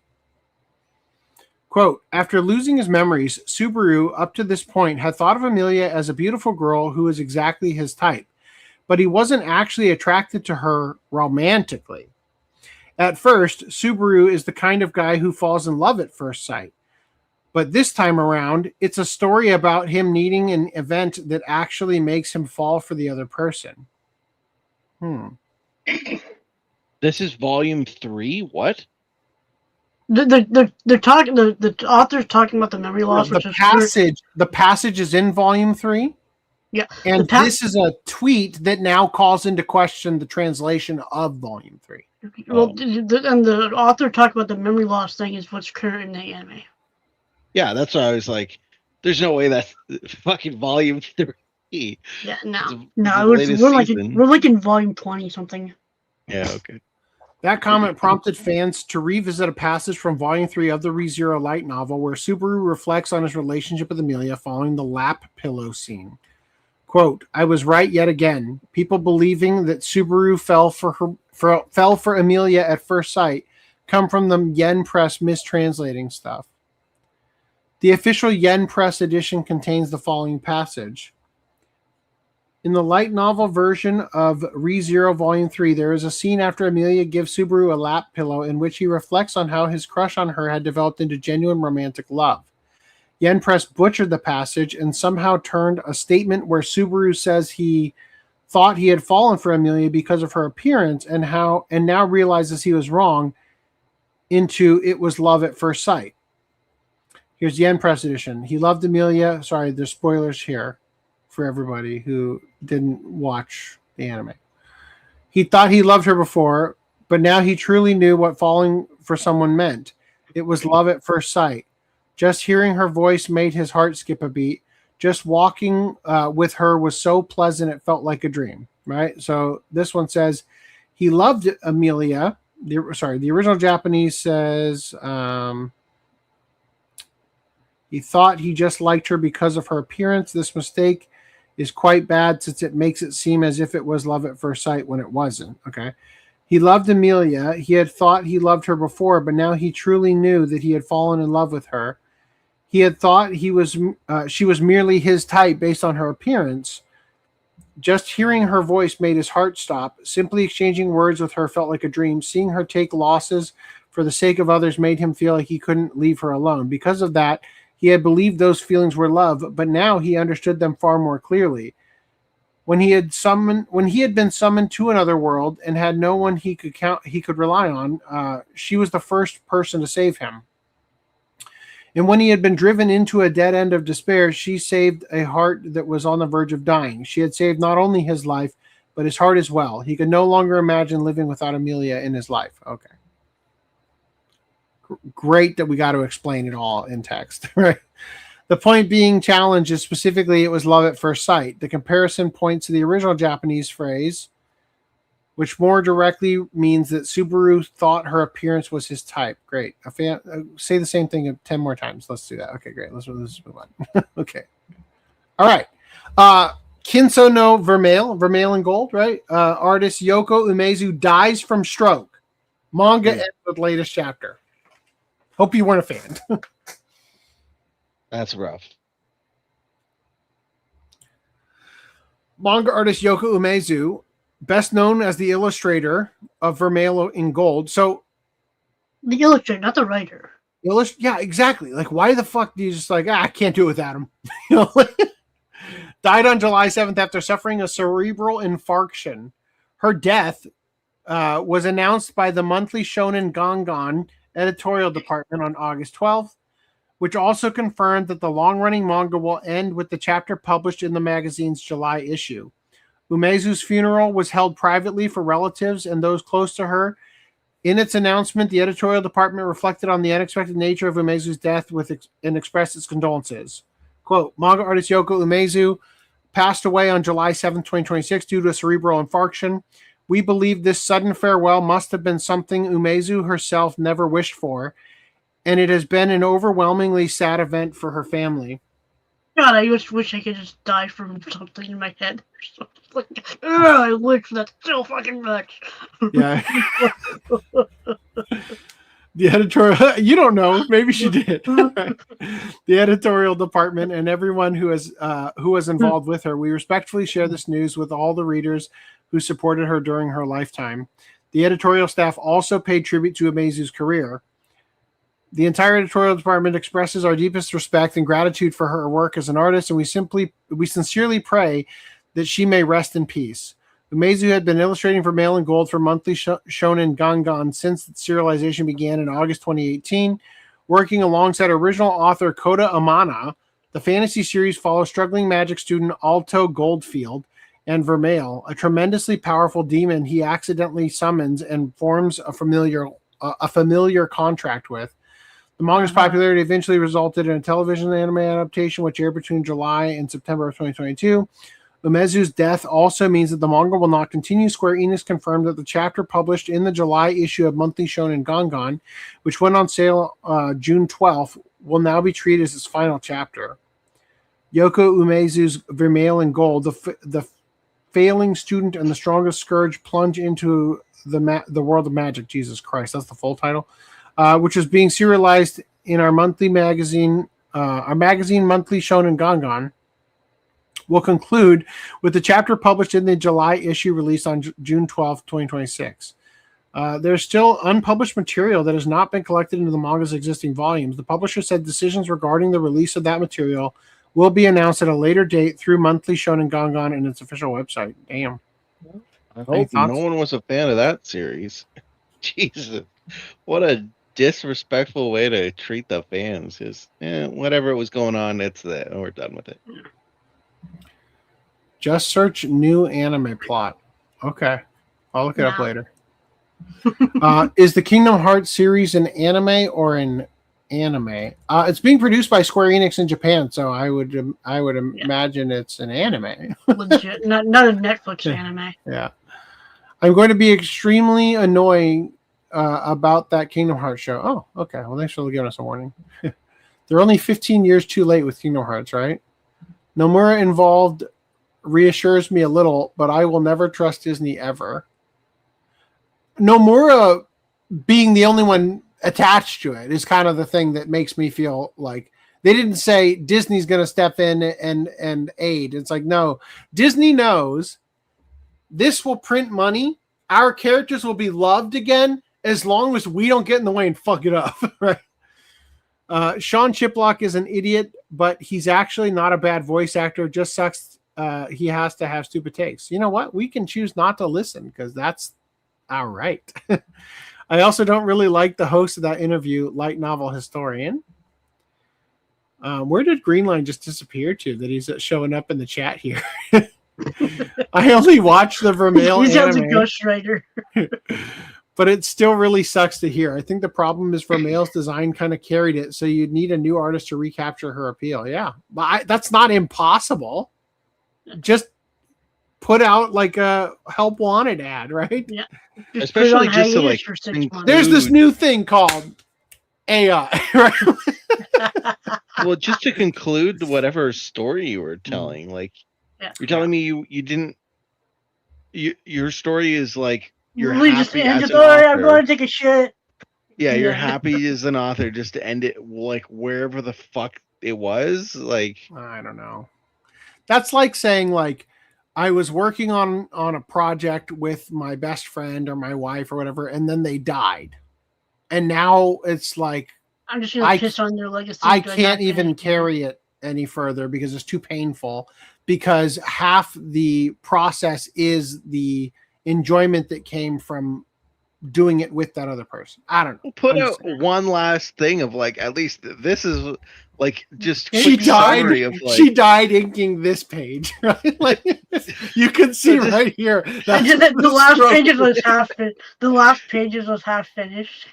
No, just like a quick summary of like, and then they lived happily ever. Like just something like they this is the general gist of what I was going they lived for. happily ever after, had so many babies, and now it's done.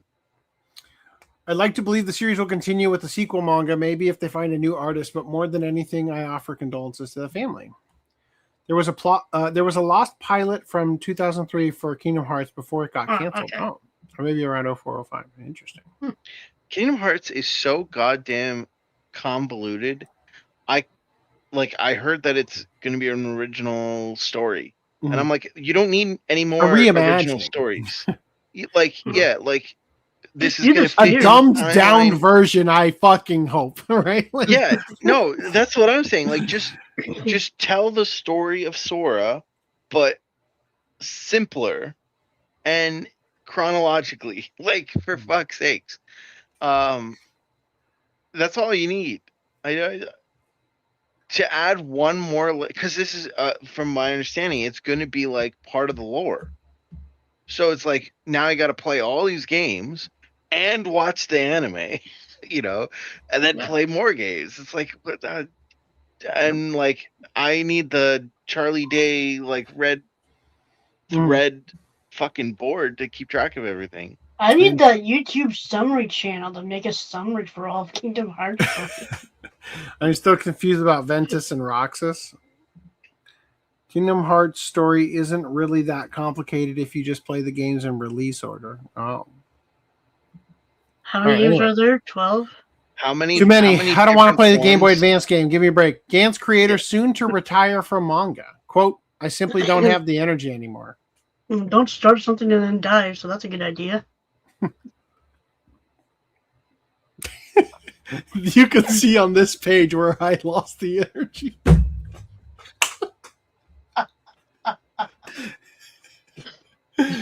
Gantz creator Hiroya Oku says his current manga, Kanreki Hime, the Sweet 60 Princess, will be his last. Sweet 60? I don't know. Oh, God. The veteran artist explained that decades of drawing manga have taken their toll, and that at this point in his life, he no longer has the energy required to begin another long-running series.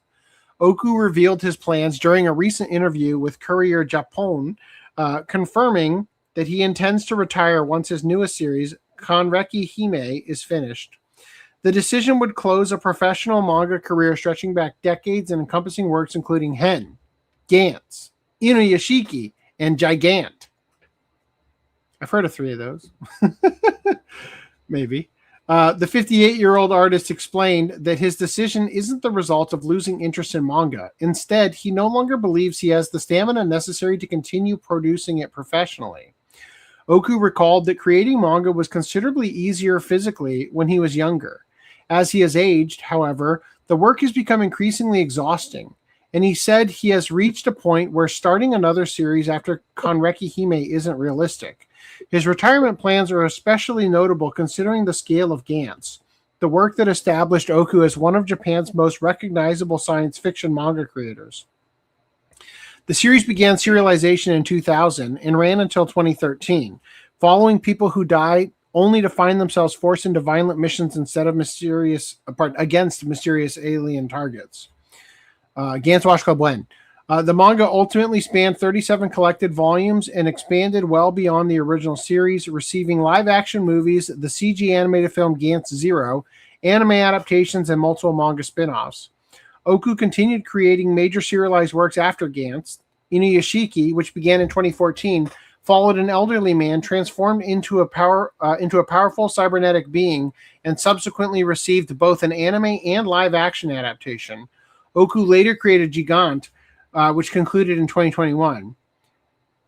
His current and apparently final work, Kanreki Hime, began serialization in 2025. The manga centers on a 60-year-old woman who unexpectedly gains the ability to transform into a younger version of herself. Whoa.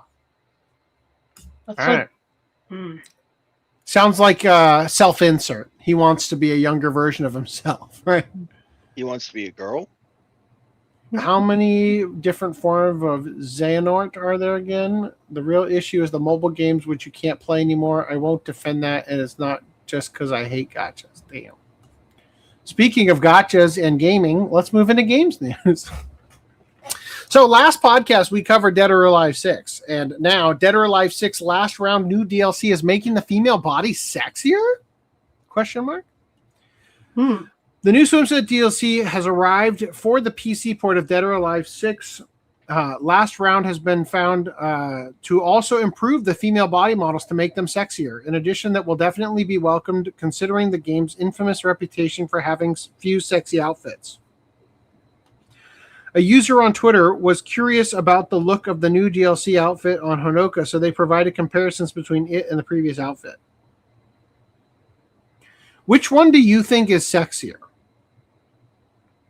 The one on the left. Right? Like the little definition and whatever, like this just looks like a glossed over version. The one on the right looks fat. Like I know she's not, but like the shadows and like everything going on in the photo, she looks fat. Look, that's not. Sorry. Rude. Come on. What are you doing to me? I'm trying to hit the full screen layout. The fuck? That is. Oh.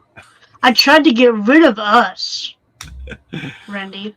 All right. Well, I got more. Hold on. Zoomed in, it doesn't look as bad, but just in that double shot, it's like the one on the right looks fat for some reason. Their findings revealed that the DLC outfit gave Honoka a much more toned and detailed body, boosting her sex appeal. The user stated that they hoped other characters would get this bodily upgrade as well. Many will suspect this was perhaps implemented as a result of the game's negative reception, which is compounded further by the negativity that came with the game's original release years ago due to the lack of sexier outfits, which were present in Dead or Alive 5. All right, now I've got more. This came out today, I think. Dead or Alive 6 Last Round mod, making the swimsuit DLC way hotter. They said with Marie Rose on the cover. I mean, those two look way better. This looks like a man's body, like a boy tucking it into his asshole, right? Like that's not so good. A modder has removed most of the accessories from the new swimsuit DLC for Dead or Alive 6 Last Round, making the outfits infinitely more attractive and pushing out an aura that resembles the sexiness of the outfits from Dead or Alive 5. New swimsuit DLC was recently made available for the female characters Marie Rose and Honoka, and while they are rather decent in terms of sexiness, it seems modders weren't entirely satisfied. So last time we looked at this, didn't they like blast out with a white light, the titty? Last podcast? The fuck is going on there? I think she's doing a backflip. Oh, okay. Like horn hair or something. As a side note as well, Honoka's outfit is censored on the game's official Steam page, but not in-game. Wrong. You said last podcast when we covered your article that it was censored with the light, and in-game it looked like this. Modders have since removed a lot of the accessories that came with the outfits, making them more skimpy and incredibly enticing as a result. All right, well, if you say so. Not a fan of these games. Don't particularly care. Many will no doubt be elated to learn of the mod as the outfits of Dead or Alive 6 and generally the original at least have been known to be way more safe and less loot, unlike Dead or Alive 5. Good for them. All right. Another follow-up. Super Real Mahjong Venus returns, teases the tan tomboy Tono Mizuki. Remember we covered this last podcast, how they stripped in office to study the way that clothing gets removed and how old men can't strip sexily or whatever the fuck we read. And they said it was more akin to claymation than traditional model, like animating. Yeah, fucking you failed your ass on that whole thing. X to doubt. Because you clearly fucking break your rig right there. Right there. See how it gets all like jagged? Ugh. Fucking gave up, didn't ya?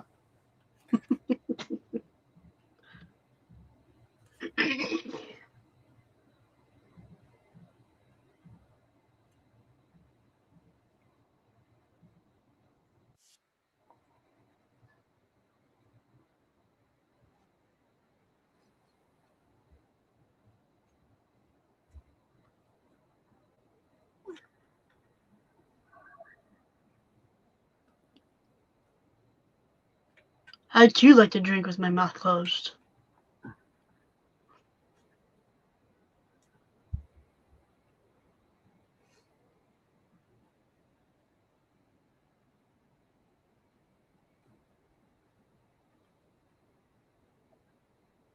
Oof. You see that arm? Like the arm? The broken ass arm? Yeah. I am not pleased with their work here.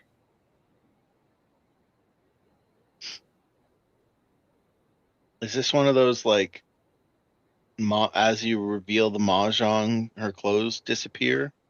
It's like strip mahjong. Yeah. If you score points, yeah. Yeah.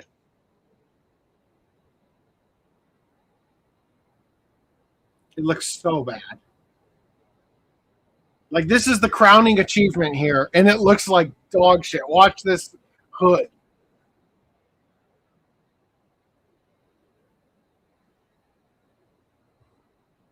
Fuck, you can't even like, you can actually see it separating from lower than the zipper is. They have to start it where she's like turned over here so you don't see them perform the magic trick of replacing the model with the one that's open.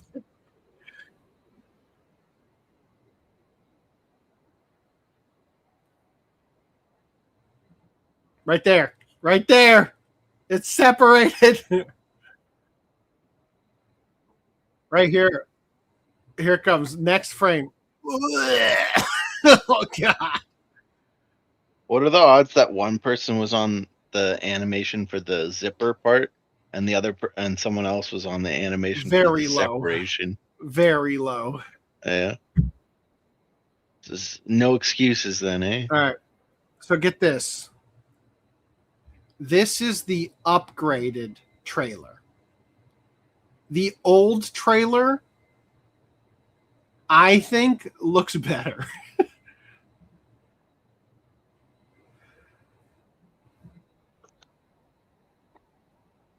The only major difference is her face doesn't have shading on it in the old one.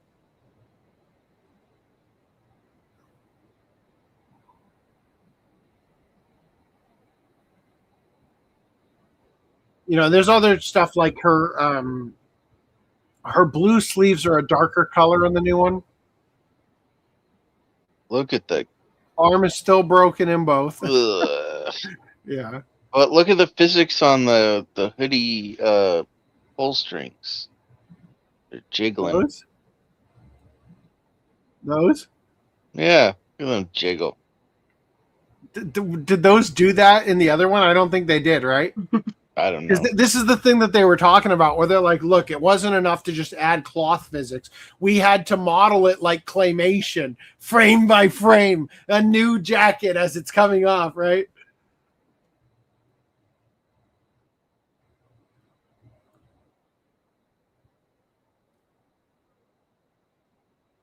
Don't have to hide it for this one.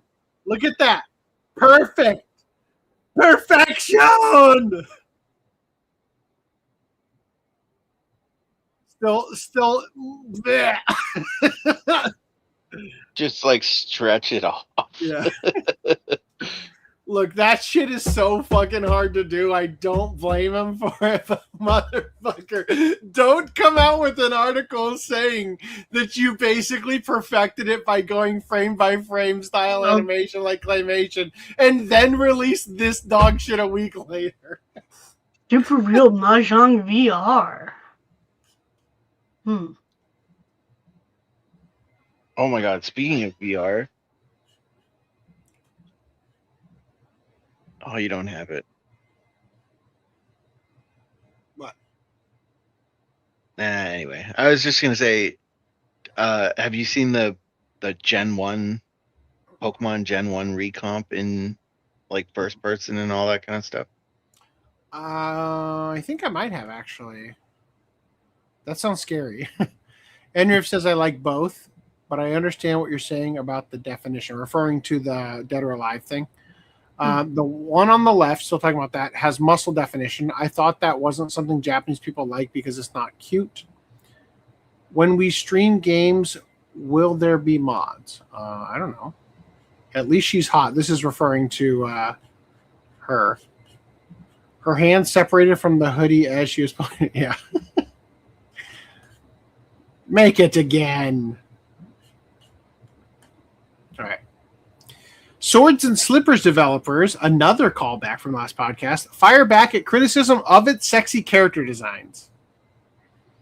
Modern upcoming action roguelike Swords and Slippers is attracting considerable attention for its sexier takes on classic fairy tale princesses, with the developers firing back at the criticism by claiming that nobody here is interested in your agenda.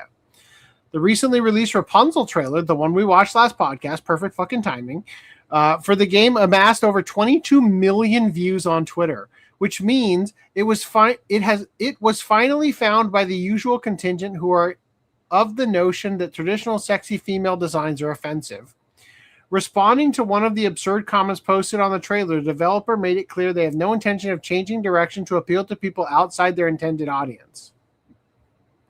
I don't understand this because the statement being made doesn't exactly seem like the male feminist role. It says, Rapunzel, oh Rapunzel, let down your hair. Are you my prince? Come closer if you dare. Woman equals no rights. Know your place, disgusting piece of trash. You are not the audience we're building for. Nobody here is interested in your agenda. All right. Got him. Like, simple formula. Give the fans what they want, and they'll show up in droves. Not long after, more will show up thanks to the free promotion and good word of mouth. Make a game people actually want to play? Wild concept, right? The thing is that they complain about the game which they would never buy and always talk shit when they don't know nothing about game development or how to attract consumers. We know who we're building for. That keeps things pretty simple. Swords and Slippers has quickly found an audience with its combination of fast-paced combat, fairy tale heroines, and attractive female character designs, with the last point being something missing in mainstream gaming for a while, quite a while now, due to the political agenda of the West. Anyway, I don't think they say anything in here that's actually important. Still no physical edition, unfortunately. Get on that. All right, Fire Emblem Fortune's Weave once again uses body types instead of gender. Type A, type B. Okay. Now, I saw this. Fire Emblem Fortune's Weave will use body types and pronouns voice actors. So they shared this. Type A, type B. I voice best girls, they, she, for Fortune Weave. Fire Emblem Fortune Weaves, right? Now, I will say she has since removed that. Not a she, they anymore, apparently. I don't know. There you go. That's it. That's the news. All right. Persona X Nikkei collaboration tones down the sexiness of the Persona girls. Yeah. Yeah. This video. There's nothing to see in this video. I'm not going to play it. What were you going to say? If you want the sexy Persona girls, you have to actually get the Persona game. No, the remakes are already removing that shit too. No. You got to go to the original. Rip. Now, as Chibi puts it, apparently the Chibi version of the collab has confirmed cake and it's uncensored.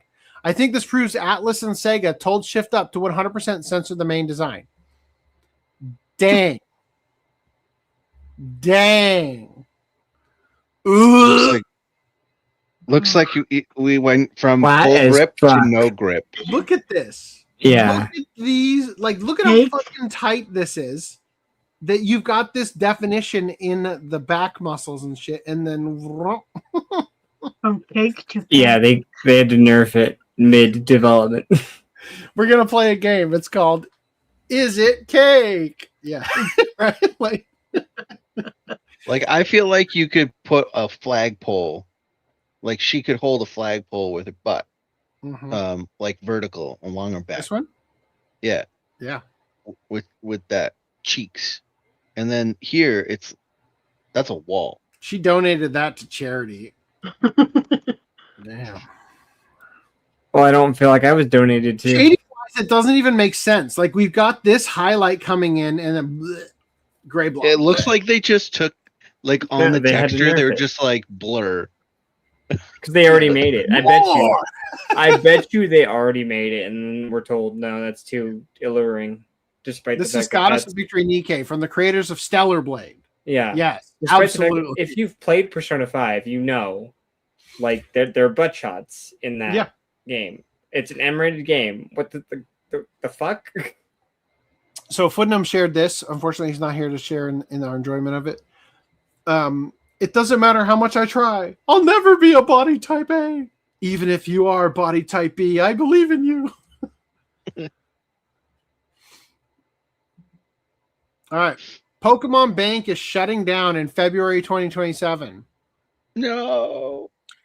Pokemon stored in Bank are transferred over to Home prior to the closure. Why is this blue? Pokemon Bank originally launched on the Nintendo 3DS as a paid prescription, as a paid. Oh, actually, I think I'm supposed to read this whole thing. Yeah. Okay. Sorry.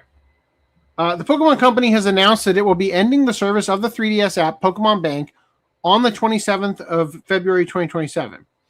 So this means that the ability to transfer creatures from Pokemon Bank to Pokemon Home will cease from that date. The company has advised users to ensure that any Pokemon stored in Bank are transferred over to Home prior to the closure. Pokemon Bank originally launched on Nintendo 3DS as a paid subscription service in December 2013, allowing users to deposit, withdraw, and manage up to 3,000 Pokemon in private boxes online. The service eventually went free for everyone. In March 2023, it went free for everyone in March 2023, coinciding with the closing of the 3DS and Wii U eShops. So 10 years after it went up, then it became free. Pokemon Home, of course, will continue service, and it's also been announced that Pokemon Fire Red and Leaf Green for the Switch eShop will be added in October. As expected, it's been advised that any Pokemon transferred from the games to other entries won't be able to come back. And you also can't bring Pokemon from the other games over to Fire Red and Leaf Green. The direct line that connects the era of Pokemon games on the Nintendo DS and 3DS family of systems is scheduled to be severed, potentially stranding players' treasured monsters in somebody's PC for all eternity. It's a horrible fate for such beloved creatures and companions, horrifically named after infamous figures from history and miscellaneous genitalia. So before we go on to that, This is the last line. Okay. In addition, as a little bonus, it's been announced that if you manage to complete the Pokedex in Fire Red and Leaf Green, you can claim Celebi in the mobile version of Pokemon Home, which I am just now learning is not Pokemon Go, which is what I thought this was. Yeah. Good. So Pokemon Home is the Switch version of their like storage thing, and the subscription is like $20 a year or something. It sounds to me like what they're saying is you can now you have to transfer things to Pokemon Home. Yes. Once they're there, what the fuck do you do with them? So a Pokemon in Pokemon Home can be transferred to any of the Switch related games. So like you could switch it, you could transfer the there's a chart. You got to look up the chart because some games, obviously, like the Let's Go games are recreations of Pokemon Yellow, right? So they're just basically the original 150 Pokemon, although they have the new different regional forms. So you can't transfer like a newer Pokemon into that game. But anyway, so there's like this like complex web of rules that you can transfer Pokemon between different games. And then like it was saying here with Fire Red and Leaf Green, which is a digital game for the Switch, you can transfer the Pokemon to Pokemon Home, but you can't transfer any Pokemon back to Fire Red and Leaf Green. So it's a one-way thing. And same with Pokemon Go. You can actually transfer Pokemon from Pokemon Go as well, but it's one way. So there are these like one-way situations. So what's up? So what's the point? Yeah, what happens when you take one of the special Pokemon Go Pikachus that has like the fucking balloon or whatever the fuck, and then you transfer that to your game? Does that just become a regular fucking Pikachu? I think so. I don't know about Pikachu specifically, but there are also some Pokemon that won't be transferable from Pokemon Home. And so maybe, I don't know if they let you do like that's considered a costume Pokemon. I don't know if they let you transfer costume Pokemon. And if they do, it most likely just appears as a standard one, like a standard Pikachu. What happens if you transfer it back? Do you regain it? You can't. So Pokemon Go is a one-way transfer. Oh, okay. If you gotcha. transfer it So out of Pokemon you're Go, just a fucking idiot then, huh? it's gone. Okay, got it. All right. They also announced that the Pokemon Home is getting an increase in storage. So I think it's initially 6,000 and it's going up, or maybe it was 3,000. It's going up to 6. I don't know. But so what was the point? What's the point, you say? Like I said, beyond pulling your Pokemon up in the newer games, so before you could actually pull up a Pokemon all the way from the original Ruby and Sapphire, or Fire Red or Leaf Green, like the Game Boy Advance games, all the way up to current. Like as long as the Bank and Poke Transporter app on the 3DS work, you can still do that. And they have a little mark that has like a little Game Boy mark on them, so you know that it came from the Game Boy. Actually, no, that's a lie. That's for the 3DS Virtual Console Pokemon. They have that little mark. Anyway, some games recognize that you've transported the Pokemon from way back when, and they give you a little special prize.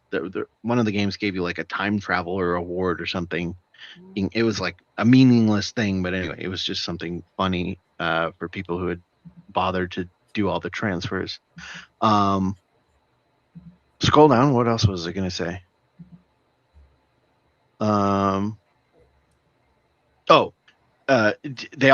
They also offer different rewards for completing Pokedexes. So like Celebi for completing Fire Red Leaf Green. There's if you complete the different Switch games, most of the games will give you a mythical or a rare Pokemon as a reward for completing that Pokedex from that game as well. Like you also get a reward for completing the entire Pokedex as well through any game, but these ones are rewards for completing it in that game specifically, or that generation, whatever. And then the other thing I was going to say is now with this getting locked off, you either have to transfer your Pokemon up from bank into home or get them back onto the 3DS games so they don't die on Pokemon Bank, right? Now, if you transfer them back, they'll be stranded on the 3DS games.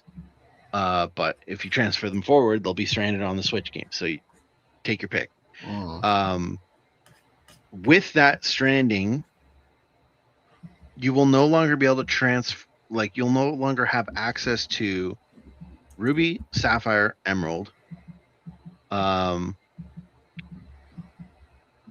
Technically Platinum, although I don't know if that matters. Sun and Moon, Black and White, and Ultra Sun and Moon and Black and White 2, X and Y. I think that's it. So, and Gold and Silver and Crystal.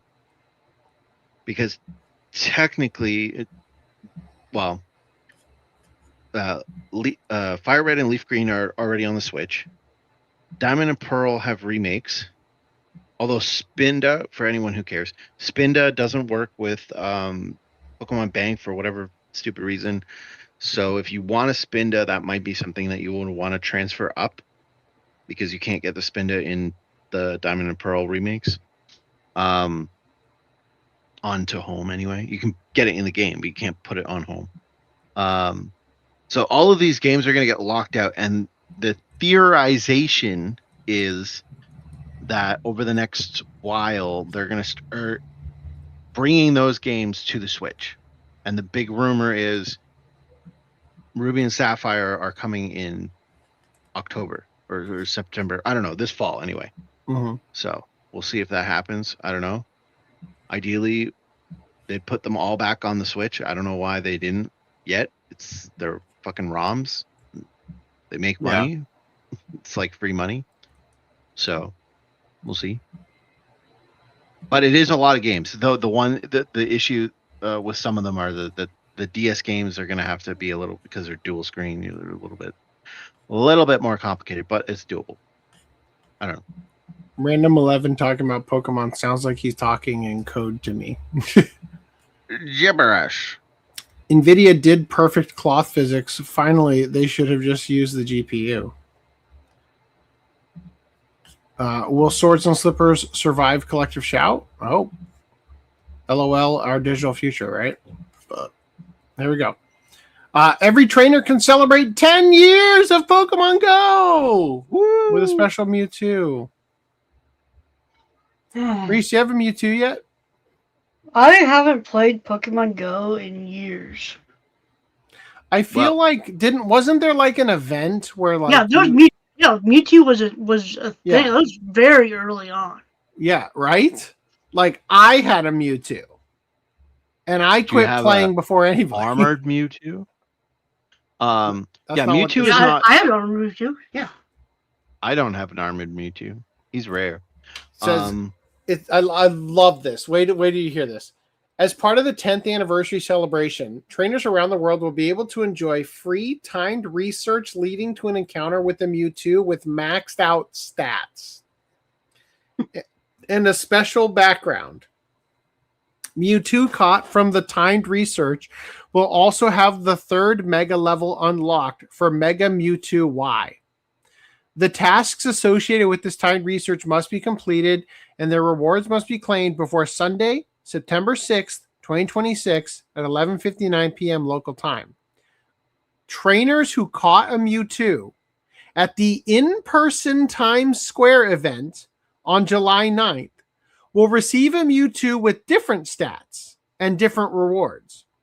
Mewtwo with a Times Square background will be available again at some point in the future. That was weird. Oh, my night shift went on. It's almost like none of this shit matters. You know what I mean? So I don't know if you know the background on this, but nope. It was the 10th anniversary, so they invited a bunch of people to New York, Times Square, to have this big event. They have a video of it here. There you go.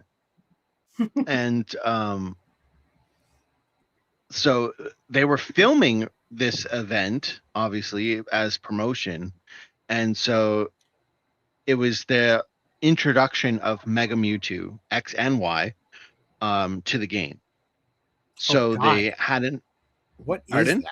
I've never seen this trans Mewtwo over here. Yeah, so that's Mega Mewtwo Y. That's Mega Mewtwo Y. This is my OC Sonic character. Yeah, I think it looks better than Mega Mewtwo X. Wait until you see that one. Oh god, is it in this video? I don't know. But so they had everyone catch this Mewtwo in like a raid, and everyone was able to get a perfect stat Mewtwo with that special background. Now the special background is not really important. The main thing is, well, some people think it's important, but the main thing was this perfect stat Mewtwo, because it's really rare to get a perfect stat Mewtwo, and people really want them because that's the best version of Mewtwo. And so, yeah, Hundo. People call it Hundo. I love how everybody has to have their fucking like phone light on. Yeah. Is that a thing in the game now? Like, no, I think that was either just they so asked them to do that, cool. or they went in That and looks did that. looks in post, digital to but, me for a lot yeah. of them. Oh my god. But so anyway, everyone there got this Hundo Mewtwo with the special background, and everyone was pissed. They're like, "Oh, we weren't able to go to the New York thing." Blah blah blah. I didn't give a shit, but a lot of people were pissed. So they're now making it so that everyone can get a Hundo Mewtwo, and hopefully make everyone happy. But of course, it doesn't make everyone happy, because now people are like, "Well, now everyone has it, so it's not special anymore." So I don't know. You can't please everyone. But if you do still play, I suggest you log in, because Mega Mewtwo Y is one of the best, most powerful Pokemon in the game. You have, I think, a 5% chance of it being shiny. That would be pretty crazy to get a shiny, perfect Hundo, a Shundo. And it's a guaranteed catch. They also give you a Master Ball, but you don't need to use the Master Ball, because it's going to be a guaranteed catch. You just keep throwing balls at it until you catch it. And it's like, all you have to do is turn the game on, and you'll get the event. And then you have to do 2 tasks. It's like catch 10 Pokemon and power up a Pokemon 10 times. And then you'll be able to claim the reward and get the encounter with Mewtwo. So you just have to do that before September 6th, whatever that was. So Old Man says, I played Pokemon Yellow on the Game Boy Color. I gotta ask, do you think that people who are still playing Pokemon after the game has had no meaningful improvements after all these years might be linked to childhood trauma? Coming back to this, I remember there was a girl working at Funko Land who was so addicted to the game, she'd hide in the broom closet to play. The other clerk would call for her if he needed help. Yep. Sounds like trauma to me. All right. I don't know. On. I suggest both, if you had an account, both AC and Reese, go log in. Re-download the app. No. Final Fantasy VII Rebirth director admits massive amount of content may have driven some away. Square Enix is taking that criticism into account for the trilogy's final installment, particularly when it comes to tying valuable rewards to minigames players may not actually want to complete.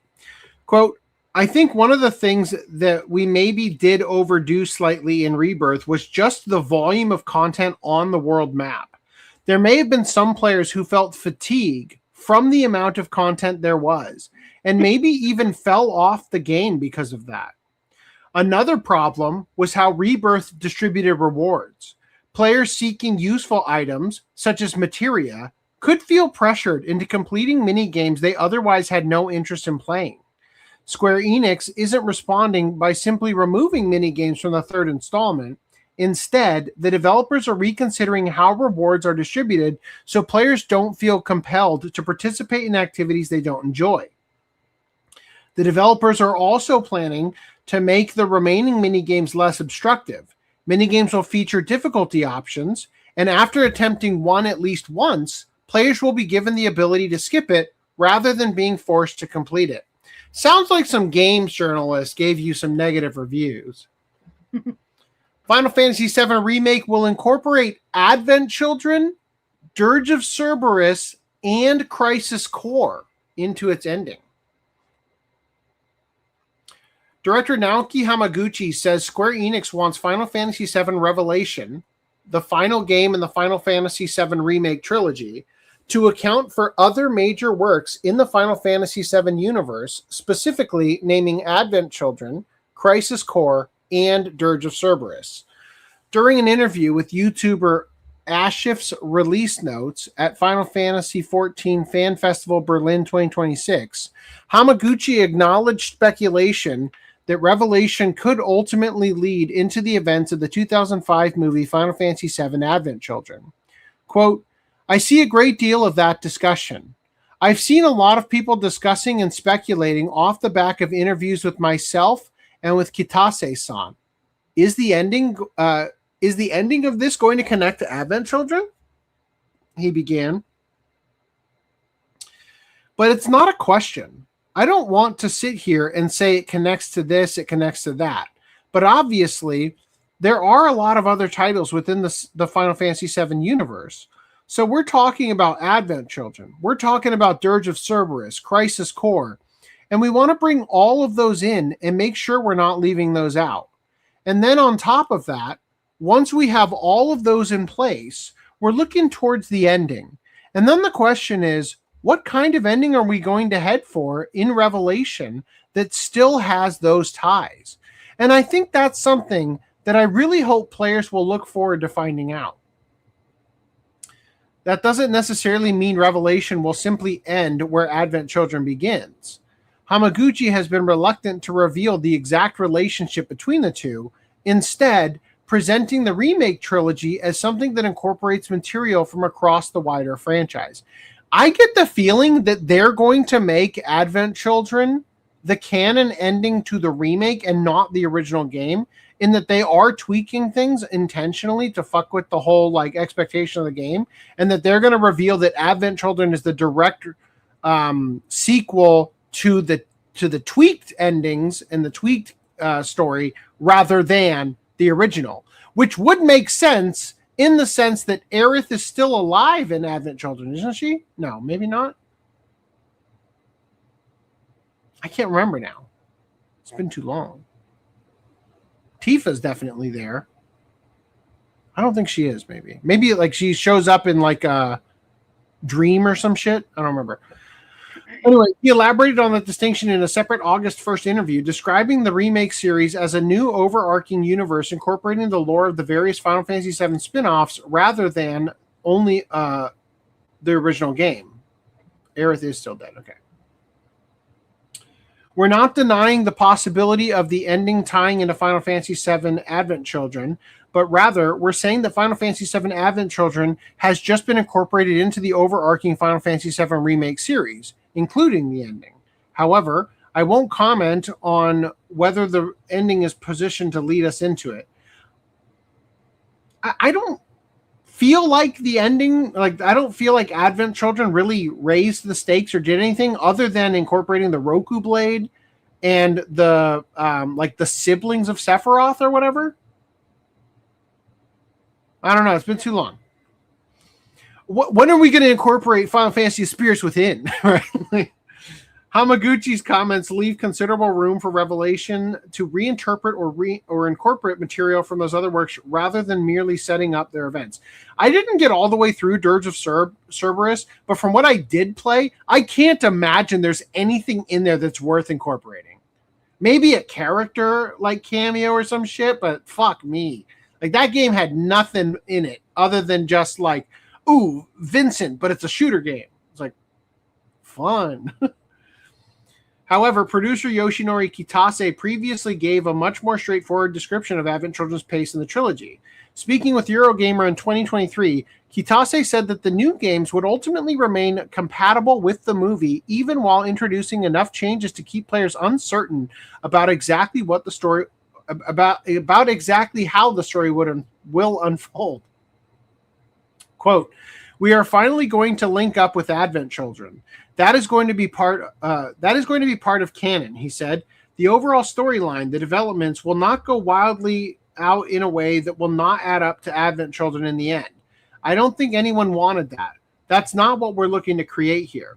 But to make sure it doesn't become stale and people know exactly where it's going, that it doesn't just follow the original word for word, we added in extra elements which add that little bit of doubt. Getting the right balance of that is so key. Ultimately, we're not trying to change the Final Fantasy VII story into something really different. The overall balance wouldn't really allow for that anyway.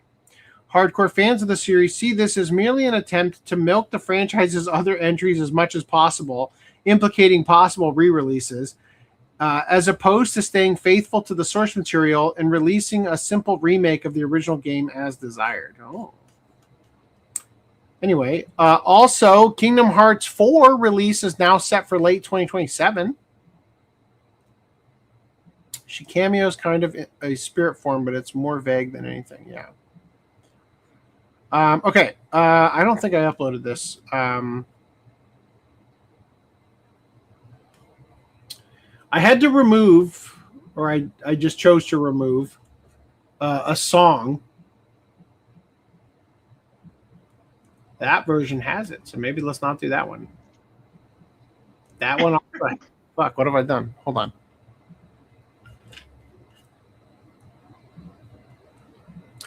on. So they're bringing in modern Disney. Great idea. Let me download. Oh, that's not it. It's this one. Okay. Copy. Paste. There we go. And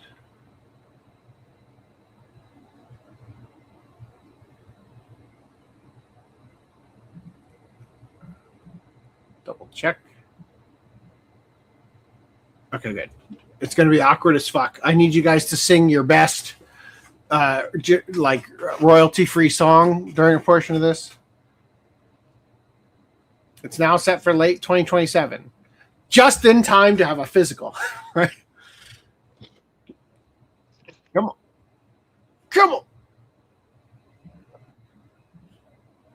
Coco is actually pretty good, so I'm okay with that being included. Also makes sense for a story of this game. Okay. But that's the only thing they're really showing us here. And it of course they're going to lead with a thing that is the least controversial for the for the trailer, right?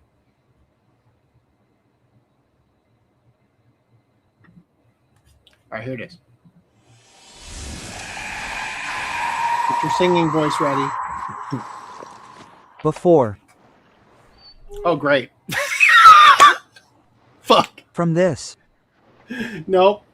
Fuck. What? Shit. We experienced the final death. What'd you do? So I removed the song, but I also uploaded it with the default upload setting to be Japanese. So it, even though it was already in English, it auto dubbed it to English. So we're just gonna mute the part with the song. Man, I wanted to sing. You get to sing What still. happened? He's been forgotten. When there's no one left in the living world who remembers you, you disappear from this world. So when do we start singing? Call it the final death. Real soon. I know a song that gets on everybody's nerves. Everybody's nerves. Everybody's nerves. I know a song that gets on everybody's nerves. And this is how it goes. Your voice I is know a exactly song the that voice gets I on feel like everybody's should be nerves. coming out of that character. Yeah. Everybody's nerves. I know a song that gets on everybody's nerves. And this is how it goes. Nice. Keep singing, Reese. No, it's over. We don't need you anymore. You did great, son. Yeah. It's showtime. This is a lot of new information. I bet I'll find a clue to saving Sora now. When folks disappear above, is this where they always end up? But Sora isn't here. What? Sora, is something wrong? What can you see? Sora, hey! Delicia! Singer!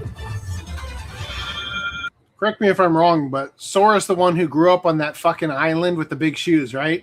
Yeah, that's him. Just making sure he didn't actually eat. We've talked about this before. After one, it just got insanely convoluted. Yes, which is different from complicated because people be like, "It's not that complicated." No, you're correct.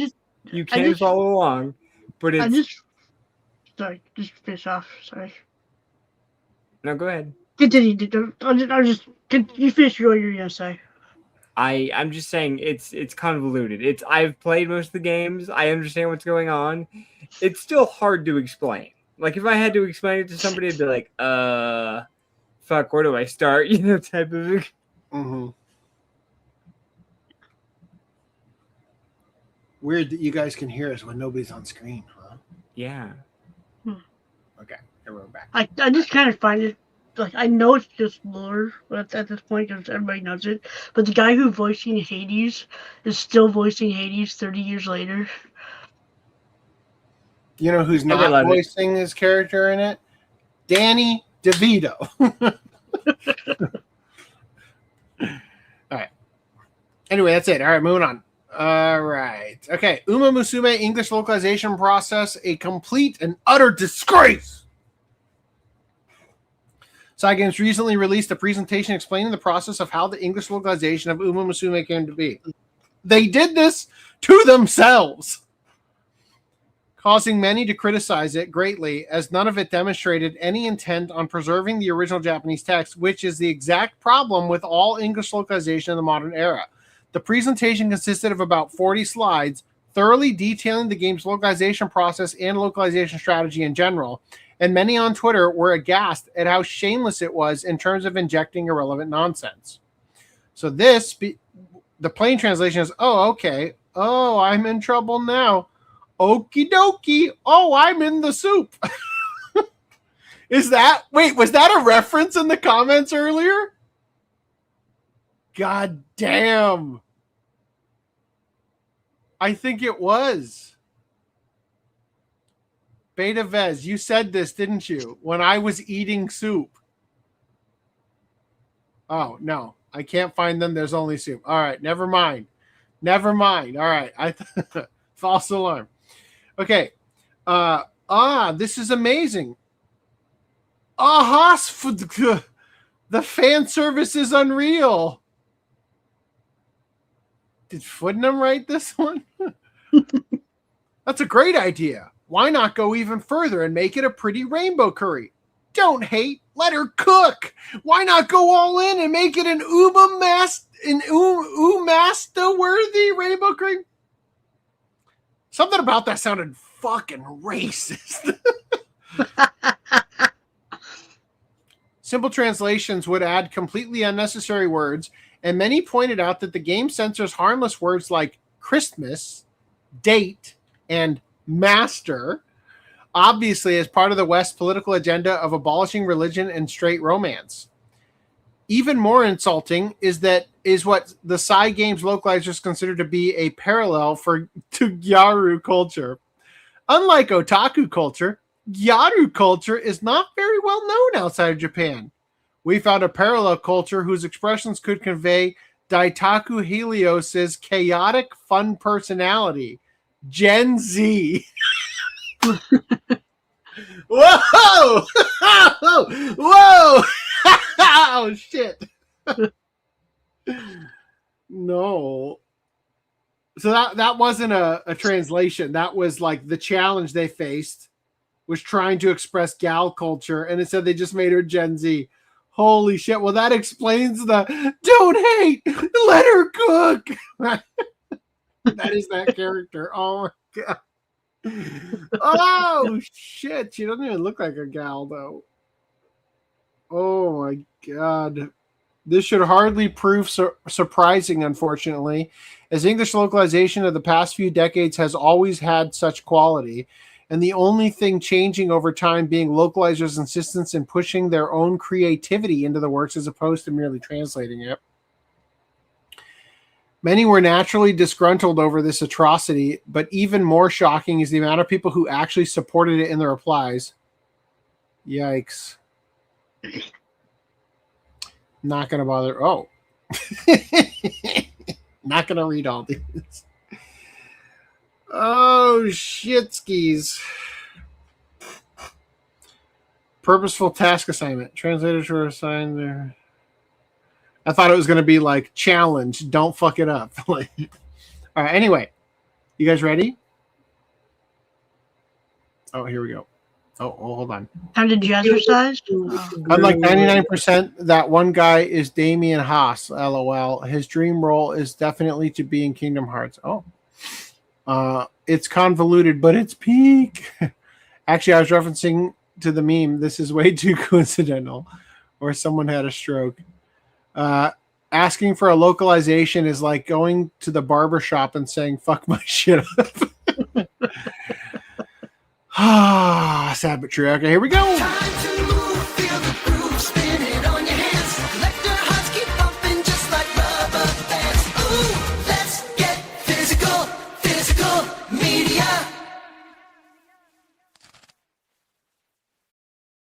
Someday we'll get a second random 11 to round out that thing. It's crazy that song came from Sora. Sora. Yeah. Kodansha US Attack on Titan Definitive Edition release delayed due to production issues. I think we covered this last podcast as well, where it was being delayed indefinitely, which is the podcast favorite term that means forever or an undisclosed amount of time. Last week on Twitter, a user, Reki Kawahara News Network, Kawahara News, discovered that Kodansha's USA Attack on Titan Definitive Edition, the omnibus hardcover release of Attack on Titan, has been marked as postponed indefinitely on Edelweiss. The Twitter user went on to claim that the series had been canceled by Kodansha USA in their social media post. We checked Edelweiss directly and confirmed that the status of the volumes has been marked as postponed indefinitely. This status does not confirm the series has been canceled, however. We at Behind the Manga reached out to Ben Applegate, Director of Publishing Services for Kodansha USA, on the situation and requested clarification on the status of the definitive edition release. Ben informed us that the series has not been canceled. Kodansha USA encountered a major production issue that has delayed their entire project. He goes on to say that the book will have a new on-sale date soon. There you go. Unrelated, but there was that volume release, whatever, I don't know, special release of Ghost in the Shell. Yep. Where they removed everything good? No, the uncensored one. The uncensored one. Oh, yep. It's back in availability again. No, it's on temporarily out of stock for like since the show dropped at the beginning of July, right? I pre-ordered it and I'm like, when is it coming back in stock? Or I didn't pre-order it, sorry. I ordered the temporarily out of stock thing, but it hasn't converted to it hasn't converted to an actual order. And I'm like, God damn it, is this thing gonna get canceled or not? I want the book. All right. Okay. Moving past that. All right, cool. Reese, we got anything here? Nothing. Monster is going to be shipping soon. But we can still look at it. Because the changeover happened on Friday. Look. Oh, and I'm still able to see shit. Yes. Oh, so we are able to access the store. Unless I just have a cached version of it. Add something to your cart so you could see what it does. Our Last Crusade or The Rise of the New World Season 2. I don't want to get a Season 2. I'll get this. Do I have this yet? Backordered, motherfucker. Of course I choose that one. I choose you. Oh, just go to the cart, see what just go to the actual cart, see what it is. Yeah, well, maybe not do that on stream. Proceed Reese. to cart. Making sure it doesn't dox me. It's letting me. And $43 to get free U.S. shipping over $75. Get fucked, Crunchyroll. I'm buying this on Amazon. Guess what? I get free shipping there. Dumb shits. Fuck off. Amazing. All right, into Sentai news. Is there anything on Sentai? No, which is weird, kind of weird. They should have had something. They should have had a There was an announcement for. They should have had. I got a notification on Reddit saying there's October pre-orders in. Well, yeah, we had October pre-orders already, but not the. We should have had the November ones. What about here? Are these deep dives? These look like deep dives. Yeah, there's more. We did add some deep dives. Freaking Ninja Robots is back. Look at that. Whoa! We were talking about that that. the other day, or like a couple weeks ago. Toby Kage? Ninja This is the one that you Robots. saw at Anime North. Yeah. Yeah. Did you buy it yet? Or you can't buy it, can you? It's a pre-order. Well, this is a pre-order for the deep dives, but have you bought the actual thing yet? No, I have not bought it. Can you buy it through Media OCD and have it shipped to you? I could, yes. Okay. Will I? Probably not. I might order. I think it would be on Amazon, right? Maybe. Looking forward to Koro Mao, whatever the fuck it is. Wow. Right. Is this the Media Blasters Blu-ray? For what? For Kite? Discotech released it. Did they? I can't remember. Yeah. Did Media Blasters have oh yeah, they did. Yeah. Did Media Blasters have a Blu-ray too before Discotech released it? Maybe. I wish Media OCD properly pre-charged tax. I would Anyway, order that's from it, them right? more We're good here. We can move on. It seems To the shilling. Okay. Let's moving on. move. Oh, hold on. Are you skipping the thing that I assume prompted you to have that special opening to the show? He just picked it at random. Reese, you're gonna have to be more. Oh, I know what you're talking about. Is that on 4K? No. But I don't think it's on Blu-ray before. All right. I mean, I don't know. Maybe it has. I don't know. I think it has. I assumed that was why you chose that particular No, clip to wasn't. open the show with. Wasn't. You weren't paying attention. He literally just said, "I'm gonna pick something random." I put Did you guys in hear the that? mod chat. Your name is getting a 4K theatrical release. Whoa. It started on Thursday. Where have you been? Okay, Reese, how long ago did you fucking put it in Mod's chat? Not too Found long it. ago. Found it. Thank you. Dawn of the Discs reports.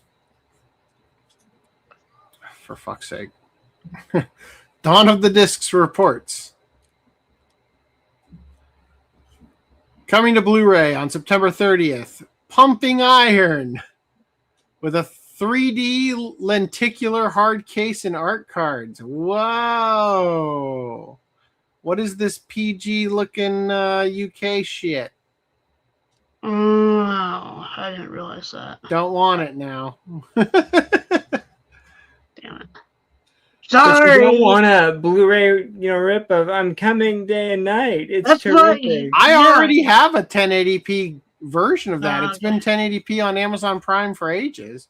Okay. Anyway, here we go into the next thing. You guys want to support the OCA podcast? Actually, just me. You can support me by shopping at Stealth Week right now, as of this date. I am putting every ounce of money that comes in from South Weeb, that is profit, towards buying the Insta360 X6, which just came out. It's so weird. I had this thought to myself. I wonder if they announced the release date. Google it. Oh, it came out yesterday.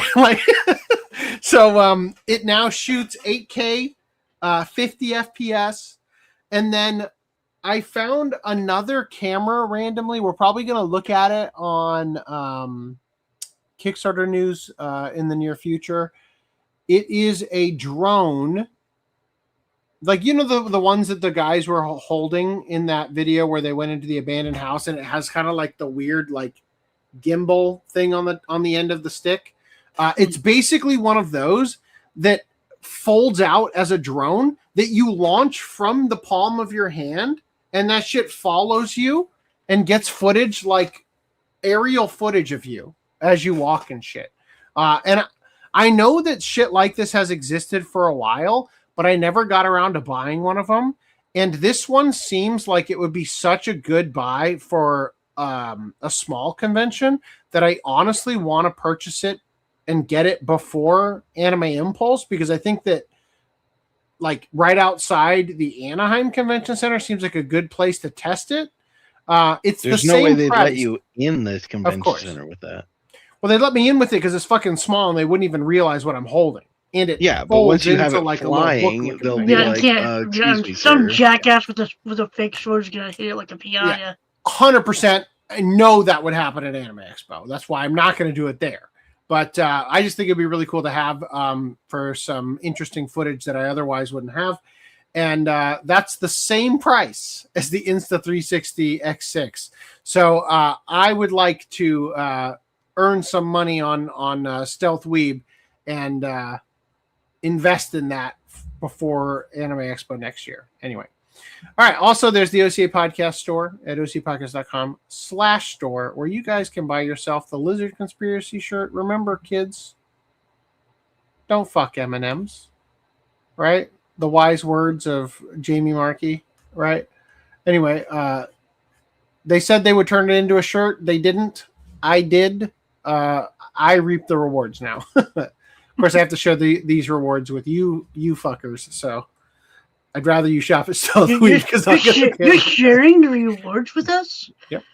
When have we gotten these rewards? Imagine a drone following you, giving a modern soldier flashbacks. Yeah, I mean, at this point, they're like, it could be a bomb. We can't let you fly because it could be a bomb. It's like, you fucks. Like, whatever reason to not let me fly. All right. It's a safety hazard. Into Studio Ghibli news, because there's a shit ton of it. What am I looking at right now? Sure. A line of, there's like 60 links here. Yep. In this section. Mm-hmm. No. Yeah. Yes. Look at all those tabs up there. Yep. Jesus Christ. Right. We have to clear out the Studio Ghibli trash every once in a while, okay? Anyway, so they've got these shirts. Here's another picture of the same picture. Here's the Ouija board from Castle in the Sky. It goes in the fucking door. Ooh.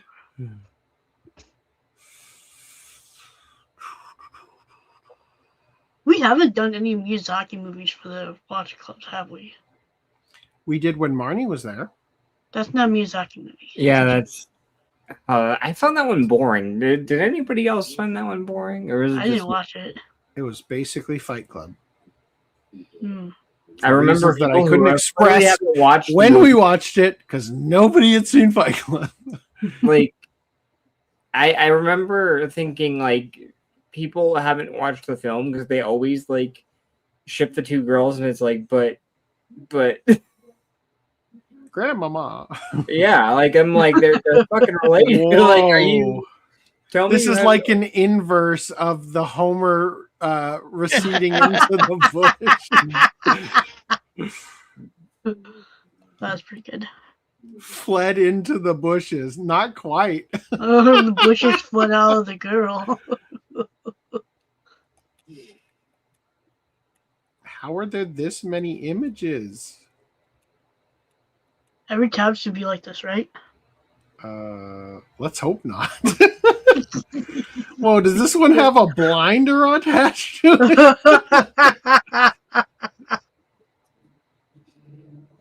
I've been meaning to pick up Porco Rosso. It's the one film that I'm missing from my library that I kind of want, but I also remember watching it and not liking it too much.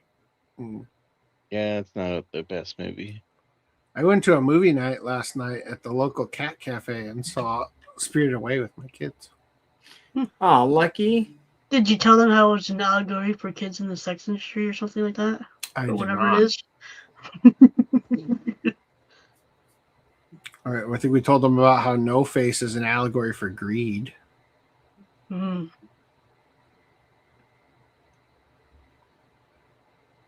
Ma'am? It's ma'am. I missed it. What? Go back up. Oh. Here it is again. Ma'am, you're right. Shit. What's that from? It says Mama Otto. It's ma'am. That's where it's from. Ayudo gang flag. That was the Castle in the Sky. But wait, there's Which more. which actually kind of fits with her character design. You're like, it's ma'am. You're like, yeah, I had to question that. Like, but ugly. All right, keep making good time. Ties? They have ties now? Twigs and berries on it. Mm-hmm. Whoa, is that appropriate for YouTube?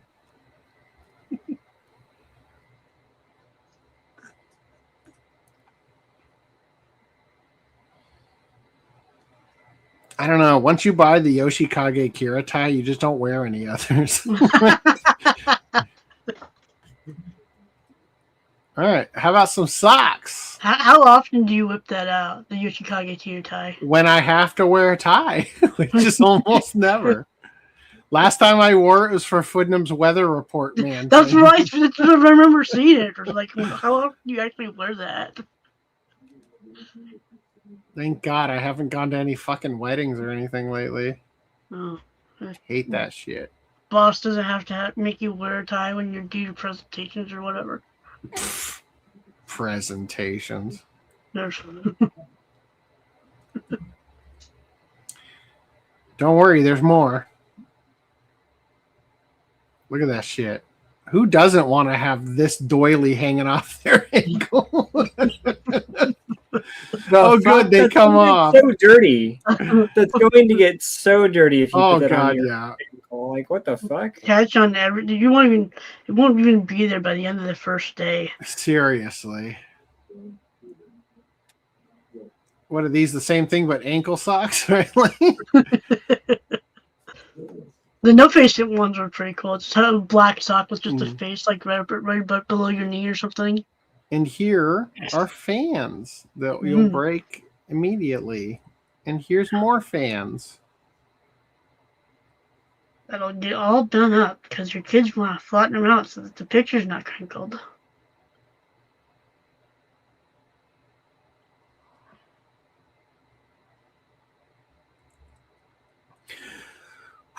Okay, here we go. Here's bags. I'm not reading that shit. I don't know what the AI was thinking. That's not happening.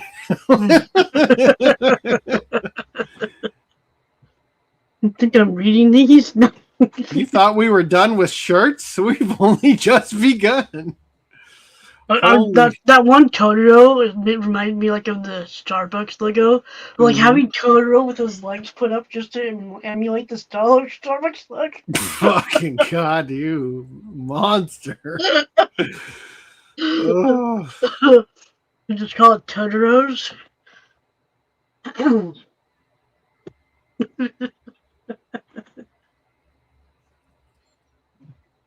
Here we go. Look at how fast we're getting. What is that? Oh, the little radio thing, right?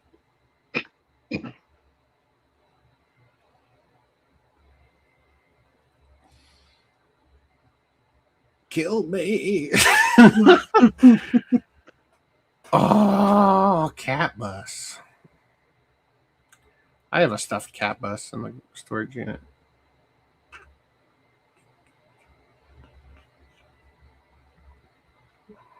Was that a mirror? All right, here we go. We're getting into food-themed bags, which is the perfect way to transition into actual food.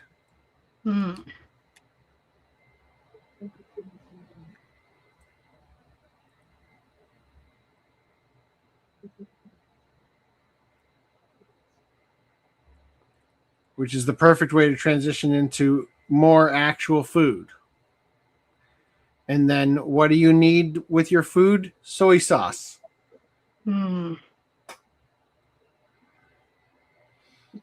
Just no face. At least it's up high and not down low. No, I was just saying, no face's dick is pretty high up there. Isn't it? I mean, this is when he gives her the gold, right, or whatever. Like, oh, hold on, go down. What's pouring out of it? That's not soy sauce. Yeah, it sure ain't. That's he's giving the golden shower there. Oh, that's like yuzu sauce or something. I don't know. All right. Oh, look at this tea. Everybody loves tea. Look, a craftsman made it. It's so worth $1 billion. Yeah. I think I'm gonna tap out, boys. No, you're gonna miss the shit later. What the hell, dude? This is way early. Yeah. I did such a good job making a great show today. Look at that, more drinks. I don't think I can sit through another fucking 15, 20 minutes of this. No, we're going fast. Look at how fast we're going, and we're getting into the like different shit now. Look, this you shared this. Look at you. This is your fault. Studio Ghibli Chronicles Inside Stories from the award-winning animation studio. And it was so long ago, it's out of stock now. Look, it has an inside look at the iconic films. Wow. Amazing. All right, moving past that. There's also this Whisper of the Heart concept art book. Whoa, you've never seen this. Have you seen On Your Mark, the music video that they did? That's not on disc. Oh, fucker. Get back in here. Studio Ghibli's cookbook. Oh yeah, I love the one how to make egg on toast. Notebook. A book that's not really a book. Ooh, it's a secret drug compartment. Nice. I've always wanted to read the source material. Drugs. Right? Yeah, open up. Create a tiny Ghibli anime world on your bookshelf with new miniature papercraft art kits. These feel like Ghibli characters, all right. I remember Duckman. Will you try to pretend to be a collector, but you're not because you don't have a full shelf yet? True collectors don't have these. No, collectors are double thick on stuff in their bookshelf, and they're still looking for more ways to cram more shit in there. Yep. Nobody has room for this stuff. Randy could have just taken a shit and come back, but no. Stuff Gigi. Gigi. Big Gigi. Little Gigi. This isn't Gigi? Which one's Gigi? Maybe it's Gigi and then Gigi Baby. Yeah, that he had at the end of the tail end of the film. Baby. Yeah. Who the fuck is this imposter then? What the fuck? No, it's the doll. There's the doll. Oh! When they go into that one like general store or whatever. It's the stupid gift that Bobby from King of the Hill gets. Like, hey, Kiki, that the look dog at this. ends up. That the dog, his dog gets. Oh, the phone's kind of cute. There's a part of me that's like, fuck, I kind of want that, but it's like you've nowhere to put it, and like, what even is that? Like a diorama or a figure? Or yeah, something? I'm guessing. This one plays music. Oh fuck! This one looks cheap.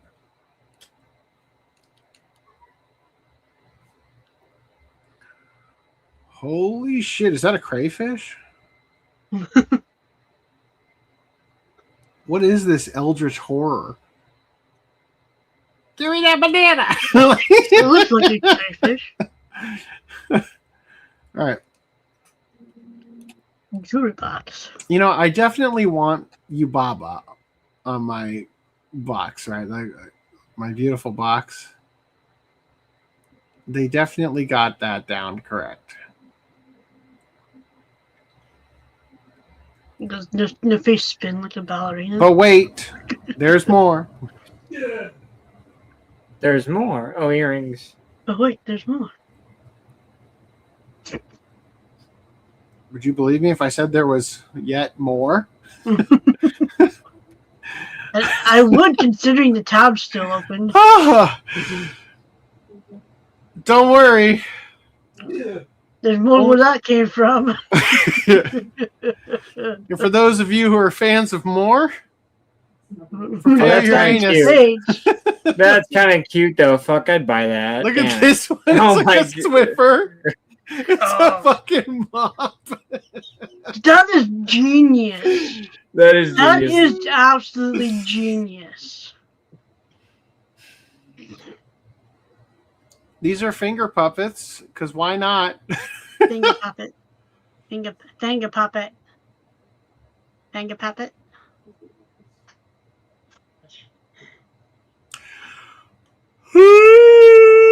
Alciferna lantern? Now we're into like keychains and shit. Oh, that's kind of neat. Coin purses and shit. What is this, a pawn purse for ants? Oh, The cat bus, the cat Yeah. butt mop would also, the cat bus mop, like that dog mop, that would also be perfect.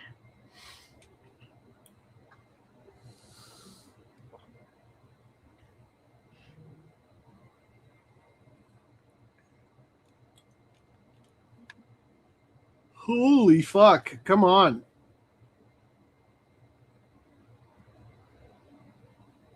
We need to like make a Studio Ghibli as banned policy. Oh, Jesus. Well, now they're milking their IPs for all they're worth when they used to not do that. Because they're like, we've run out of films. Right? Miyazaki won't make more. Check this one out. It's a floating castle in the sky that has But a it's- magnet to catch your Paper clips. paper clips. Wait, That's- is it?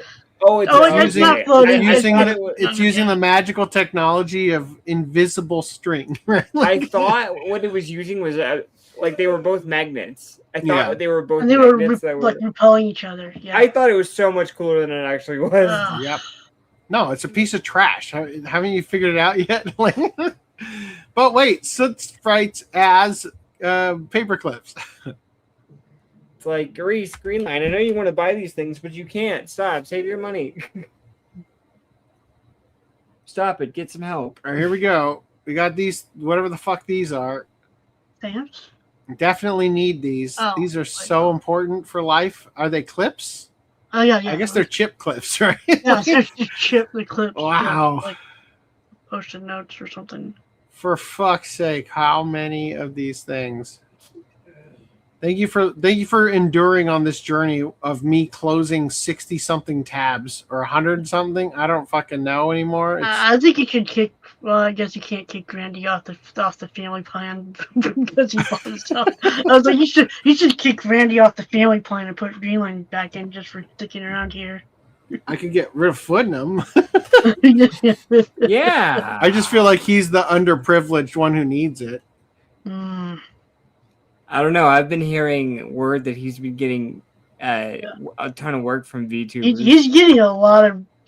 Does sound like he's getting a lot of work coming in at him, especially with Greenline paying him for editing and all that stuff. He shouldn't be able to pay for. Yeah, you're making a great argument for why Greenline has no money and Footnum has all the money, and therefore Greenline is the underprivileged one. Yeah, that's what I'm saying. Thank you, Reese. Apparently, Footnum Also, also Greenline's in somehow a gained wheelchair. access to my son's like YouTube account or whatever. Weirdly, so like that's just all the more reason to get rid of him from the family plan. How did he do that? He posted in the mods chat a while ago, like it gave him the option to choose his. Oh no, YouTube. I think I posted that, or maybe he whatever. didn't. And you can select them, but you can't actually get into them. Oh, okay. Maybe it sees you guys as the parents too. So I think this is like the Ghibli Museum building. I'm not sure. May's fucking it up though. As you do. You're gonna be in trouble. Little bastards getting upstairs. Yeah. Oh my god, we're almost done, guys. Don't worry. There it is. Ghibli Museum plushie. You'd buy it. You know you fucking would if you went there.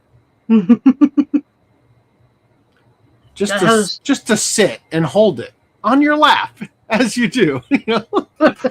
Don't worry, there's more. Pillows and mats. Mini pillows and massive mats. Are they coasters? They're butt seats for your butt. Well, I'm talking about like the square one that you had out there earlier. Butt seat. A massive mat. That's a fucking rug. That's that's an area. That's called a rug where I come from, son. Here's a bedding for when you make your bed on the floor and pretend that you don't have a bed. Or pretend you're poor without a mattress. Oh my god, placemats. Totoro placemats. Yay. Oh my god. It's so wonderful. I'll keep going. We're almost there. All right, Studio Ghibli mini towels. Whoa. Look at those. Like, you don't even want to use them because you'll wear them out. Exactly. Like my Squid Girl towel I didn't use. All right. Oh my god, it's still going. Here they are as English dialogue lines. Liv, you are beautiful. I thought this was like a live, laugh, love.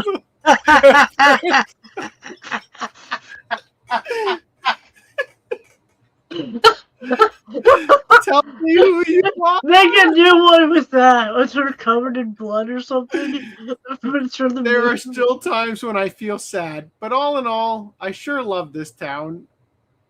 Sit here, behave yourself, okay? Ballast. A pig got to fly. Country road. When tomorrow comes, I'll be like I always am. Okay. Find me in the future. Okay, Right? that That's one's what at it least says? accurate. All Half right. of these, it's like you needed to consult like your English speakers.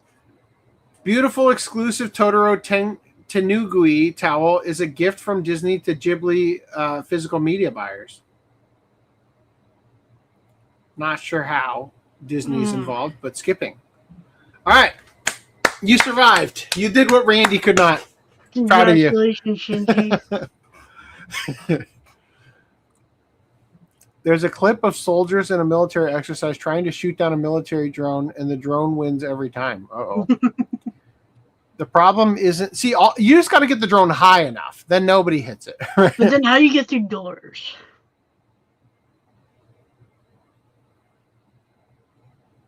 Crash through the window, of course.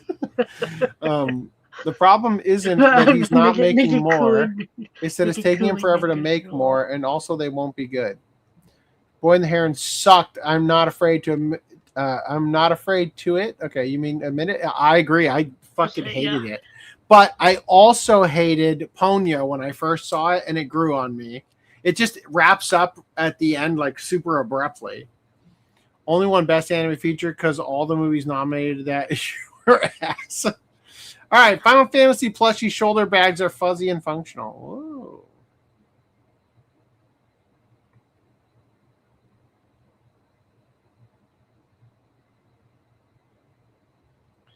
Functional for what? To hold this random bullshit. Are they card packs? I think they're card packs.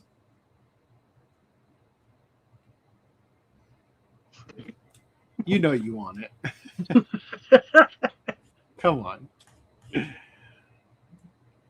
All right. Japan's new beer glass is designed to force you to drink water.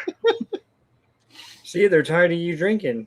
One of the cruelest twists of fate is that on a hot afternoon, few things feel more refreshing than an ice cold beer. And yet beer, as an alcoholic beverage, does a poor job of keeping your body hydrated.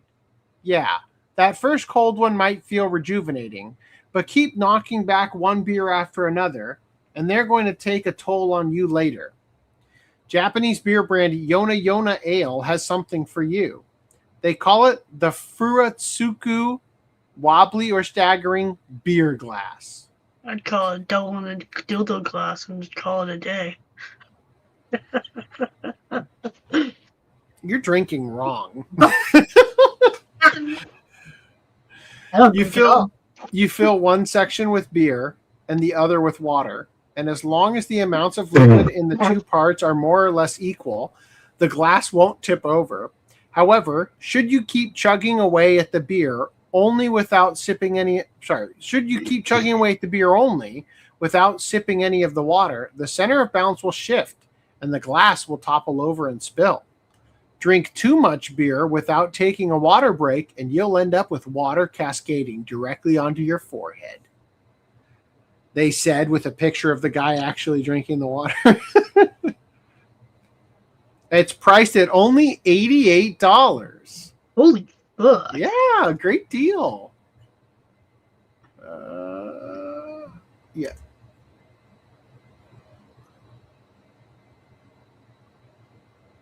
Any second here. I want to go pee. All right, here you go. The unsteady beer glass, Yona Yona Yell. If you only drink alcohol, the glass will tip over. But if you drink the same amount of water, it stays upright. Enjoy your drink, but don't forget to have some water too. Learn how to drink responsibly with this mysterious glass.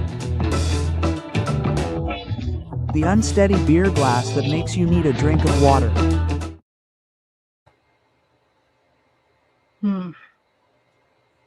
Yeah, I think it would have worked better if it was cheaper. I don't think that's going to be a hot seller, to be honest. Yeah, if they handed that shit out for free, then that would make a lot more sense. How do you store it? That's a good question. I don't think you do. Oh, damn, that's a short video, huh? Yeah. we were lamenting how it's 30 like, okay, seconds. Damn, that was it out for free. I should have known. Anyway, all right, moving past that. Why is Yoshinoya called Yoshinoya? This seemed like a great idea when there wasn't a lot to cover, but we're going to do it anyway. As Japan's biggest restaurant chain, first of all, I'll tell you why it's called Yoshinoya. In Japanese, you add ya to a shop like ramen. Queen. Ramen ya is a ramen shop, like a place where you buy ramen, a restaurant for ramen. Pizza ya is a pizza place, right? So I'm guessing it has something to do with that. And that's why Ya is in there. I'm guessing. As Japan's biggest restaurant trained for the gyudon beef bowl, and also its primary ambassador abroad, Yoshinoya is practically synonymous with the dish. Looking at how Yoshinoya is written in Japanese, it seems like the reason could be pretty obvious. The first two kanji are pronounced Yoshino, which is a family name, and the last kanji, pronounced Ya, means house, home, or family. And by extension can also sometimes be used to refer to restaurants or places of business. So putting these two concepts together, we arrived at the tempting assumption that Yoshinoya was founded by someone whose family name was Yoshino. But that's not true, because the man who opened the very first Yoshinoya all the way back in 1899 was named Eikichi Matsuda. The first Yoshinoya was in Tokyo, but Matsuda wasn't a native son of the capital. He was born in Osaka, and so many people who knew about his roots then assumed that he named Yoshinoya after the Osaka neighborhood of Yoshino. Except Matsuda didn't grow up in Yoshino. He grew up halfway across Osaka in the Sumiyoshi district. So if he named the chain after his boyhood home, it would have been Sumiyoshiya. However, Matsuda's decision to call his restaurant Yoshinoya, go away, bug, was born out of a desire to give a shout out to one of his favorite places in the region of Japan he'd come from, though not his specific home prefecture. The inspiration for the Yoshinoya name actually comes from Osaka's neighbor, Nara Prefecture. Though Nara is best known for its deer and temples, it has one more claim to fame: the breathtakingly beautiful cherry blossoms of Mount Yoshino. The slopes of Mount Yoshino have so many sakura that they're grouped into 4 sections: the lower, middle, upper, and inner senbon, or 1,000 trees. That's not an exaggeration either, as there are way more than 4,000 cherry trees on the mountain, with the actual total being roughly 30,000, with the pink forest so vast that a helicopter tour is one of the best ways to get a sense of its full scale. Holy shit. Since Yoshinoya's standard interior and logo design doesn't make use of any cherry blossom motifs or colors, the connection between the Nara Mountain and Tokyo-founded beef bowl chain isn't one that most customers make. Wow. Wow, that was something. And that was the lead into this article. Yoshinoya and Dragon Quest slaying scalpers with shift to made-to-order collaboration merch. Made-to-order collaboration merch. All right, skipping that part. Trusting the AI. In addition to the figures, great job. We're going to start over.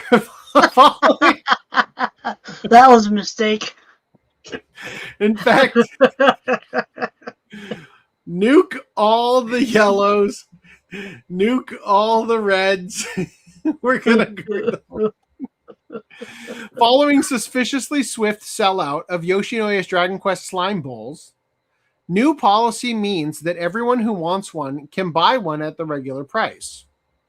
At the start of the month, beef bowl chain Yoshinoya kicked off a collaboration with the Dragon Quest video game franchise.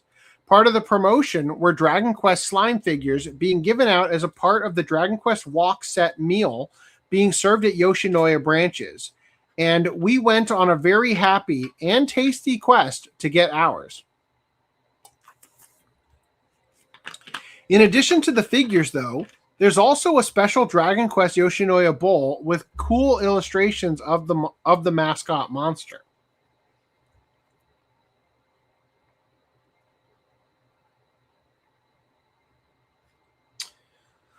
The bowl is only available as part of the Dragon Quest Walk collaboration set, sold through Yoshinoya's online shop, and also including 2 packs of instant gyudon, beef bowl toppings. Unfortunately, The bowl sets sold out almost immediately after they went on sale July 2nd, with scalpers snatching them up and swiftly listing them at hugely inflated prices on resale sites. But similarly to how Dragon Quest is a story about heroes finding a way to defeat evil, Yoshinoya has enacted a plan that will, hopefully, completely eliminate the scalping for the Dragon Quest Bowl, announcing that it will now be produced as a made-to-order item. Yoshinoya made the announcement on July 6th, saying, "We deeply apologize to our customers who had been looking forward to purchasing the Dragon Quest Bowl, but were unable to. In accordance with that, so that the bowls can be obtained by as many of our customers as possible, we will be producing extra Dragon Quest bowls on a pre-sale, made-to-order basis." A major reason scalping of fan items is so hard to prevent is that actual fans often have work, school, or personal matters they have to attend to on collaboration launch days, whereas profit-motivated scalpers can make grabbing their goods their number one priority, buying up the entire available stock before fans have a chance to get theirs. Once the stock is sold out, scalpers can command higher prices on the resale market because fans are left with no other option by which to purchase the items. I'm having a weird flashback to that one article we covered about that one Idol fan who they showed like the collection of their stuff, and it was just like thousands of the same keychain and stuff. It's like, what if they were just scalpers who couldn't get rid of they couldn't liquidate the stock? Like, But by switching to a produce-to-order system for the Dragon Quest Bowls, Yoshinoya removes the scarcity that would normally allow scalpers to charge higher prices. After all, if Yoshinoya itself is selling the Dragon Quest Walk collaboration set for 3,999 yen or $25 US, that's not too bad. There's not much reason to pay a scalper more than that price, especially when secondhand sales don't have the same quality guarantee that Yoshinoya itself provides for its products. So why don't all companies do this for their collaboration and other fan merch items? There are a couple of reasons. First, some of the availability limiting factors. Honestly, you stretched out this article quite a bit. It's made to order. That's how they're doing it. That's it. Wow. Okay, now to the other third Yoshinoya article. The quest for Dragon Quest Yoshinoya figure set. Worth taking for fans, tricky for scalpers. Holy shit. This one is hilarious to me. There was a text-only notice posted near the entrance saying that this branch was limiting Dragon Quest Walk sets sales to eat-in customers. Limiting the Dragon Quest Walk set, blah, blah, blah. I don't even care about this. The thing is, the fucking like Yoshinoya branded slime that looks like a piece of puke. That's fucking weird and funny, right? There's something horrendously gross and silly and funny about that. Wow. Truly incredible. Why are you wearing that shirt? Anyway, moving past that. Great. We did it. We did it, guys. Guess what's coming to the U.S.? Hello Kitty Godzilla Happy Meals.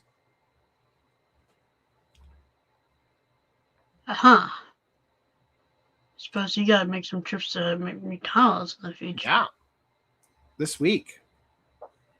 Hello Kitty is Godzilla. Kuromi is Mecha Godzilla. Who is that? Is that this one? No. Where's Kuromi? Kuromi's right here. Okay. That's Kuromi.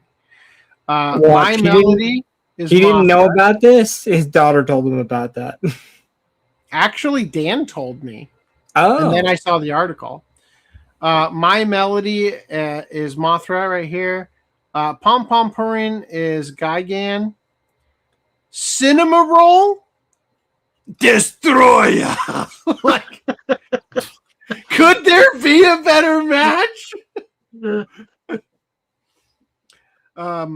Badsmaru is Rodan right here. Karo Karopi is King Ghidorah.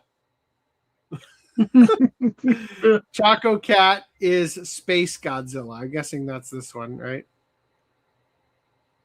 There seems to be some fun logic between some of the team-ups, such as the gentle and considerate My Melody being paired with motherly Mothra, the always assertive Kuromi with hubris-born Mechagodzilla, and the repeating aspect of Kero Karopi's name dovetailing with the three-headed anatomy of King Ghidorah.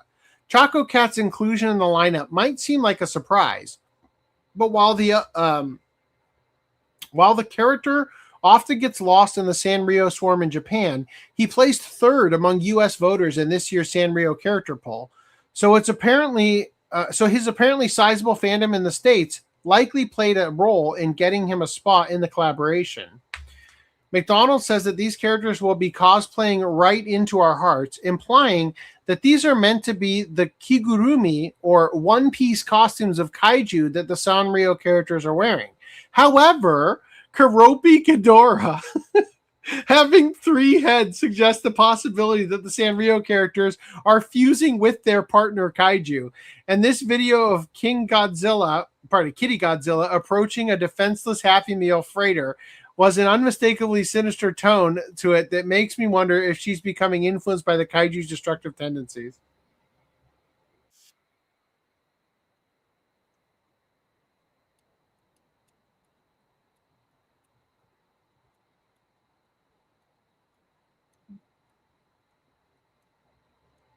Yep. Hello Kitty and Friends X Godzilla Happy Meals are scheduled to go on sale at the U.S. McDonald's locations on August 18th. Tuesday. Who likes large-breasted bunny girl figures? Pick me! Me. Good. You're in luck. Nice. Did they sell the slow children?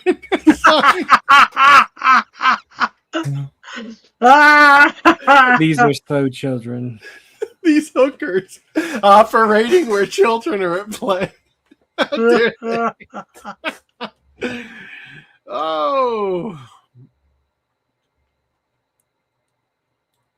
All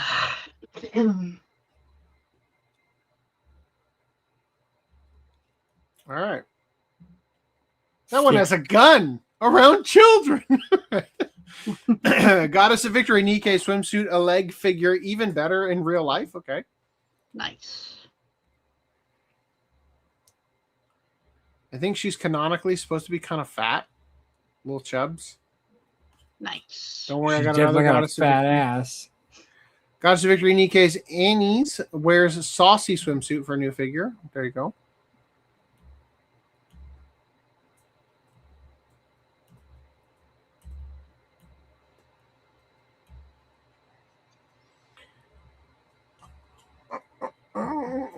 Hatsune Miku gets voice-guided blood pressure monitor. Unlike a standard monitor, the device is fully voiced by Miku. She walks users through the setup process, announces their blood pressure and pulse readings, and offers personalized health advice based on the results. Sample voice lines include, "Let's start checking your health together. Try cutting back on salt a little. Don't forget to get some exercise. Please take good care of yourself." Oh my god, it's dying! The Hatsune Miku monitor is priced at $88. For the same price, I could drink more responsibly with water, right? And is available by made-to-order reservation until September 7th, 2026. Shipments are scheduled to begin in mid-March 2027. McDonald's is so desperate to get customers, they are using Hello Kitty because they know people aren't eating their overpriced artificial food. What annoys me is that I have to get a fucking Happy Meal, and I can't just get like a McGriddle and a toy. You know, people will buy the Hello Kitty Happy Meals and throw away the food as they are leaving. 100% what I intend to do. Yes.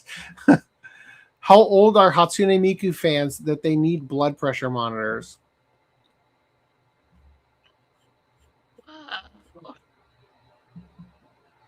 Now it's All like right. you're having midlife crises. Jeez. Another article that I put in when there was nothing to talk about, and I didn't expect the opening discussions to take 2 hours. A visit to Sri Lankan's knockoff Uniqlo. No, we didn't stutter. To see its rare Pikachus. After spotting another knick-knack branch elsewhere in Sri Lanka, you can, that's well, I got some highlights going. They got Xi Jinping dolls. What? Yeah. My favorite is the piglet Pooh and the Pooh wearing his own skin.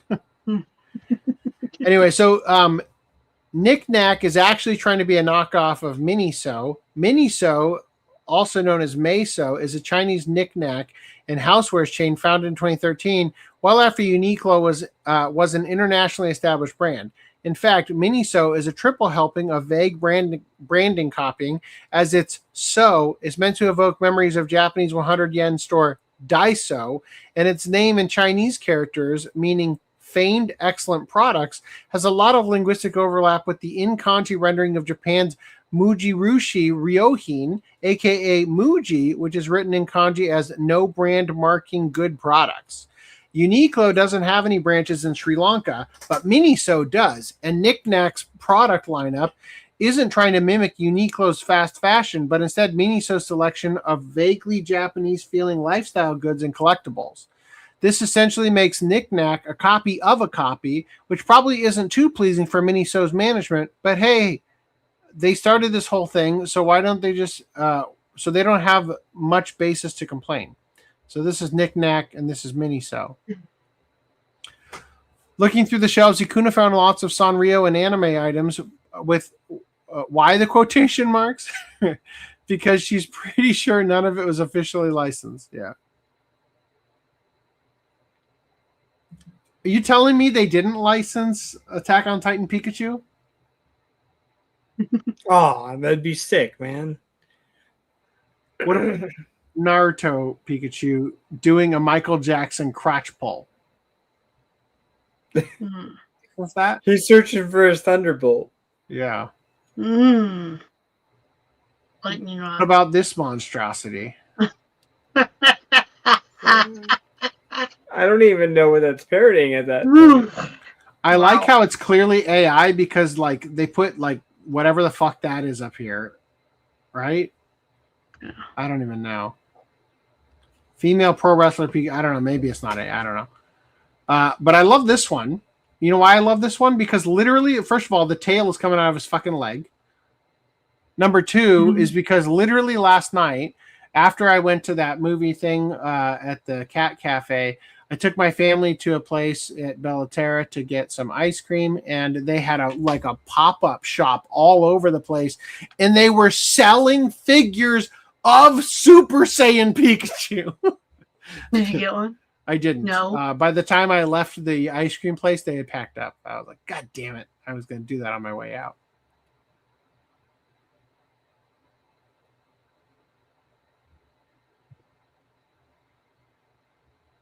Very real cards for sure.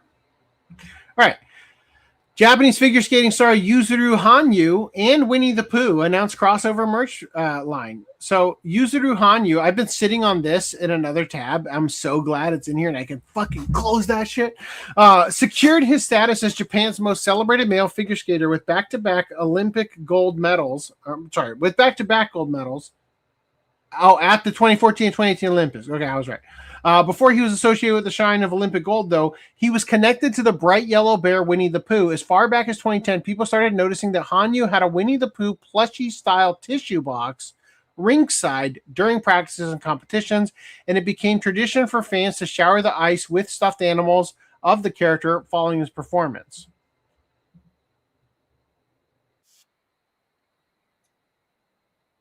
But why? They have to clean that up. Dude is clearly fucking gay, ladies. What are you doing?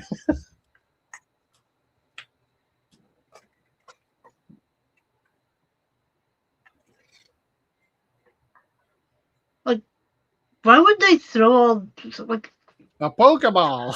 what do they do with all these stuffed animals? Straight to the dumpster, I'm sure. I mean, donating them to like some toy charity or something, maybe it would be an option. That would be a good option, yeah. But why is he dressed up like Giorno? All right.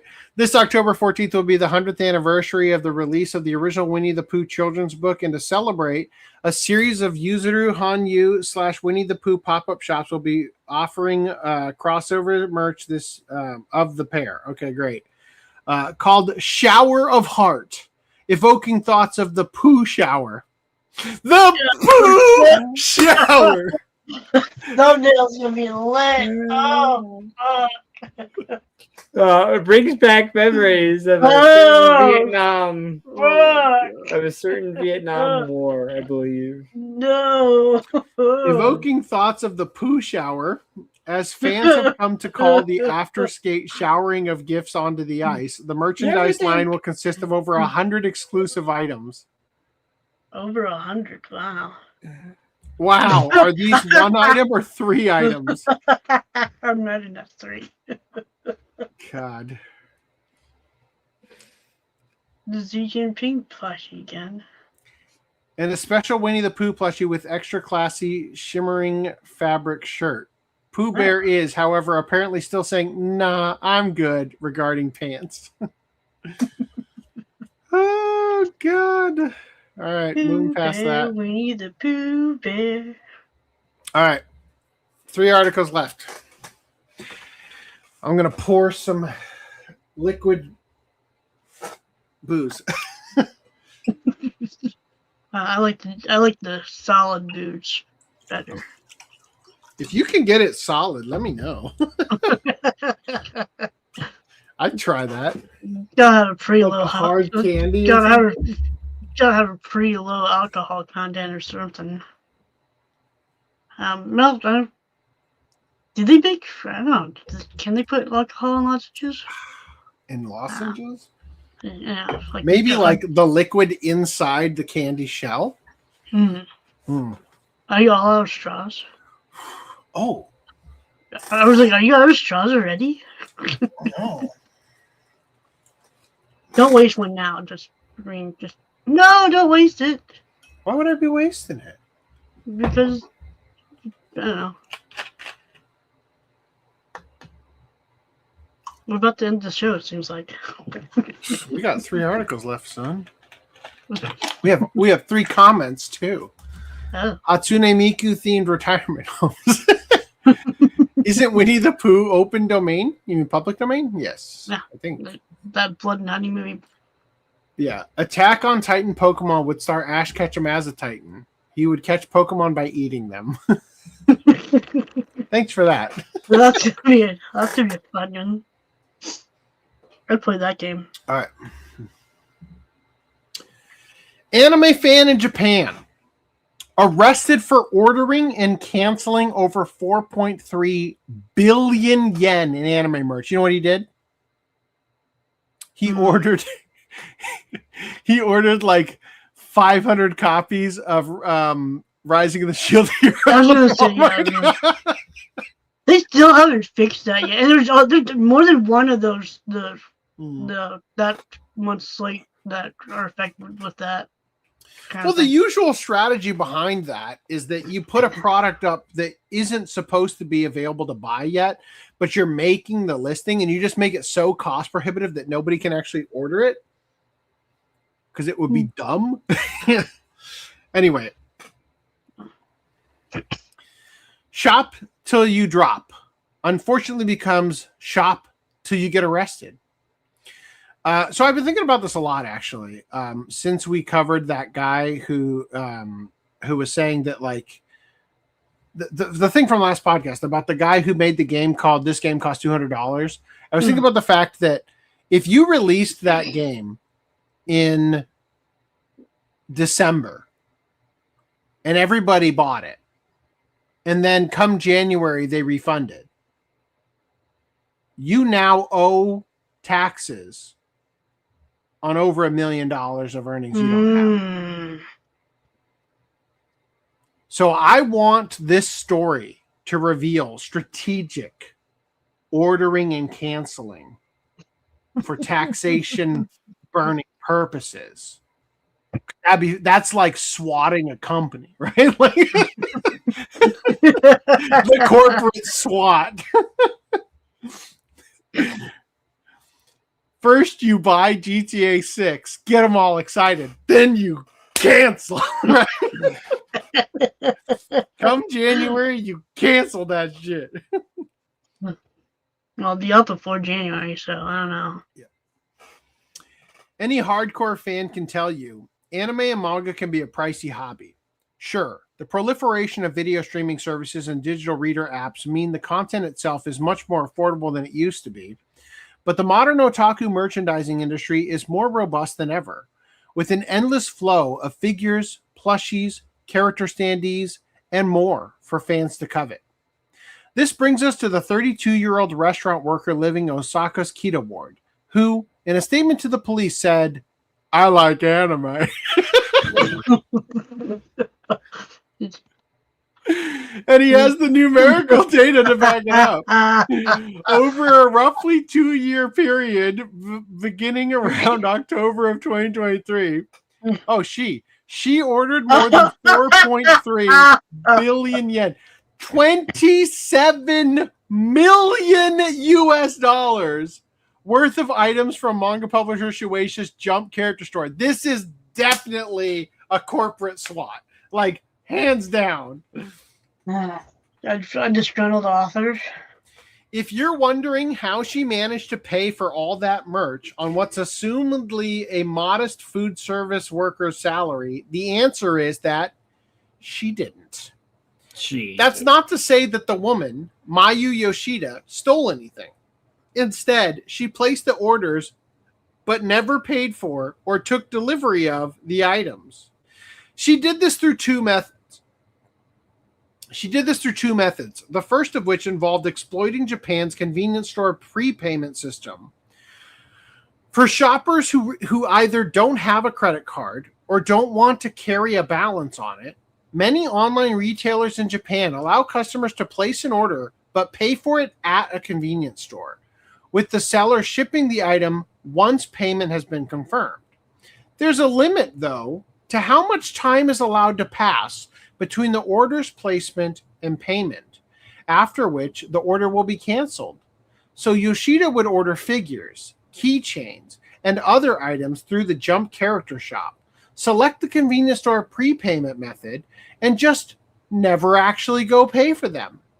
Between 2024 and 2025, she placed orders with a total bill of over 4.3 billion yen this way. Her second strategy was to order items from the Jump character shop and select the cash-on-delivery payment method, wherein the recipient renders payment to the delivery person. In these instances, Yoshida would instead spread her legs. No, Yoshida would refuse delivery and therefore not pay for the things she'd ordered. It's unclear what the total value was for the order she refused delivery of, but you have to wonder if any delivery person got tired of coming to her house again and again. Please, ma'am, I'm begging you, pay for this one. As a major online retailer, the Jump character store likely has protocols in place to flag orders from shoppers who habitually cancel or refuse delivery of their orders. But Yoshida got around these safeguards by creating 238 different customer accounts and hopping from one to the other.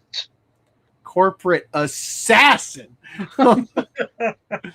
However, just because she wasn't keeping any of the items without paying for them doesn't make this a no harm, no foul situation.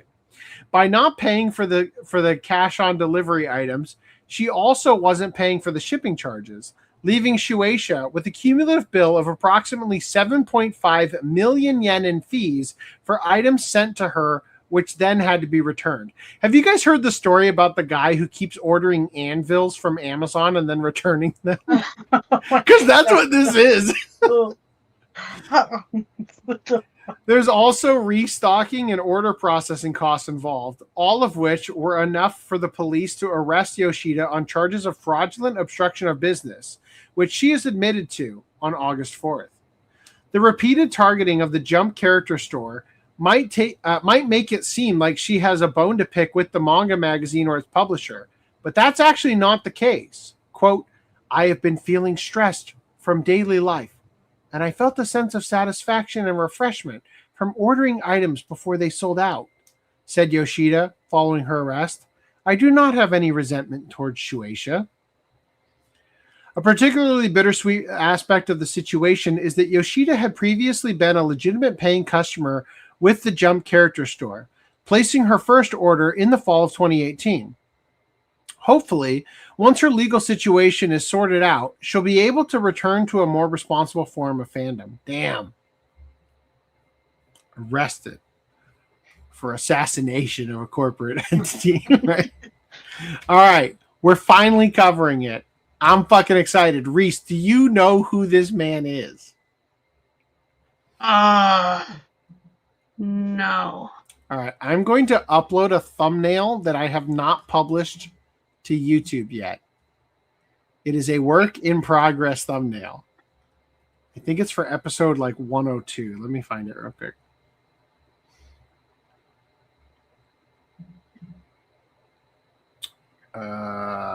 Podcast. Here it is. Okay. 102.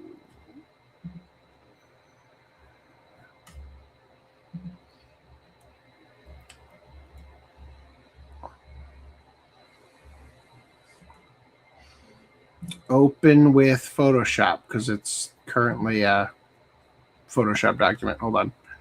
File. Export. Save for web. This is one of those thumbnails that was really fucking hard to put together, and then AI came out. It's like, God damn it! Like, this would have been so much easier. All right, here it goes. Putting it on the desktop, uploading it to StreamYard. Desktop. Now you might recognize that man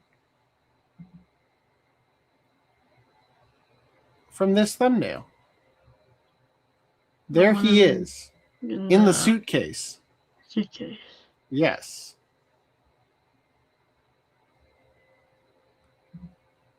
International fugitive Carlos Ghosn says he'd be the best person to head Nissan now. Please let there be a recap of episode 102's coverage. I think I have a better chance of becoming CEO of Nissan at this point. In the evening of the 30th of December 2019, when much of Japan was gearing down for the New Year's holidays, a small team led by a former U.S. Special Forces soldier were quietly breaking former Nissan CEO Carlos Ghosn out of house arrest and helping him flee the country back to his home in Lebanon. Prior to that, Ghosn had been under arrest for over a year, both in jail and then under house arrest, while he faced mounting charges, including underreporting his compensation and misuse of corporate funds for personal gain.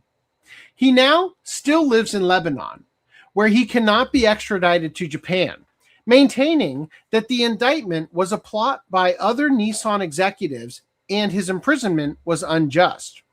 Meanwhile, at Nissan, the removal of Ghosn led to several major restructuring plans facing a different direction from his aggressive form of high-volume sales. However, the plans have not been going well, and shareholders have been getting increasingly dissatisfied with the direction Nissan has been taking.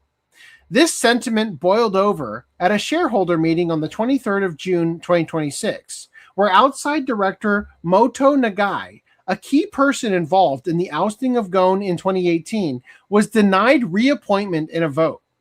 Some shareholders were reportedly also floating the idea of reinstalling Ghosn as CEO, though that was likely out of frustration rather than a feasible suggestion. One point of contention with Ghosn's strategy was that Nissan should focus more on prestige signature models like the GTR. Look at how fucking shiny that car is. Holy shit.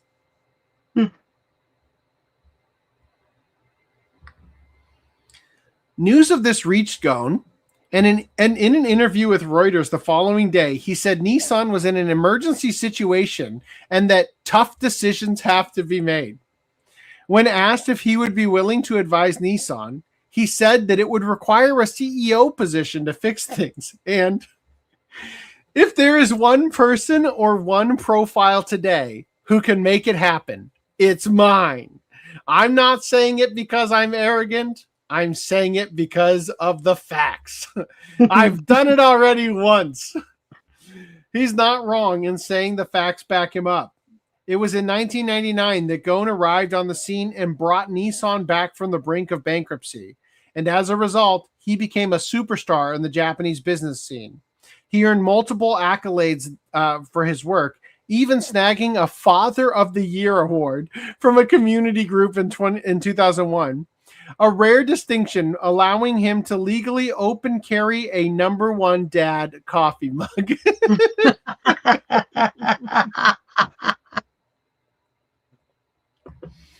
Wow. But even with some shareholders calling for it, and Ghosn himself saying that he'd be the man for the job, is there any possible way that he could go from being an exiled fugitive to Nissan CEO? Readers of the news said in online comments that they doubt it, but would love to see him try. I love the idea that this whole thing is a ruse to get him back in the country so they can throw the fucking book at him. You're eagerly awaited by the police.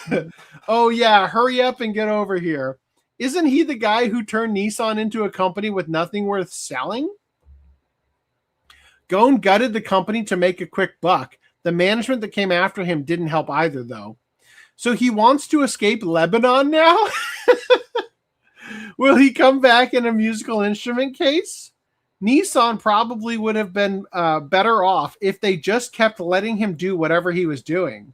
Nissan should just move their headquarters to Lebanon. Can you imagine if they fucking got that desperate? Let's assume Nissan did relocate to Lebanon, which would be rather ironic since the name literally means Japan Industries. Not Big Brother? Or even more realistically, let's say Ghosn somehow manages to whittle all the charges against him in Japan down to a suspended sentence. Stranger things have happened when mega wealthy captains of industry are in legal trouble. Let's even say he also manages to slip out of getting extradited from Japan and put on trial in France, where he is wanted for a different matter of financial misconduct. Even after somehow evading all that, in 2019, Ghosn reached a settlement with the SEC in the USA, part of which prohibited him from acting in any capacity as a CEO for 10 years. While that wouldn't technically prevent him from becoming one in Japan or Lebanon, it still would be an additional nightmare to toss on the current pile of nightmares for Nissan if they hoped to do any business in the USA prior to 2029. So it's clear to see the deck is heavily stacked against any chance of Carlos Ghosn's return. But he does seem to have a knack for doing the impossible, so you never know. He is 2001's Father of the Year after all. Oh, that was great. Oh, man. I want to get on Nissan's meme stock, right? All right. I don't know why you changed my name to this, whoever did, but now it's going to work because woman loots supermarket during fire, blames urge to steal on her period. A woman in her 20s allegedly entered an evacuated supermarket during a fire in Seoul stole food, while more than 130 people were fleeing the surrounding area. When she returned to the store the following day, she reportedly claimed that the menstruation caused her to experience an urge to steal. The incident occurred on August 2nd after a fire broke out at a 4-story commercial building in Sillim-dong, Seoul. I can't wait till we find out that she also started the fire and she's going to use the same excuse. Although the supermarket was located in an adjacent building, smoke was spreading into the property, prompting its managers to evacuate everyone inside. According to the testimony featured on JTBC's incident chief, the manager spotted a young woman approaching the supermarket and warned her, "There's a fire, so you can't go through here." The woman allegedly ignored the warning and entered the evacuated store anyway. It's okay, I'm on my period. Yeah. While the manager went to shut off the building's circuit breaker, the owner checked the security cameras and discovered that someone was still inside. The manager subsequently returned with police. Surveillance footage reportedly showed the woman putting instant rice, canned foods, snacks and gummy candies into her bag. No chocolate? Period excuse doesn't exist anymore. The manager said her familiarity with the store stood out. She knew where the products were very well, and it looked like she had been here many times before. The store owner stressed she's like navigating through the smoke and just like grabbing whatever she needs. The store owner stressed that the evacuation had taken place amid fears the fire could spread to the neighboring building. Quote, there was a possibility that the fire could spread to this building, and there were also many outdoor air conditioning units nearby. If there had been an explosion, it could have developed into a major fire. The situation was so urgent that we evacuated every customer and even shut off the circuit breaker. At around 4 p.m. the following day, the woman reportedly returned to the supermarket and said, I felt guilty, so I came back. However, when asked why she had stolen the products, she allegedly offered an unusual explanation. My woman brain. When I'm menstruating, I get the urge to steal things. I have a habit of stealing. Oh, should have said that part. My lizard brain. According to the supermarket, she did not apologize and did not return the stolen products. What the fuck? The manager said they have no intention of reaching a settlement with her. Quote, I can't forgive the fact that a woman in her early 20s didn't apologize even once. I want to show that just because she came back on her own doesn't mean it's over. I have no intention of settling. Fuck that bitch. Throw the book at her. Yep, there you go. That's it. That's it, guys. We did it. Randy pushed out, but we didn't, and we win. And we win. We win. We are the I see that Reese already chose an outro for us. There's no new comments. I'm going to go ahead and end the stream. Good night, everybody. Godspeed. Bye. Reminder, I will try. I will try to do a show next week. It'll probably be a light show if we do one. I am going to probably go to Anime Impulse for at least Saturday. I don't think there's going to be a reason to come back on Sunday, but who knows? Half the cast of Naruto is going to be there apparently, or something, or maybe that's the other convention. No, I think that's Anime San Diego. Anyway, doesn't fucking matter. Good night, everyone.